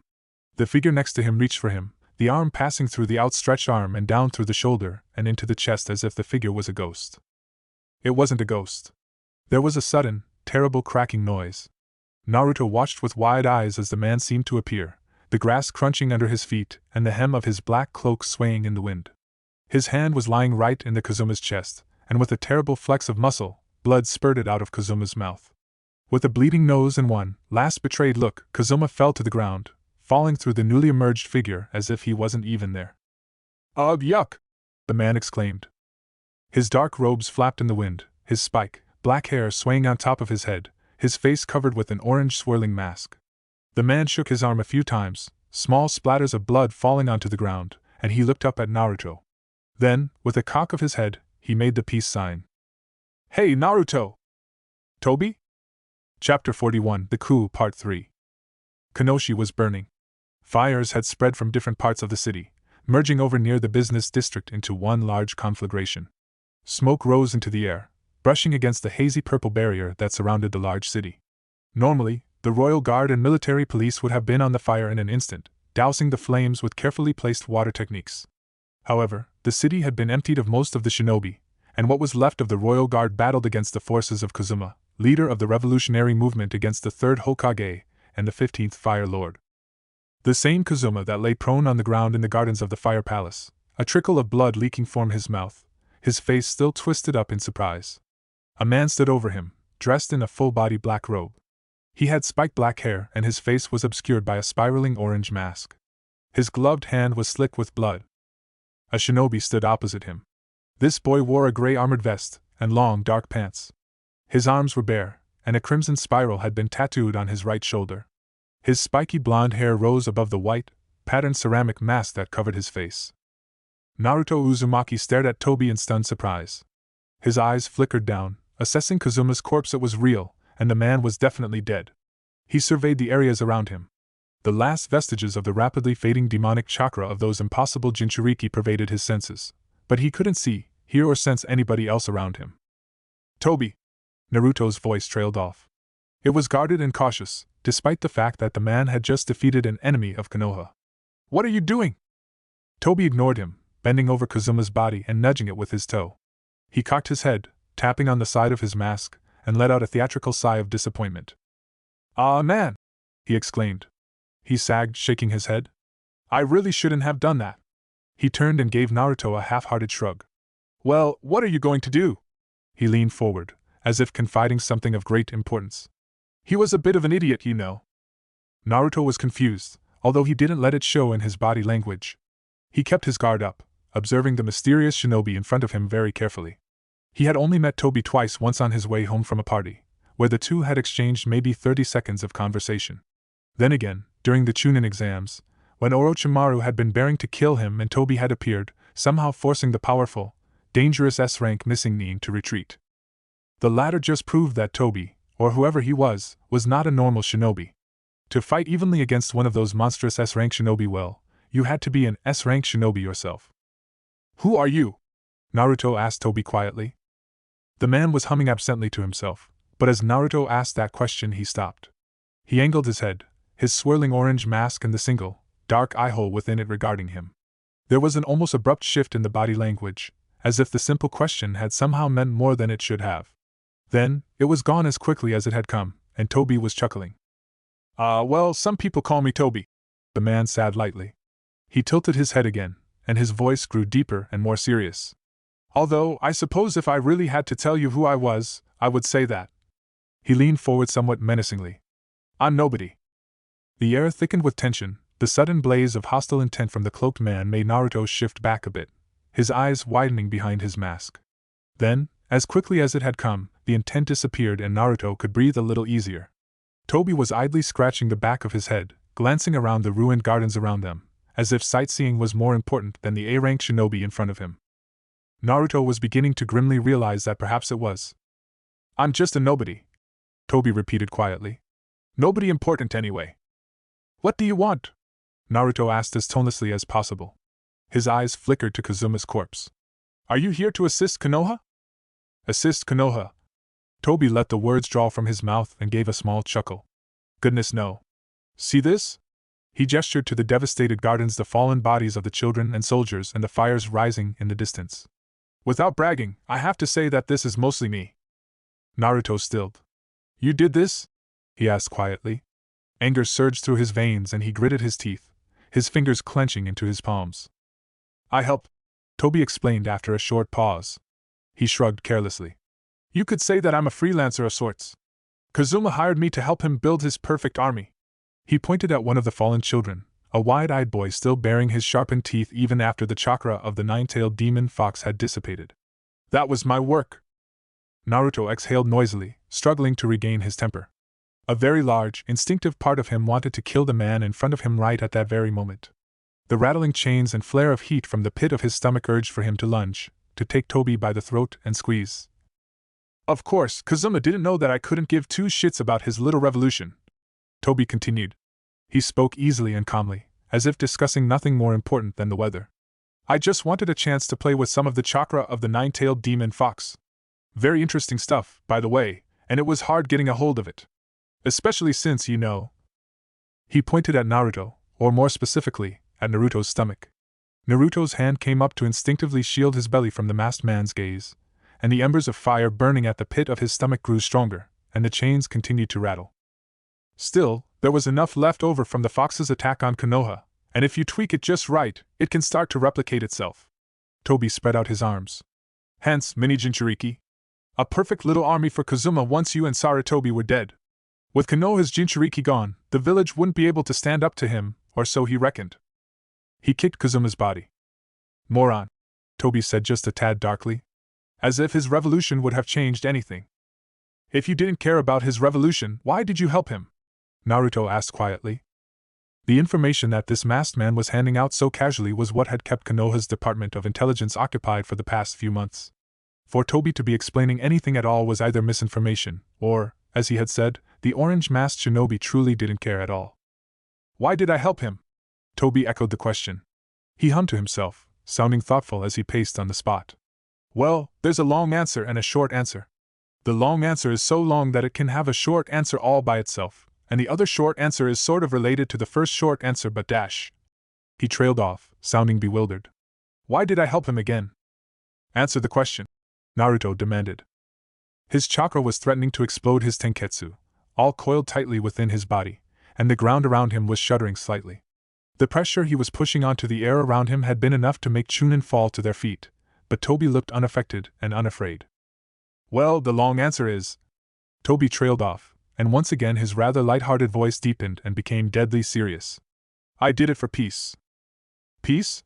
Naruto repeated the word. He looked around him, feeling the faintest surge of disbelief. This is peace? You can't make an omelet without breaking a few eggs. Toby rattled off, waving Naruto's comment off dismissively. His tone was again light-hearted. You can't build a village without chopping down some trees. You can't power a technique without expending some chakra. You can't blah blah blah. He shrugged his shoulders. Yeah, this is for peace, a peace that this horrible world of ours has never known. His voice darkened, becoming serious again, and just a tad deranged, and Naruto felt an odd coil of wariness tighten his heart.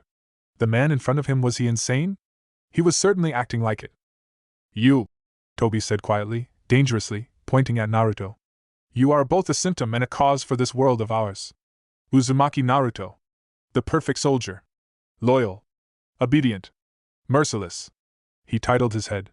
I saw how you slit Akiyama Minoru's throat. You didn't even pause. Murderer. Naruto didn't say anything, but he looked pointedly at the body of Kazuma lying at Toby's feet. The man still looked surprised and shocked even in death. Toby shook his head. I killed him because I had to. He dismissed Naruto's silent retort. I killed him because his death would further my cause. You killed Minoru because it was an automatic reaction to a perceived threat against your village.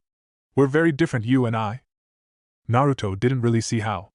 Nonetheless, he filed that thought away, his eyes narrowing as he regarded Toby warily. How did you know about Minoru? He asked quietly. Toby paused. When he spoke, his voice was again light-hearted. Oops, he said blankly. He chuckled, rubbing the back of his head. You got me. Clever boy. Yeah, I was there. I'm the one who gave him that little printing machine. From where I come from, it's not that uncommon, although still apparently a secret. Good old pain is good for something. A secret where torture was the punishment. No wonder Konoha hadn't heard of the machines before. I was also the one who dropped off those rather surly lot of Anbu agents you fought against. Naruto twitched. Yeah, I know that you guys have met. Toby practically giggled. It was pretty hilarious. It was my idea too, by the way, the whole disgrace Saratobi's apprentice thing. Did you like my photo work? That was me too. I don't like to get up close and personal, but I needed the fire court to bring you here, so BM dead kid. Who are they? Naruto demanded fiercely. Just some more nobodies. Toby dismissed them with a wave of his hand. Not as awesome as I am, naturally. Actually, they're more like you. I actually despise them more than I despise you, so yeah, you have that going for you, at least. He straightened. They call themselves Spark. After all, to fan the flames of a revolt, all you need is a single. He trailed off. They had been talking for over 2 minutes now. The fire continued to rage behind them, and the sound of men shouting and women screaming echoed around them. Toby seemed to be content merely standing there and literally giving him all of the answers to the questions that had plagued him in the last few months.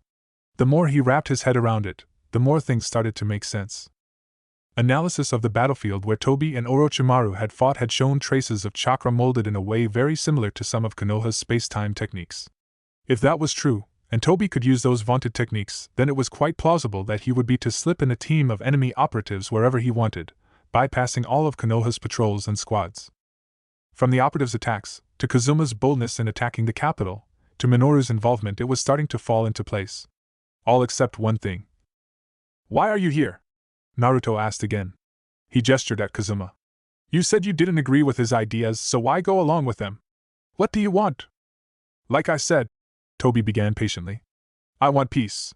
He paused, and then shook his head. Also, I wanted you to stick around for the next few minutes. Remember how I said I had 2 goals? Naruto was immediately on edge. He took a step back, adopting a defensive stance, his chakra rising. Well, you're pretty important to my vision of peace, Toby continued. He waggled his finger at Naruto. But not as you are. You're incomplete. So you see, Kazuma was my way of trying something to fix that. Really, all of this, everything that happened, all the people that died, it's all been because of you. He angled his head and pinned Naruto with a look, and from underneath the eye hole Naruto saw a flash of crimson. Those fake Jinchuriki you fought? They were the rejects, Toby said quietly. Kazuma wasn't going to be able to kill the 3rd Hokage with them. No, he needed something a little more powerful. He snapped his fingers and the air around him distorted. Rippling spirals appeared in front of him, larger than the man himself, and the colors of the gardens around them blurred as a space-time technique broke the air in front of them.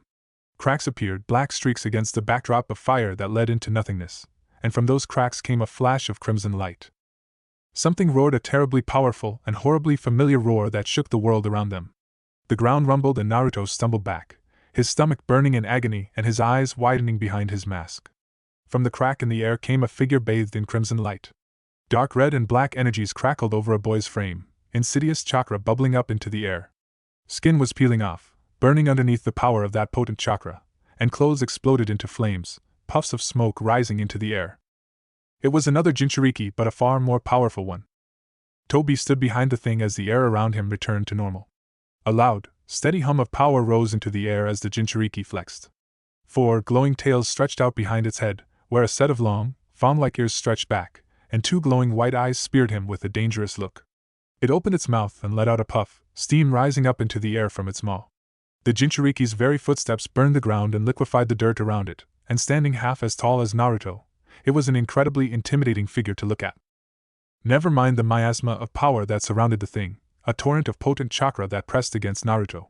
The air was suddenly hot, and a nearby tree burst into flames. Naruto was sweating behind his mask, and he staggered back. Well, Toby called out over the noise of the newly emerged Jinchuriki. I'll leave you 2 to hash things out. It doesn't matter which one of you lives and dies, either one will probably work. If you do live, Naruto, I want you to tell Sarutobi something for me. The air around him began to distort as he used his space-time technique. His arm disappeared into the blur, and then his shoulder and legs. The orange of his masks made the technique look almost hypnotic, and Naruto almost missed the last thing that Toby said before he disappeared. Tell him that I killed his wife. And then he was gone, disappearing into the very air around them. Whatever control or measures that Toby had in place to keep the Jinchuriki in front of him calm disappeared with him, and the beast shook its head as if dazed. Then, it reared its head back and opened its mouth. A terrifying roar emerged from the maw of the beast, booming over the entire city and echoing out into the lands around. The trees shook, leaves and small branches falling, and the ground shuddered. The heat around Naruto grew even hotter, and the miasma of power surrounding the Jinchuriki grew thicker. Then, the beast lowered its head and stared directly at Naruto with its 2 blank, glowing white eyes. It snorted, puffs of flame emerging from its mouth, a loud, deep growl rumbling out from its throat. Naruto stared at the Jinchuriki for a single instant as its 4 tails flicked lazily in the air. Then, he turned around and, heart racing, the blonde Anbu captain ran away. Naruto darted through the ruined gardens around them, his mind whirring even as his body was flooded with adrenaline. The thing behind him, the beast, made his head hurt, and even now he could feel his body burning with its close contact with that horrible chakra. Even with the 9-tailed demon fox trapped within his stomach, he had never met anything as truly terrifying as what he had just seen. Was that what Konoha had seen 13 years ago? Was that why they had looked down upon him so? If so, in that moment of sudden clarity and numbness, Naruto could not blame them in the slightest. Even now, 100 meters away from the beast, he could feel the dense chakra radiating behind him, something dark and powerful. A second roar emerged from the beast, and the wind howled between the cherry blossom trees. The air shifted and Naruto bent his knees, reflexively jumping up onto the wall as his instincts screamed at him to move. An instant later, something large and heavy slammed into the ground where he had been standing, gouging the grass and sending up a spray of dirt into the air. It was a large piece of rubble, broken off from the wall in the earlier fights. A second piece came flying at him from far behind and Naruto continued running, even as it struck the top of the wall. Just as if it had been struck with a trebuchet, the wall exploded outwards and stone and debris fell to the ground with a thud. Then, there was the sound of approaching footsteps and Naruto glanced over his shoulder. The beast was following him, lopping along the ground on all fours as a miasma of crimson chakra bubbled around it, burning anything that came close. Murderous intent poured from it as it quickly gained on Naruto, moving far quicker than the young shinobi would have guessed. Naruto gritted his teeth, reached into his vest and slapped an explosive tag on the nearest tree as he ran past it. He did it for the next tree, and then used a body replacement technique to switch places with a nearby park bench. It shattered an instant later as the beast tore into it, but Naruto had already planted the next explosive tag and he circled back. He reached into his vest, palmed the handle of a kunai and hurled a series of them forward. They all soared at the demon and then missed, flying past it and striking the wall at the base. The demon roared at the apparent attack, and Naruto reflexively flinched at the sound as he ended his run in a crouch. 2 fingers came up, and Naruto's lip curled behind his mask. Detonate! With a thunderous bang, the explosive tags detonated. The trunk of the trees surrounding the demon cracked and they fell down upon it, crushing it with wood, branches and foliage. An instant later, the kunai and the explosive tags wrapped around the hilt flashed and disappeared underneath a ball of flame as the base of the wall was cracked. It slowly toppled down upon the ground, right where the demon lay pinned by 3 trees. The crimson chakra disappeared completely as the heavy stones toppled down upon it, crashing into the ground with a terrible rumble. Naruto wasn't done. He reached into his vest, pulled an entire reel of grade 5 explosive tags and threw it on the debris pile. Then, with 2 fingers and a surge of chakra, he pointed at it just as the crimson chakra began to emerge from the pile of debris. The world went white. An explosion that would have rattled the windows on the other side of the city tore through the once beautiful gardens. Huge plumes of flame, smoke and dust rose up into the air as Naruto staggered backwards from the sheer force that the explosion had produced. His body ached as it was buffeted by the force of the explosion, and a high-pitched whine screamed in his ears. His vision blurred, and he shook his head, a little disorientated. The world around him was hazy and dark, a falling plume of dust coating everything around him.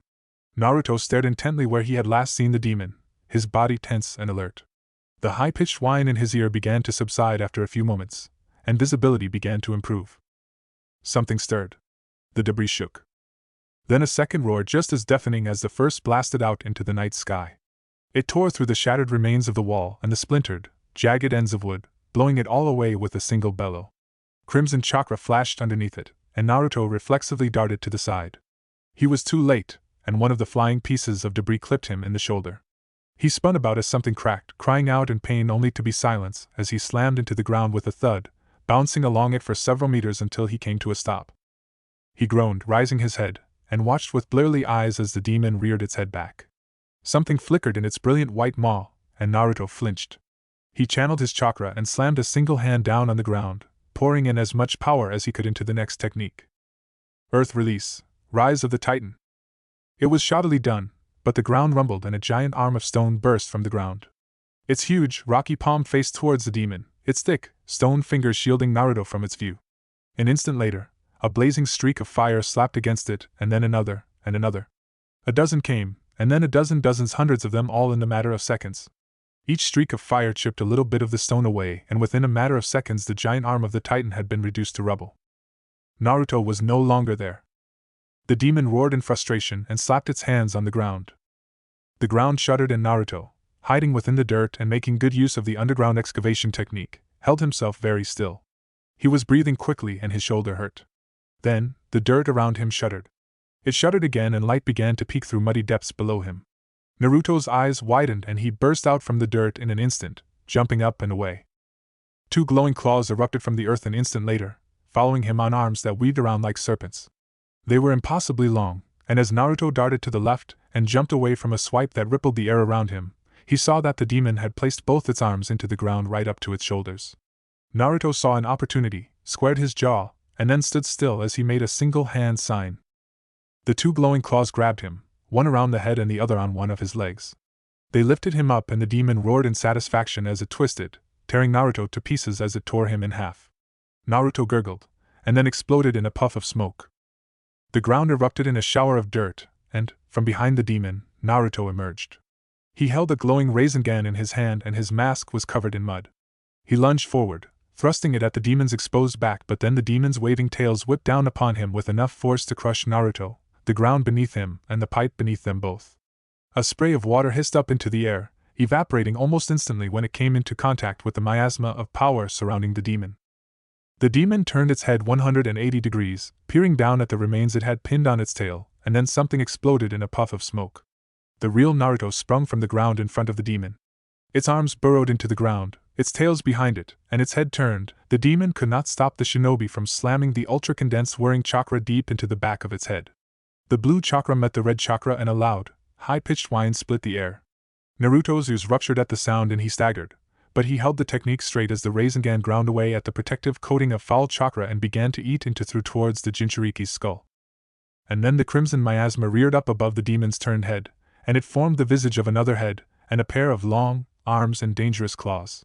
It lunged at Naruto just as the Rasengan had almost destroyed the chakra cloak, and after whipping its hand back, it slashed down upon Naruto with great force. Naruto disappeared, slammed mightily into the ground, and then he too exploded in a puff of smoke. From the top of the ruined remains of the wall, Naruto held his hand in a single-hand seal. His heart was racing, his stomach burning, and his ears were still bleeding. Sound was coming back to him, but without the distraction of the real world, all Naruto could hear were the chains, those rattling chains deep within his soul. He pushed them back, he pushed it all back as he whipped through a series of hand seals. Shadow clones shimmered into existence around him, their hands also forming seals.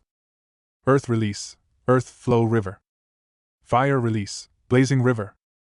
Wind release, great wind breakthrough. Lightning release, electromagnetic murder. The ground rumbled this time from Naruto's influence as he and his 3 shadow clones bombarded the distracted demon with their long-range ninjutsu. The earth around the Jinchuriki softened and surged forward, slamming against the glowing crimson figure. The heat of the demon's aura solidified the mud almost immediately, but it left it trapped within a half-cocoon of hardened stone, just as the rest of the mud glowed with a black light and became sticky tar, which flowed over the trapped demon and engulfed it, pushed and fed by the power of the wind technique.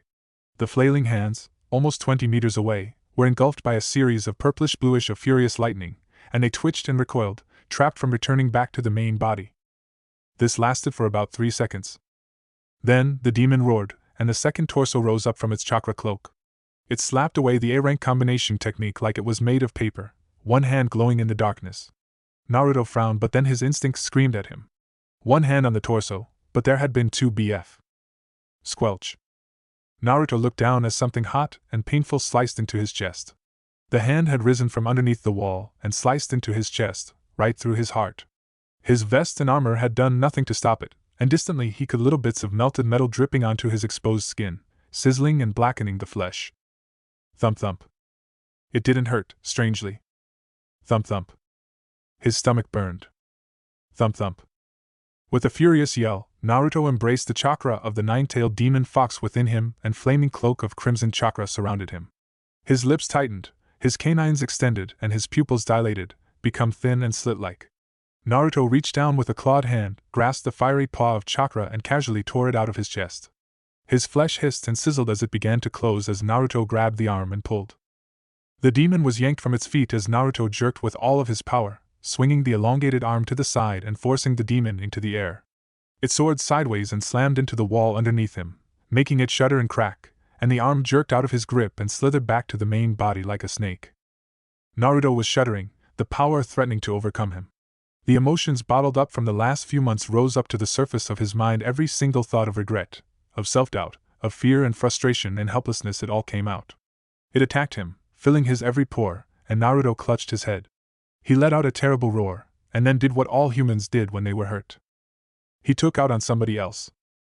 Naruto channeled the anger and fury he felt at the rising demon. 2 tails of chakra swished behind him, and with an animalistic snarl, he used them to push off the wall and slammed into the demon below him. Their 2 chakra cloaks met and blurred, sparks flying around them as Naruto darted around the bigger, more lumbering beast, striking at it with all of the power of his pent-up fury. The raining blows made the other demon roar in anger, and it swiped at Naruto desperately, trying to get the transformed Anbu away from it. Naruto continued up the attack, raining a series of blows that would have shattered the bones of any normal shinobi he had struck. His head was ringing, the chains were rattling, and his fists were meeting something solid. The beast had finally staggered up to its feet, however, and it swiped its tails. A huge blow of invisible, incredible force slammed into him, and Naruto was knocked off his feet and sent tumbling along the ground. He was up in an instant, but by then the demon had regained its footing and the young Anbu was now forced on the defensive. Naruto was agile, but not as agile as the seemingly unlimited number of morphing chakra arms and legs. Its foretails spread out behind it, and its maw curved into what could only be a wicked smile as it attacked, battering Naruto around with incredible ease. It was surprisingly nimble, and Naruto's blows were now barely phasing it. Naruto lunged, clawed hand extended, and drove a fist at the demon's face. It jerked its head away and Naruto missed, his blows slamming into the wall of the fire palace and gouging a hole into it. An instant later he ducked, as the claw of the glowing demon took the entire wall out in a shower of splinters. Naruto felt a growl rumble in the back of his throat. His stomach continued to burn, and more power was spiraling out of the seal and forming around him. He gurgled and collapsed on all fours, staggering back. His teeth grew, molars falling out, other sharpened teeth replacing them. Bones creaked and groaned as the corrosive and potent power of the nine-tailed demon fox surged through him, far more power than he had ever used before. He clutched his head, breathing harshly, and managed to look behind him. 3 tails lazily waved in the air behind him. Thump thump. Something beat in his chest, something other than his heart, and a searing flash of pain shot through him. Naruto screamed, and a terrible yowl rose into the air. His vision was growing red, but as he hunched on all fours he could see that the skin on the back of his hand was starting to peel, revealing surging dark crimson veins of power below. Thump thump. The chakra of the other demon scorched the air around him as it attacked, but Naruto could barely see it. His vision was made entirely of red, but his body moved reflexively, blocking blows. Every time his body came into contact with the other beast's chakra, though, his vision got just a little bit darker, and the rattle of chains grew louder and louder. Thump thump. His vision was completely red. He couldn't hear anything. His body had been consumed with flames, and he felt nothing. All he could taste was the acrid taste of burning blood and fire. Thump thump. Thump thump. Thump thump. Thump thump. His eyes shot open. He lay on his back on a wet stone floor. The air above him glowed with a faint red light, and a foul wind breathed over his face. His body was too weak to move, and his mind was too exhausted to try, but nonetheless he forced his head to the side. Giant golden bars rose from the ground and stretched up into the darkness. The nine-tailed demon fox curled up behind the cage, large tails wrapped around its body, its head resting upon its paws and its terrible eyes staring right down at him. Thump thump. The noise reverberated throughout the chamber. Now that he was closer to it, it sounded like a heartbeat. Dazedly, Naruto saw the nine-tailed demon fox's chest rise up and down once. Thump thump. It rose again. Resonance is occurring. The fox spoke. Its voice boomed in the room, but it also sounded very far away. Reunion is at hand. One way or another, I am to be whole. Something cold and hard slithered up Naruto's leg. The sound of metal striking upon stone occurred close to his head. Something else started creeping up his arm. What a disgusting man he is, the fox said. Hatred rumbled deep within its throat. What an abomination he has created. Whatever was crawling on him wrapped hard around him, and his bones creaked. Something pulled at him, and Naruto was forced over the ground. His fingers scrabbled about weakly, trying to stop it, trying to do something. The fox watched with no recognizable emotion in its giant, crimson eyes. What an abomination you have created! How I loathe you, shinobi! The fox spoke again. His voice was very faint this time, and Naruto could barely hear it. How pathetic and loathsome you are! Naruto finally recognized what had grabbed him. Rusty, corroded and greedy chains, stretching out formed the depths that lay at the very edge of the giant cage. His fingers gripped at the edge of the pit, his nails splitting and breaking as he failed to maintain his hold. He fell, the wind that rushed past his head feeling more like water. How pathetic you are, falling to your own insecurities. Truly, you are an abominable creature, Uzumaki Naruto. The fox's voice grew faint, and then faded away as the crimson light at the edge of the pit began to shrink. Naruto kept falling, the chains pulling him down, and although he was there, he was also outside too, watching what was happening in the real world almost as if he were a bystander. 2 terrible beasts faced each other. Each was surrounded by a miasma of glowing, bubbling crimson chakra.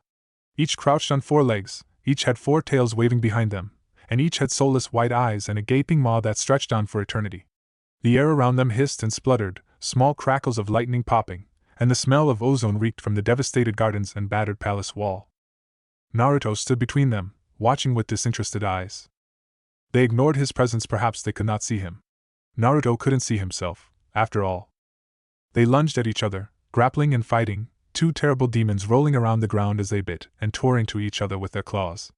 They struck at each other with blows that would turn a human into a thick, red paste, and the ground shattered around them, giant craters forming with every hit. Water spurted from the broken pipes, bubbling to the surface, and much of it spluttered and hissed as it evaporated on contact with the terrible power that lingered in the air. One of the demons himself, Naruto realized dully, although he couldn't tell how he knew that, picked up a large chunk of broken masonry from the walls and threw it, and the 3-ton projectile slammed into the other demon. It let out something reminiscent of a yelp, bouncing along the ground as the rock was pulverized on its hide, and it landed in a crouch on all fours. Fire burned in its maw and threw out a searing wave of chakra that swept through the gardens. Plants and grass burned, and the landscape was turned to ash and black rock. Naruto was unaffected. It picked up a blackened tree trunk, still on fire, and it swatted the other demon aside like somebody would swat a fly. The demon went bounding along the ground again, slamming into the fire palace and disappearing underneath a pile of broken wood and stone. Then, 2 crimson arms shot out and grabbed the broken edges of the palace's wall around them, and the other demon used it to slingshot out of the fire palace and onto Naruto. Its head came down, and it delivered a devastating blow with its head, slamming down upon Naruto. Naruto roared, the air quaked, and then the 2 demons rolled and tumbled with each other in a pile of glowing limbs and gnashing maws. Naruto was on top, hands wrapped around the other demon's throat, but then it kicked Naruto with a mighty thrust of its hind legs.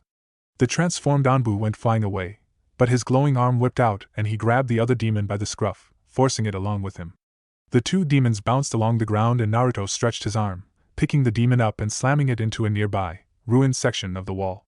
Huge chunks of rocks fell, and the other demon emerged, shaking its coat of crimson chakra as broken rock began to melt off of it. It opened its mouth as Naruto recovered his balance, reared its head back, and something dense and impossibly heavy smashed into him. Naruto howled in fury as he was lifted off of his feet, flying back from the gardens, clipping the debris of the wall and sent soaring out into the open city. Naruto, the real Naruto, drifted after him without too much concern. The enraged Jinchuriki slammed into a house and the whole thing burst up into flames. The fires rose up as the Crimson Menace emerged, unharmed and untouched by those flames. Nearby men and women, terrified soldiers and crying children, shrieked and ran from him. The nearby undead that roamed the streets abruptly burst into flame and his mere presence, and whatever technique held them under sway wasn't enough to send them fleeing from him. Naruto roared, and the windows of the nearby buildings and houses shattered and broke. He grabbed the floor of the blazing ruined home and dug into the concrete and stone. Then, with a loud static hiss of power, Naruto slingshot himself back into the direction of the fire palace, rising high up into the sky. Streaks of fire rose to meet him, hundreds of sizzling bullets slapping into his chest. Naruto roared and waved his 4 glowing tails, and with every wave came a series of fiery blasts that streaked to the ground and bombarded it. Giant plumes of flame and smoke arose, met with the fiery streaks that lit up the night sky. Many missed and struck the barriers surrounding the city, and it glowed and red cracks appeared in the dark purple light. Naruto was falling, and the 2 demons once again collided. They tumbled, and Naruto pinned the other demon down, weathering a battering from its tails that caused the ground to rumble with every blow. His leant down, his maw wide open, trying to rip out his enemy's throat, but the other demon held him back. Something dark was flickering in his mouth, glowing bits of blue and red coming together into something dense. They both sagged into the ground, sinking down and crushing the earth and stone beneath them. Another pipe burst and water flooded the crater they were in. Much of it became steam, which hissed as it rose, obscuring Naruto's vision. He lifted his head back and formed his own dense ball of chakra, knowing instinctively what to do. Neither of them had the patience to wait for too long, and they reared their heads back and fired them at each other within a matter of seconds. The 2 powerful blasts of chakra struck each other and ricocheted. One rose up into the air towards the fire palace, and it struck the very top of the structure. The huge spire, and the eternal flame that blazed upon it, disappeared in a sphere of blinding white light that devastated over half of the fire palace. The other rose up into the sky and struck upon the barrier that surrounded the city. It disappeared in a blinding flash of white light that turned night into day, and as the light receded, glowing shards of purple dust rained down upon the city. Naruto watched all of this with dead eyes. At the same time, he lay within the very depths of his soul as rusty, corroded and broken chains wrapped around him. They suckled from him like a baby at a teat, taking in all that he was and all that he could have been. His mind was deadened, and although he vaguely knew that this was wrong, he simply did not care. Apathy had won the day. Above him, the light of the 9-tailed demon fox was faint. He was too far down in the pit to see, and there was no light around him. Whatever parts of his mind remained alert struggled against this. He wanted light. And then there was light. The chain shrieked and rattled, and then came at him again, slamming into him and piercing his skin. Naruto reared his head back as agonizing pain struck every part of his being, and he screamed. And Naruto, cloaked in the power of the nine-tailed demon fox, with 4 tails and white, soulless eyes, reared his head back and screamed. He thrashed on the spot, the power receding as a soft, green glow began to emerge from his chest. The other demon shied away from the glow, a low growl sounding oddly like a whimper emerging as he scrambled back. From the miasma of crimson chakra that surrounded him came the first sign of Naruto, and he emerged from it, tearing it off of him with still-clawed hands. His skin was peeling and reddened, and in several places it was just bare flesh and blood. His eyes were bloodshot and wild, and he had no eyelids. His hair was gone, but even now it began to grow back into blonde, spiky locks. Naruto screamed again, and the chains within his mind screamed with him. They had suckled at the demon's chakra, using it to grow strong and overpower Naruto, and now it was gone. It wanted more. Naruto flung out his hand in a wild, instinctive gesture, and 3 rusty chains burst from his arm. They soared through the air, wrapped around the other demon, and trapped it. The demon roared, and Naruto matched it with an incoherent scream of rage. He flung out his other hand and more chains burst into existence, rattling loudly as they surged through the air. They wrapped around arms and legs, pinning the beast to the ground. More chains, rusty and half-broken, shot out from all of his tenketsu, coming from his back and his chest and neck. They pierced the demon upon the ground, impaling its arms, legs and tails, and wrapping it up in a cocoon of metal. The demon shrieked and struggled against the chains, even as the crimson miasma around it began to fade. The chains suckled at it greedily, and soon the face of a boy appeared. Naruto paid it no mind, breathing harshly, his body trembling and his mind teetering on the edge of exhaustion. More chains shot out from his abdomen, and the boy screamed in agony. 3 tails were pinned down by the chains, and then 2. Then there was only 1, and the boy let out a final scream of pain before it too faded away. The chains tensed, and then they shattered into showers of sparks and metal, which disappeared into wisps of dark, foul smoke. Naruto knelt on the ground, and then fell down. His eyes shut. Deep within his subconscious, in the large cavern where the 9-tailed demon fox had been imprisoned, something was happening. The chains rattled and chinked in their pit, which was alight with a fiery reddish-blackish glow. The 9-tailed demon fox watched all of this as it lay there, and for the first time in months, it lifted its head off of its paws. Then, it inhaled and the wind in the cavern roared. Wisps of crimson chakra began to waft up from the pit as the fox sucked in a breath that seemed to go on forever. More wisps came, and then rising geysers of the crimson power was forced up out of the pit. The fox continued inhaling and the power flowed effortlessly between the golden bars of the cage, past the seal that adorned its door, and was sucked into the gargantuan beast's mouth. The last of the light disappeared and the fox stopped inhaling. Its teeth gleaming, it began to laugh, a horrible noise that echoed out into the cavern. Even the chains stopped rattling and the metal cowered underneath the force of the 9-tailed demon fox's sheer happiness. It would take some time, but soon it would be whole. Perhaps, for the first time in a century, it would soon be free. It could only dream. It rested its head down upon its paws once more and closed its large, scarlet eyes. Chapter 42, Status Quo. Kanoshi was a large city that had been built on one of the great plains of the Land of Fire. A large river, drawing water all the way from the mountain ranges of the Land of Earth, flowed down from the northwest, and it cut close to the city, bringing with it the trade of the western nations. Small towns had been built around the river, supporting the burgeoning mercantile economy, and usually a constant trickle of carts and carriages would travel to and from the river docks, bringing in supplies and passengers. Now, the carts and carriages had stopped. The twinkling stores were blotted out by huge plumes of smoke that rose from the Land of Fire's capital city and the outlying towns, and large fires raged uncontrolled. A shimmering barrier of dark purple enclosed Kanoshi itself, trapping in the occupants of the city as the army of the revolutionary Kazuma began its attack. From the vantage point several kilometers away, at the edge of the tree line of the nearest forest, the Black Ops operatives codenamed Team Spark crouched at the very top of the foliage of the trees. They all wore dark robes and blank silver masks. Their leader, designated Spark Eye, held a pair of binoculars, and he watched the beginning of the Land of Fire's civil war with the quiet sense of achievement. It had been a difficult mission. Team Spark had had the support of several other squads at the very beginning of the operation, but that support had dwindled as Konoha had increased its patrols and tightened its internal security. The other teams had returned back to the village, leaving Team Spark behind in the deep recesses of the Land of Fire's forests to fend for themselves. It had been hard avoiding patrols, gathering supplies from nearby drop points, and continuing to run their operations. Much of their success was due to one of the freelancers that Kazuma had hired. Team Spark had been initially dubious of the orange-masked man, and even Spark 4, their best sensor, hadn't been able to get a read upon them. Nonetheless, the man's strange techniques and unique knowledge had allowed Team Spark to travel around Konoha unheeded. The freelancer had also had contacts deep within the logistical chain of command, and as such they had been able to implement several successful false flag operations incriminating Sarutobi's latest protege. Kazuma was mad, and his idea of a Jinchuriki army was just as bad. That didn't really matter to Spark Eye. His orders had never included the need for Kazuma to win, so long as the revolution weakened the Land of Fire and Konoha as a whole. Spark Eye's hands flashed, twisting into a silent nonverbal code that only he and his team knew of. Status on Alpha and Bravo. Spark 4 answered. Bravo has moved away from priority target, seeking secondary target 3. He paused, tilting his head in the air. His loose brown hair ruffled in the wind behind his mask. Location of Alpha remains unknown. Spark 3 answered that for them, her hands moving rapidly. Sentry indicates presence of Alpha in Sector S4G of City. Verifying, she paused, angling one of her remote spies in for a closer look. Chakra presence confirmed, visual presence confirmed, olfactory presence confirmed. Alpha has left priority target. Spark Eye nodded in confirmation. Begin the operation, he signed. On the tree branch above them, Spark V clapped his hands in a seal.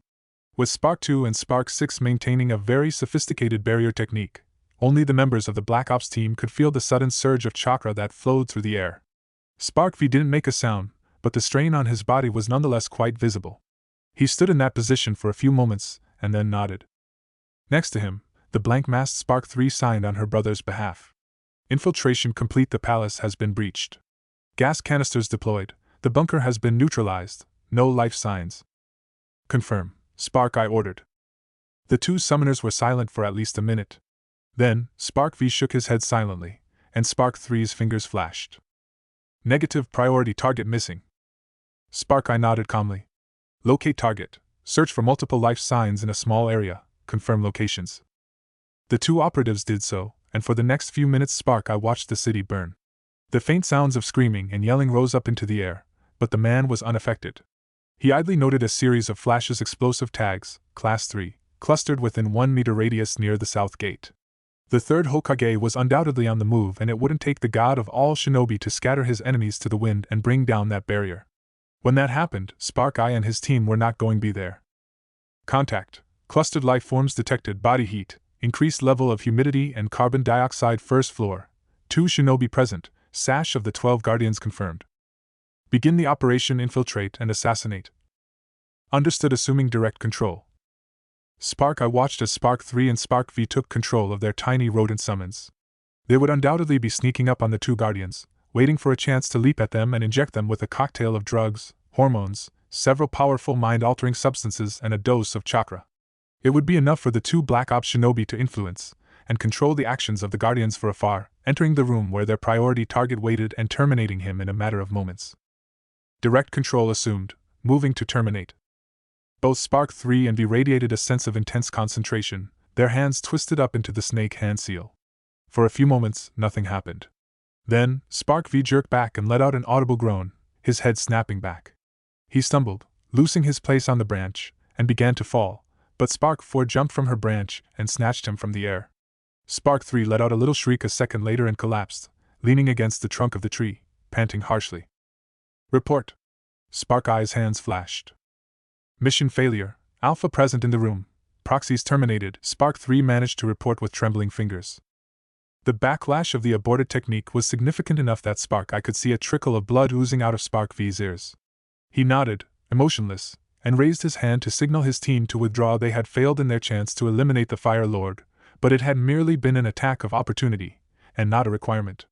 His superiors would be pleased enough to hear that the Land of Fire's capital was in flames, and there was always a chance that Kazuma could win, however small that it was. Then a sudden burst of red light flashed in the corner of his eye, and he jerked his head back to the city. A crimson light was glowing at the base of the fire palace, the light pulsing ominously. There was a cold feeling in the air, and something heavy settled down upon them. Spark Eye was legitimately surprised at the sheer power he could feel, and it was something that he had only felt once before when Kazuma had demonstrated the power of his Tier 1 weapons. The other man had always been assured of the next weapon, the Tier 2, and Spark Eye could see why. How had the man managed to create such a powerful Jinchuriki? This change thing a Tier 1 weapon had been decided by his superiors to be insignificant. The level of power that the Tier 2 weapon was displaying, however, was immense. Should such a thing be replicated? Spark Eye took a deep breath and made a field decision. Spark Eye's hands flashed. New priority orders: secure rebel leader and extract a home village for debriefing. 2 and 6, continue Ma. He was cut off by a flash of bright light and a thunderous boom that echoed around them. A large explosion had just gone off at the base of the fire palace, and for a moment the crimson presence of the Tier 2 disappeared underneath the rising ball of flame. Then, it reappeared and the presence came off even stronger than before. For a moment, nothing happened, and then there was a second presence just as powerful as the first. Spark Eye belayed his orders, waving his hand and canceling his message. Konoha had just deployed their Jinchuriki to counter Kazuma's. It would be an unacceptable risk to enter the city at this point, not until things had calmed down. The two beasts fought amongst the fire palace, crimson light ebbing and dimming as they collided with each other, sprang apart, and collided with each other again. A part of the wall was destroyed, something hung in the air and streaks of fire shot up to meet it by the hundreds. At roughly the same time, great plumes of fire burst into existence, and then the two presences collided again. There was a flare of light, a sudden and terrible surge of pressure washed over them even at the distance they were, and then two beams of brilliant light shot up into the air. One slammed into the spire of the fire palace, and it disappeared in an instant, shattered under the terrible force of the attack. The other struck the barrier, and it too disappeared, cracked purple light falling down to the ground akin to broken glass. Spark Eye watched in silence. Something had happened, and one of the foul presences had considerably weakened the second one to have appeared. For a moment, it seemed as if Kazuma had had his victory, but then the first one abruptly disappeared and the city fell into silence. With the failure of the barrier, reinforcements were rapidly approaching, hundreds of shinobi from Konoha sprinting at the city at breakneck pace. Spark Eye had seen enough. The battle was lost. Konoha had been weakened, but they had ultimately prevailed. Team Spark did not have the military might to take the capital themselves, and their assets seemed to have either perished or were about to fall into the rapidly closing net of approaching Leafnine. Operation Spark was concluded. Contact! Spark Ivy's hands flashed in sudden alarm. Close range, 20 meters, 4 shinobi from the east. She paused. 7 shinobi from the east, 9 from the west. She paused again, and quietly shook her head. We're surrounded. Spark Eye felt the barest flicker of frustration forming at the pit of his stomach. He stood up, casually brushing aside the emotion as he had been doing all of his life, and surveyed the area around them. However they had done it, a full platoon of shinobi surrounded them, not even trying to hide their presence now. They wore black robes and blank white-faced masks, and stood on the branches of the trees all around them, staring silently at them. They made no move to attack as Team Spark fell back in a close, defensive formation. The barrier around them, apparently useless, fell. From one of the branches came the first sound that the approaching enemies had made, and it was the sound of wood hitting wood. From the shadows came an old man leaning heavily on a wooden cane. His arm was bandaged and drawn tight to his chest, and he wore strips of cloth around his forehead and down out of his eyes. He stood on the branch, surveying them with one half-closed eye. So you're the ones who have been playing in my backyard, the old man said quietly. His mouth twitched. Of course you would come to observe the results of your efforts. Spark Eye did not move. Behind him, he could hear a faint buzz of insects moving in the darkness, and the shadows cast down by the bright moon were slowly extending their way. You should be proud, the old man continued. Your operations were masterfully done. He drew a sword from the top of his cane and pointed the gleaming blade at them. Then, his voice rose as he addressed his men. Take them alive, if possible. Spark Eye knew what must be done. He felt only the slightest pang of regret as he made a single hand seal in a single instant, just as the other operatives lunged at them. Shadows fell upon them, freezing them in position, and they were suddenly surrounded by a hazy sphere of insects. It was too late, however, and Spark Eye watched steadily as his unsuspecting teammates were consumed with blue flame. Spark 3 let out a startled shriek. She had not been expecting the suicide technique as fire exploded from every orifice, and she managed to raise a trembling hand. Spark V and her brushed fingertips, both forms alight, and then the rest of their bodies were consumed by the powerful flames. Even as he too burned live, Spark Eye held himself strong. He ignored the other shinobi around them, even as the first ineffective water techniques were produced, and instead he looked up at the sky. His mask fell from his face, revealing a scarred, hardened face, but the expression on it was almost wistful. Whatever Spark Eye was thinking at his final moments caused him to smile faintly. Then, he too disappeared underneath the raging blue flame and his entire world went white. 1 week after the Kanoshi Rebellion, Uzumaki Naruto stood in the Fire Palace just before a grand set of doors. His armor, vest and mask were gone, and he wore a set of very formal robes. Red silk fell down to his ankles, bound with a bright yellow sash, and a cloak of sleek black adorned his back. On the cloak were a series of images that had been carefully stitched into brilliant fabric, of a terrible crimson figure, and a small shinobi with blonde hair fighting. Naruto was currently wearing a set of clothes that was probably worth more than anything he had ever earned in his life. The Land of Wind silk was pleasant to wear, but he nonetheless felt extremely uncomfortable. It didn't help that the real fight against the false Jinchuriki had gone nothing like the fight that had been depicted on his cloak, and depicted of the large tapestry that the seamstresses and servants had been working on all week. Nonetheless, Naruto knew better than to say anything when presented with the clothes as a gift from the Fire Lord himself. The young blonde Anbu stood there stonily. 2 of the surviving guardians, those that had returned with the Fire Lord's son, flanked him, either protecting him from others, or protecting the others from him. A gaggle of servants and attendants flocked around him, their drab brown robes rather plain when contrasted with his own clothes, and they fretted over him, tucking back his hair, smoothing out his robes and generally brushing against him. They were too close, and Naruto resisted his well-honed instincts, which were insisting that he should retreat and possibly bombard them all with a fire technique. It had been a week since the attempted coup d'état by Kazuma, and Naruto had unfortunately been out for most of its conclusion. The battle with the false Jinchuriki had been taxing, and he had only awakened 3 days later under the watchful eyes of Jiraiya and Tsunade. The latter had been there to tend to his medical needs, and the former had been there to inspect his seal. His transformation into what Jiraiya was calling a version 2 Jinchuriki form had been hushed up as much as possible, but nonetheless the third Hokage had been evidently concerned enough about the stability of the seal to call for Konoha's premier sealing expert. Jiraiya had examined it for about half an hour, poking at Naruto's exposed stomach and humming thoughtfully at times. Naruto had took it all stoically, but he had nonetheless felt relieved when Jiraiya had proclaimed that there was nothing to worry about, although the brief look on his face made Naruto think that the spiky white-haired man had wanted to add yet to the end of his sentence. With Kazuma dying rather unexpectedly, and his false Jinchuriki falling 5 or so minutes later, the rest of the rebellion had been rather lackluster. Konoha reinforcements had come quite from their positions quite quickly, and with the falling of the barrier, they had entered the city in force. Whatever puppetry or medical technique that had somehow allowed Kazuma to field an army of corpses had been no match for seasoned shinobi, and they had been promptly put down with ease. There seemed to have been a time limit against the technique, because as the sun rose the next day all of the corpses had promptly exploded into heaps of dirt, ash, and crumbling paper. A few of the fake Jinchuriki had caused some problems. The insane, young, crimson-cloaked children that had been roaming the city had fought to the death. They had not communicated in any way, and attacked with the savagery of a wild animal. There had been some injuries, and even a couple of fatalities. A Chunin squad had blundered into a house with 2 of them, and by the time reinforcements had arrived to assist them, 15 men and women were dead. Nevertheless, they too had fallen. In the end, the other Leaf Nin had picked up about them what Naruto had. For all their aggressiveness and power, the fake Jinchuriki were ultimately uncoordinated and easy to confuse and mislead.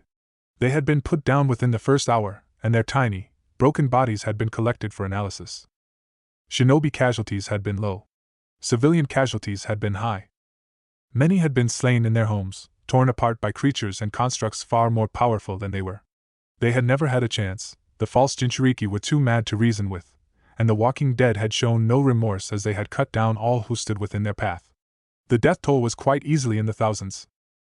Of course, as the Fire Lord had said to his advisors, nobody important had died, so it really didn't matter. It didn't matter that the Fire Lord and the Hokage, the 2 people tasked with the protection of the citizens in the Land of Fire, had used them as bait. It didn't matter that the 2 of them had left them to die, a city full of men, women and children to distract and slow the enemy as they had advanced. Naruto had taken one look at the Fire Lord and his quirky smile and that stupid fan and had vowed never to underestimate the ruthlessness of the man. As eccentric as the man was, or at least appeared to be, there was a vicious streak within him, and although he was the newly favored shinobi of the Fire Court, Sarutobi had warned him time and time again that the whims of the nobility were fickle and never to be trusted. He had felt a surge of anger when he had heard the Fire Lord casually talking to his advisors by his bedside table, and he had clenched his fists underneath the blankets. Nothing had shown on his face as he shoveled the anger and disgust away, but he was briefly surprised when the sounds of chains did not disturb him as he did so. Whatever had happened that night, it had weakened or drained the pit.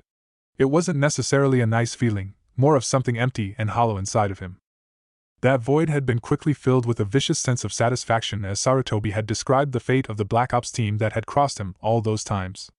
A special team of highly trained infiltrators who that was Sarutobi was quite vague on had set up observation posts all around the edge of the city, and they had located the enemy team observing the rebellion. When confronted and cornered, they had killed themselves with a powerful suicide technique, burned alive in a matter of seconds. The downside was that they perhaps would never know who had sent them. Perhaps examinations from Kazuma's body would bring something to light. It had been collected, as had 2 more bodies found on the outskirts of the city. Judging by their equipment and scrolls, they had been the ones responsible for the raising of the barrier techniques and the coordination of the Walking Dead. They had been killed with single, fatal blows, and all evidence and lack of apparent resistance indicated that the 2 shinobi had known their attacker. Naruto knew who had been responsible.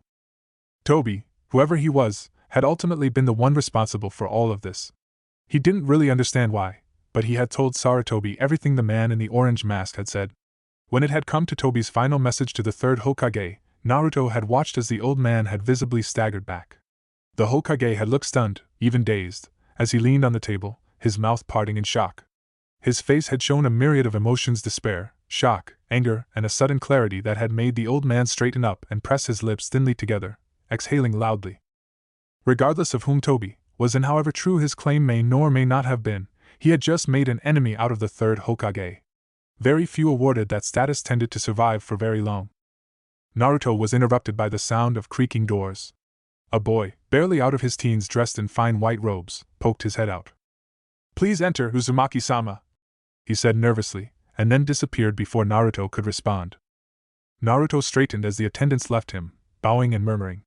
The 2 guardians swung open the doors, their faces blank and their crimson sashes gleaming under the light, and they stood to the side as Naruto walked through.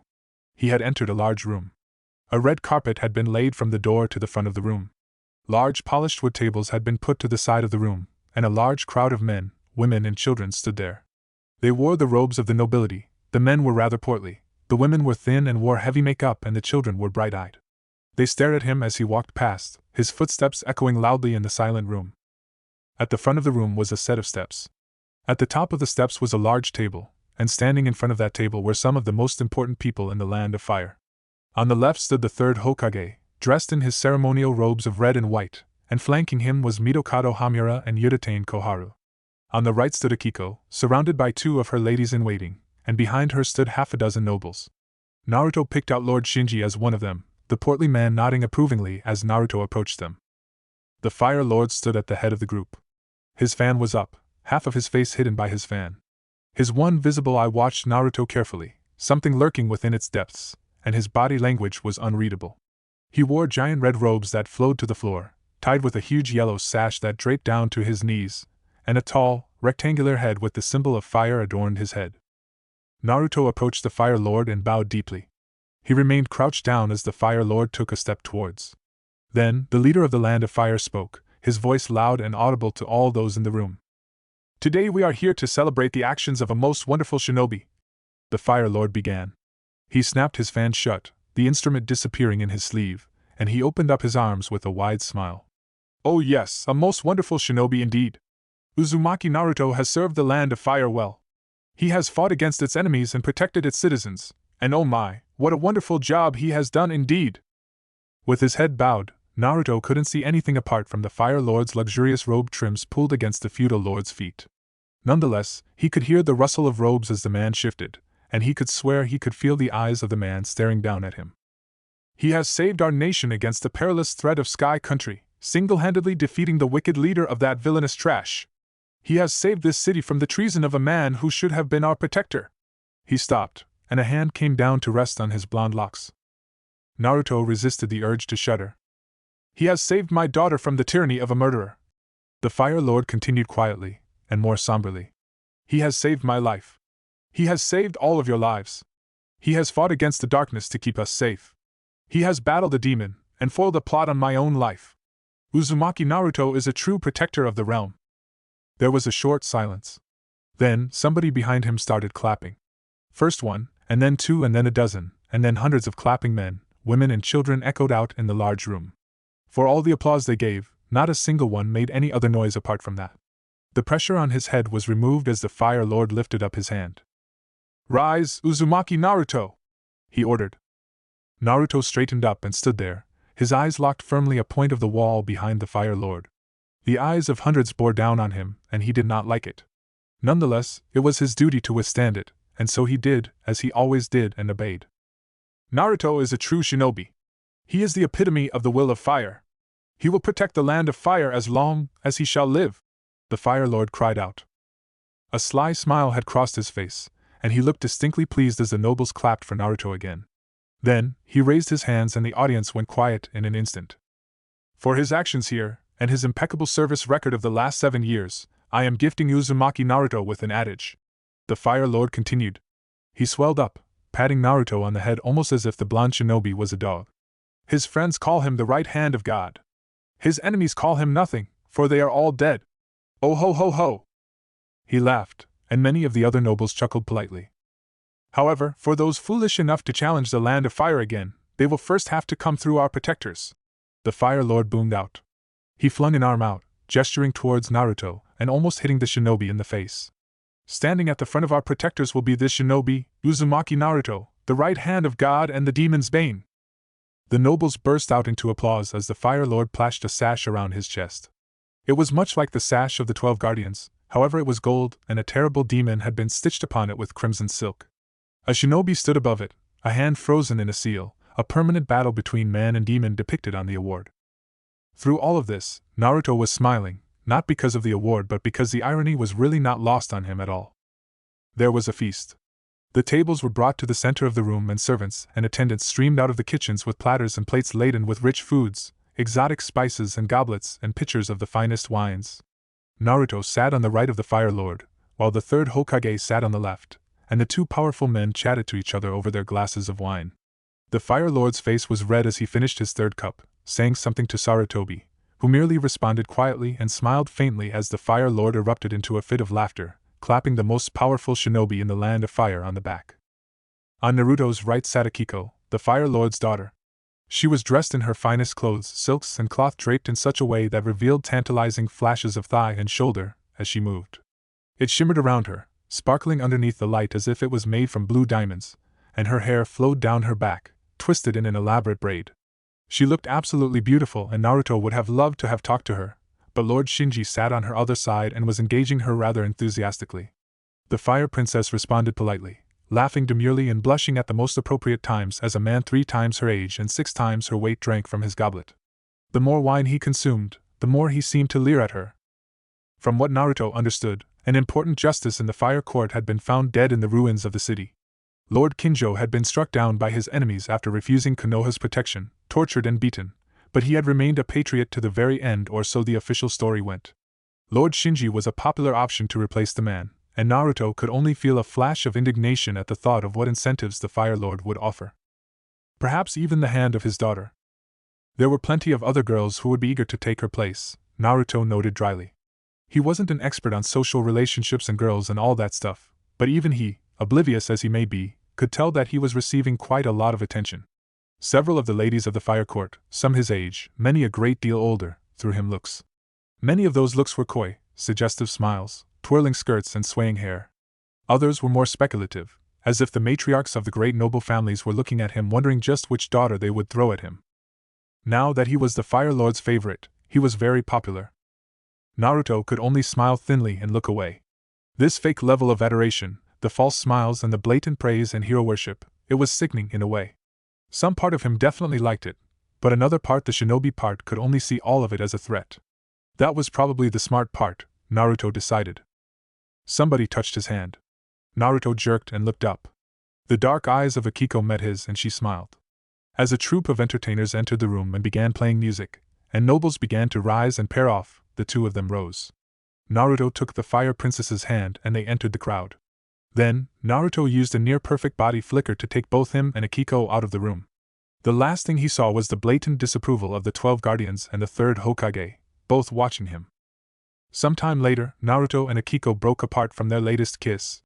The branches, twigs and leaves of plants around them dug into his back, but the blonde boy found that he really didn't care. His heart was pounding, something heavy pushed against the pit of his stomach and his senses were heightened. Akiko's presence filled him, her smell, her taste, the sound of her voice, and the feel of her hair. Naruto licked his lips, feeling a surge of affection for the girl as she smiled at him, tenderly brushing his hair out of his eyes. There was a member of the 12 Guardians nearby, but Naruto honestly didn't care. Akiko's warm body was pressed against him.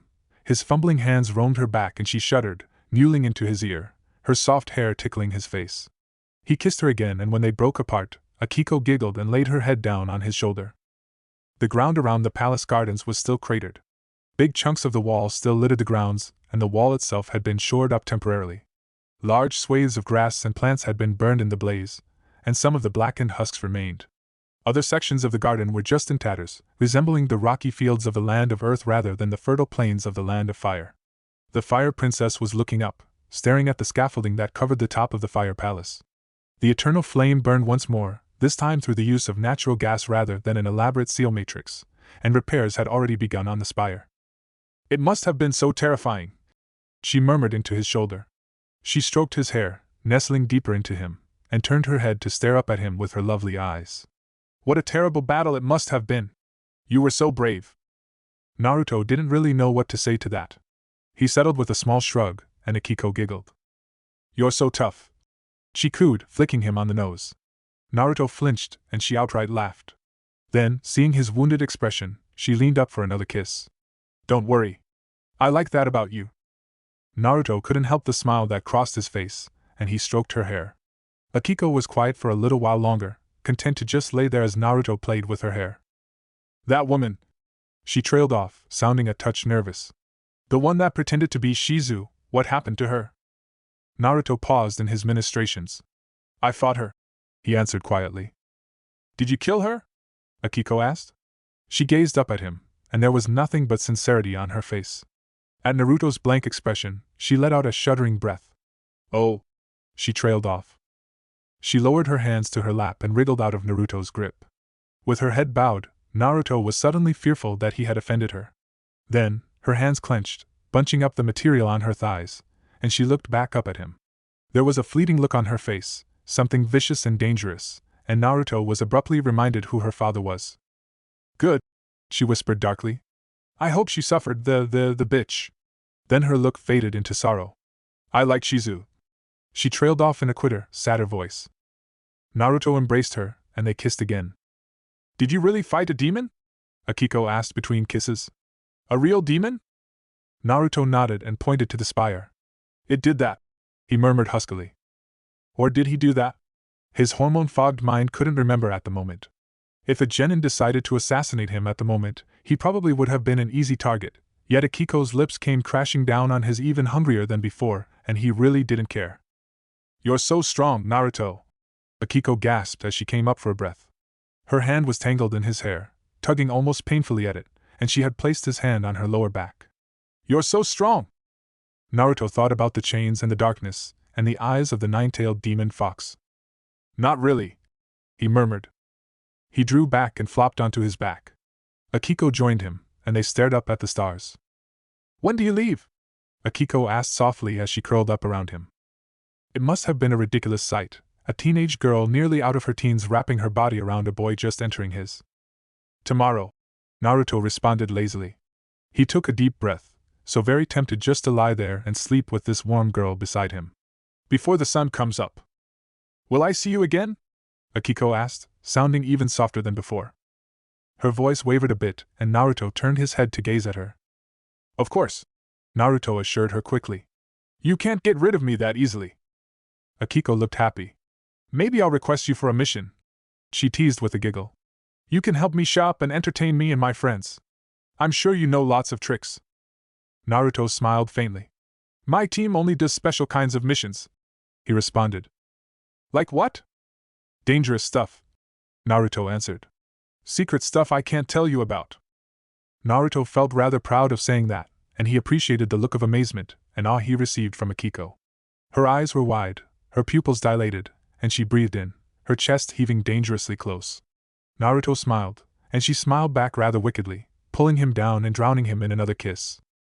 Naruto and Sarutobi departed from the capital city early in the morning, before the sun had even risen. They were accompanied by a squad of Jonin guard, more of a formality than anything else given the large numbers of shinobi present in the region. They returned to Konoha in good time, and entered the village gates as the sun was beginning to rise. Normally, only the early risers would be up by now, tending to the bakeries and milk deliveries, but as the group of shinobi entered the village, they were greeted with a large crowd. Men and women, shinobi and civilian, lined the streets as the group walked past on foot. The third Hokage had his hat on, his eyes almost disappearing underneath the hem of it, and Naruto walked on his right. As they walked past, the crowds cheered and clapped, hollering and yelling praise and acclaim. Many of the shinobi bowed their heads respectfully, and Naruto was surprised to see that it was at him.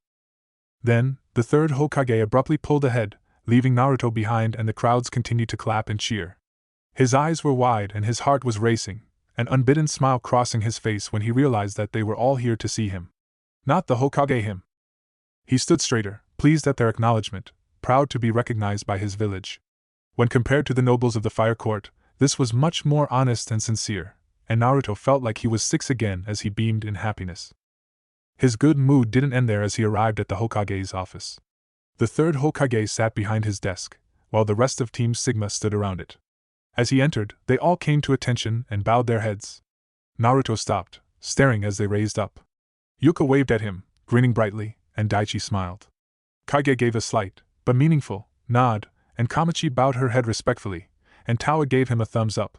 Sasuke stood there and rolled his eyes, huffing and looking away, but there was a slight smile on his face. The third Hokage cleared his throat. "We have no time for any more slacking off, Naruto," he reprimanded rather lightly. "You have been officially reinstated as Team Sigma's captain. The Land of Fire is in a mess right now, and we need every shinobi on the roster." He paused, and then the ends of his lips rose. Approval. Praise. Acknowledgement. "Get to work, Naruto!" Sarutobi snapped a second later, the moment gone but not forgotten. Naruto saluted, placing the mask on his face. He had the respect of the village. He had the acknowledgement of the feudal court. He had his team back. Things were looking good.